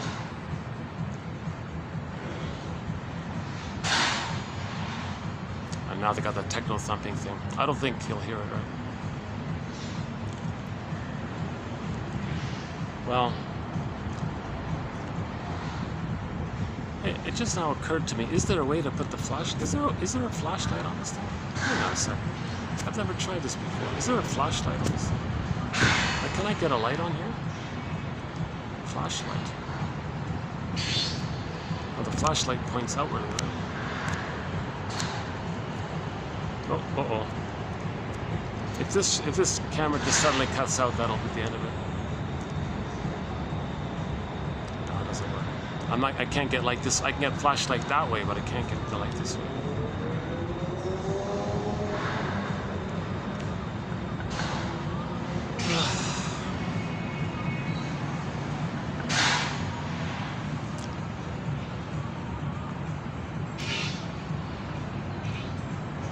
See, in our life, it's like a theater, like a stage.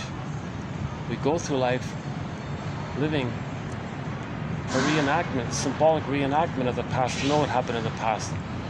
We transfer the past into the present theater, find others as proxies either for ourselves or for the shaming mother, and replay the whole thing. And we're meant to observe ourselves doing this.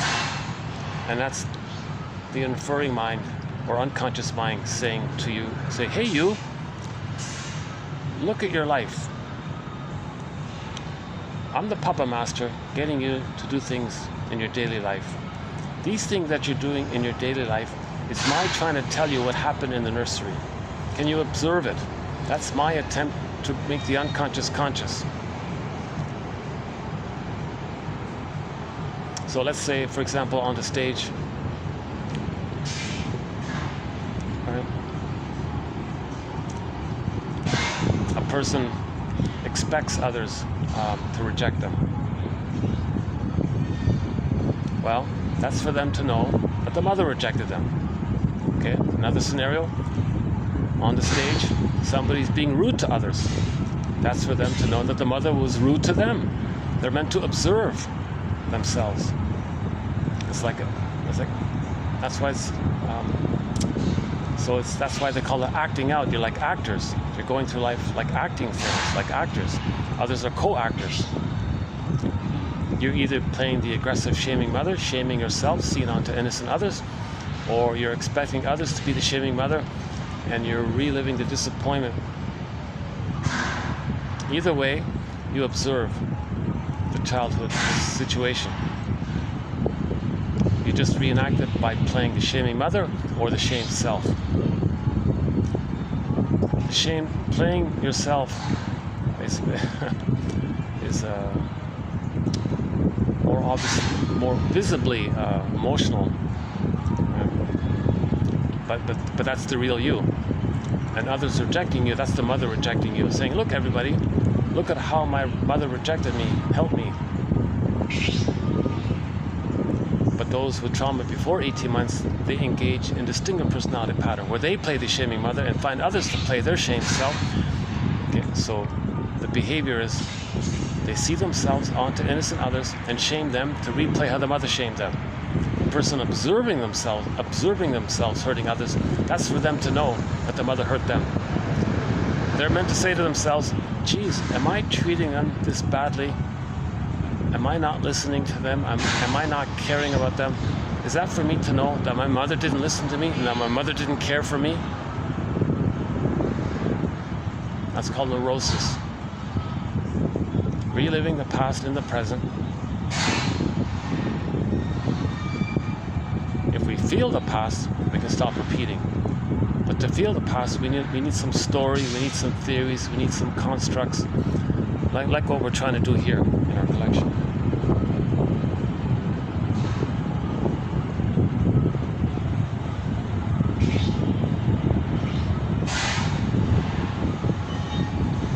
Whether or not Janov has some kind of process or not, it still honors the general phenomena that we need to feel safe, so the feelings come up, and we need to mourn. So Janov, in other words, is talking about mourning, but he never once uses the word mourning. But that's basically what he's talking about.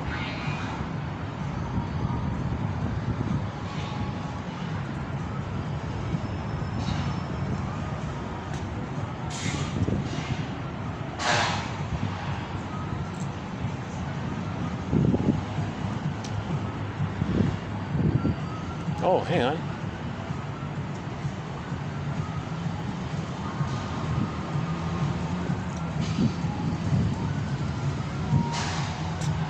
Still there? Okay. People still there? All right.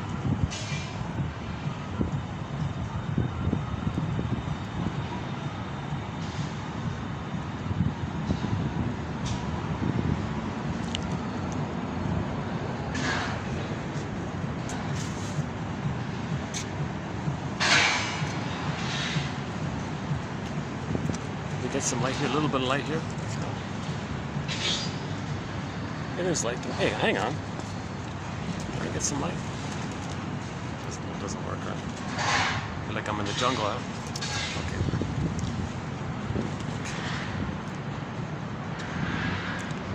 Oh, here we go. Here's a little bit of light.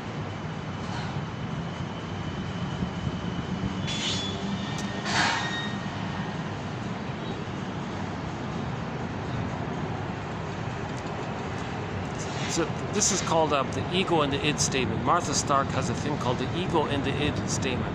The ego is what your adult mind, right? So you say, although, nevertheless, I realize Janov is making these incredible claims, and nevertheless, I find myself feeling that he's kind of partially, helpful. It's not all BS. So part of me thinks it's BS, another part of me thinks there's some validity there. Right?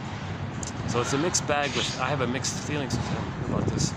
I'm not interested in the personality side of him. Now that I know more about him, I wouldn't trust him, to say the truth. I wouldn't even go to a primal session with him. The way I feel about him by what I read from his blog about him. Yikes. Makes me think maybe he is a master. I want to be, what's the guy from Est? Like used car salesman. But he's just more convincing in his books. Oh, okay, so let's go. Okay. People are coming out. Well, I can get some light this way, right? A little bit.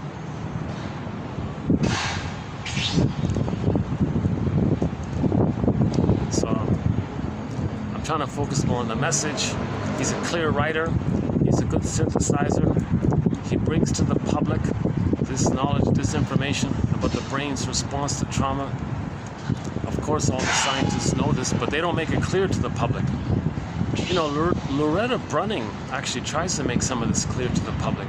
And I think I heard her say in a podcast that they kind of, you know, I don't know, she didn't use the word shadow ban or something, but they kind of like, they would invite her to the major news outlets. She has to do podcasts and things, right? And this is a full-fledged, seasoned professor at a big university, right? So I heard someone else say, yeah, that somebody the short sellers want to discourage an educated public. Hence the George Carlin joke, the famous joke by George Carlin. They got you by the disco, fill in the blank. Jesus Christ. I haven't even seen that movie. I just saw the clip on YouTube about the intro to the movie, the Bee Gees music.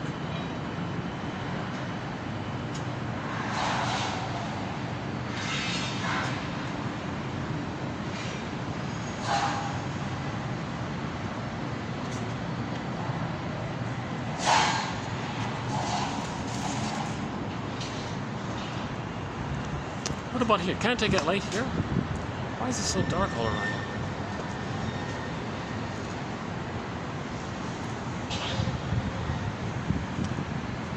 I'm just debating whether to close the video here or just leave it here for today, or maybe go downstairs a little bit.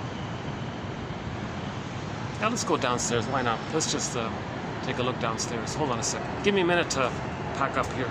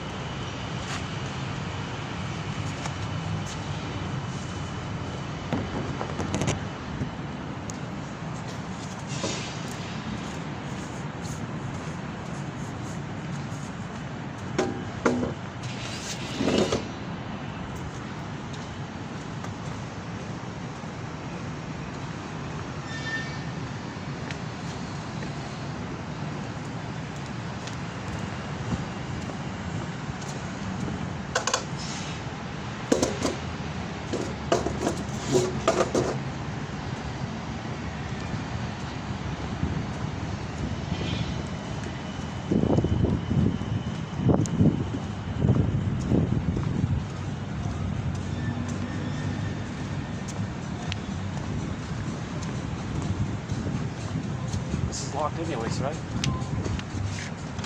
Well, that's locked anyways, alright.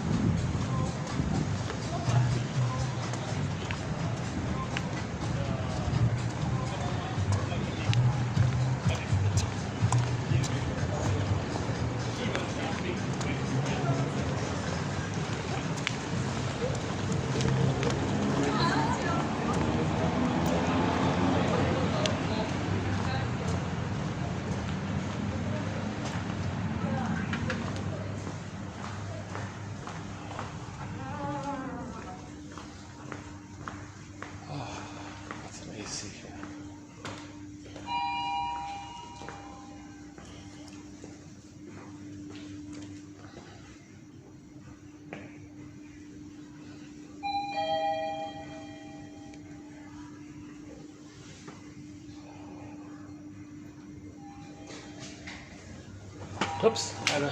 กำลังลงค่ะ going down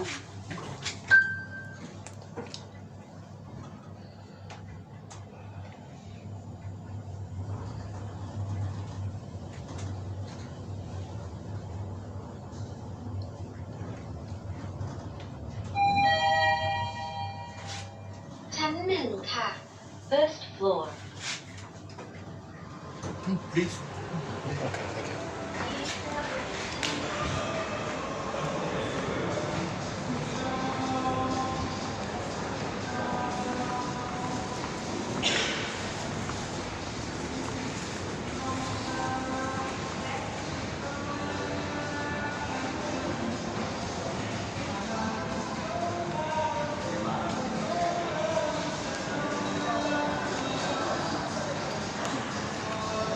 Okay, I can just close it up a few minutes here.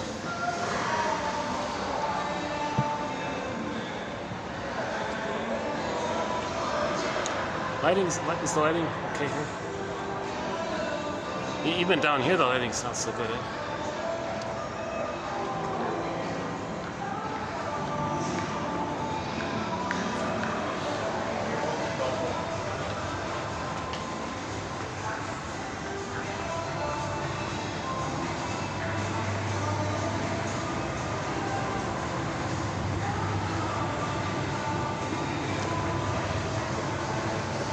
People are that's taken on there.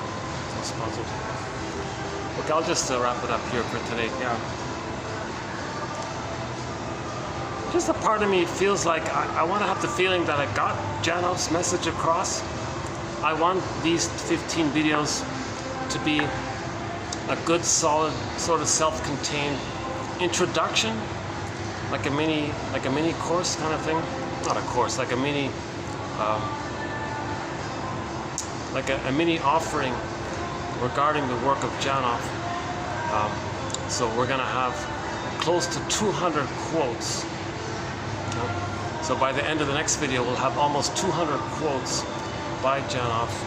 And I'd like to think that these 200 selected quotes of his captures and highlights and brings to life the felt area that's being overlooked. Babies need paradise in uterus. Imprints may take place. Patterns may set in where the person has an identity of who they are, how they're going to live, and what they're going to think and feel, and a pattern in their life. An appreciation that we are feeling people. Babies feel. Feelings are us. Babies are us, feelings, people. Babies are people. Feelings are us. There is such a thing as knowledge of the womb.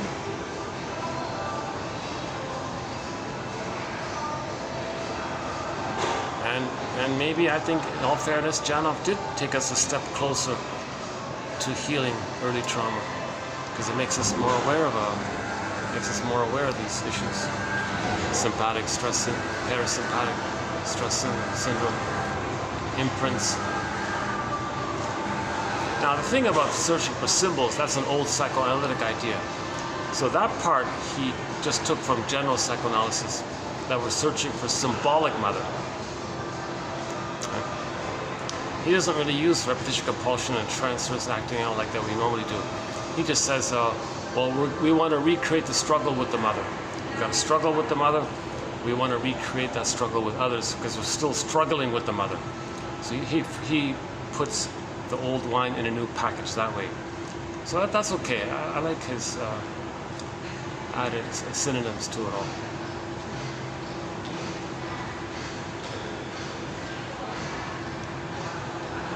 And I think maybe my favorite quote was that one about the 4-part one, where it ends that the death of unreal hope is the birth of life. The unreal hope.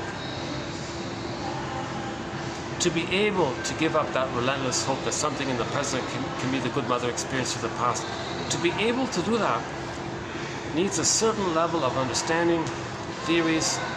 Okay, that's the whole idea of weaving the basket. So there's the positive side of theories and ideas. It makes us feel safe to let go of that unreal hope. Then you know what's going on. Then you don't need to repeat. You do get a feeling by that. There is like a degree of feeling coming into you when you get to that place. That's the new life, right? When you get back your feelings. And also, Janov's work gives an immense amount of empathy. An immense amount of empathy. That a lot of people are in pain, basically. People smoking and drinking, well, they're all in pain. Drown the pain, drown the pain. They just want to drown the pain, basically. And the beliefs and the biggest, same idea, because those beliefs replay hope, pain, endorphins. Hope, pain, endorphins. Imitate the mother, one with the mother. Imitate the mother, one with the mother. If you imitate the mother, you're still trying to save her and please her and get mother's love. That's why you're imitating the mother, because you want mother's love. So everything is love or a cry for love. That's one of the best self-help lines I've come across. Everything's love or a cry for love, by Miss Schulman, Helen Schulman, is that right? You know, that book of hers, that blue book of hers, with the thin, those very thin pages, like a massive, I don't know, 1,000-book thing, 1,000-page book. That could contain 1001 Windows of the Mind. If that publisher who publishes that book, oh my God, that'd be awesome if they'd take on 1001 Windows of the Mind and publish 1001 Windows of the Mind. They can change the title, I don't care. They can change the title. They can call it Saved by Knowledge, Saved by Understanding. Be your own story doctor. Be your own soul surgeon.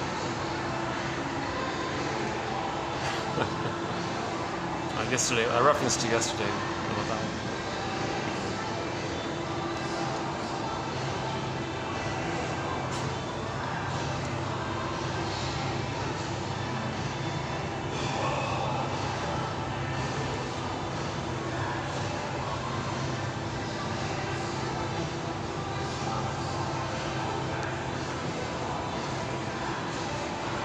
Yeah, guava juice is on my mind right now.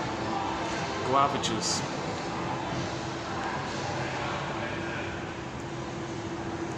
There's a shop like, oh jeez, I gotta take it. It takes a while to get there. They sell like a whole jug of it, like a 5-liter jug of it. It's like I could buy that one.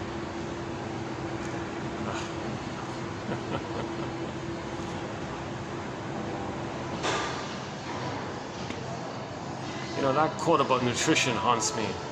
I don't think the food is becoming less nutritious, obviously, right?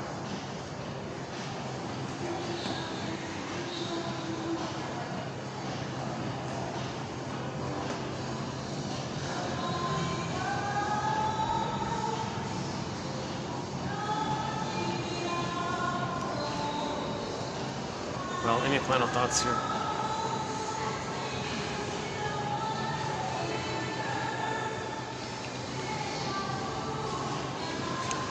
Any final thoughts here?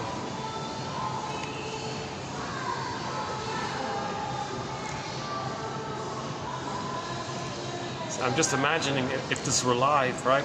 There might be a comment coming in, and I can respond to the comment, make a joke, hopefully make a joke about it, right?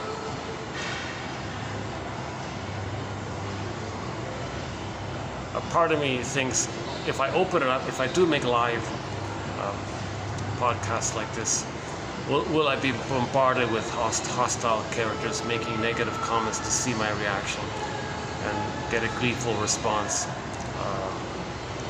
because mother responded? No, what it is, if let's say a troll says some obnoxious thing and they get a reaction. So that reaction is an attempt to see what they feel. Externalized, meaning someone else can feel what they're feeling, but they don't know they're feeling it. But if they can trick someone to feel what they're feeling, then in their fantasy, in their psychotic place, they're one with the mother. Mother's supposed to know what the baby's feeling. If the mother knows what the baby's feeling, the normal response is that mother soothes the baby. That was failed. So in the present, they want to goad people, trick people to feel your distress, your distress. You can be passive-aggressive, say some rude thing or something, be a troll in other words, get others to display some upset of some type. You feel gleeful because, ooh, you're back in the nursery, you're one with the mother, and mother's going to soothe you because mother knows what you're feeling. So you're back at that hopeful place, and you got a little blip of one with her. If you see someone else exhibit, externalize, like proxy form, express what you're feeling but don't know. Evocation of a proxy. They're feeling what you're feeling, you feel one, that goes back to you and the mother being one. So that's a mechanism known as projective identification. Projective identification. Another symptom of trauma. And of course they'll create excuses and rationalizations to hide it. That's a major thread, yeah. Projective identification. We've got a good 300 quotes on it, maybe 400 quotes. I feel like I've plucked out many excellent quotes from that topic. You know, sometimes known as evocation of a proxy. Getting someone else to feel for you, to play a role for you, or do something for you. Projective identification. Like the stage thing, you're trying to create on the stage a reenactment of the past. So projective identification is towards that end as well, right? How are we doing here? Should I close this before the 5-hour mark? Why not? I got 10 seconds here.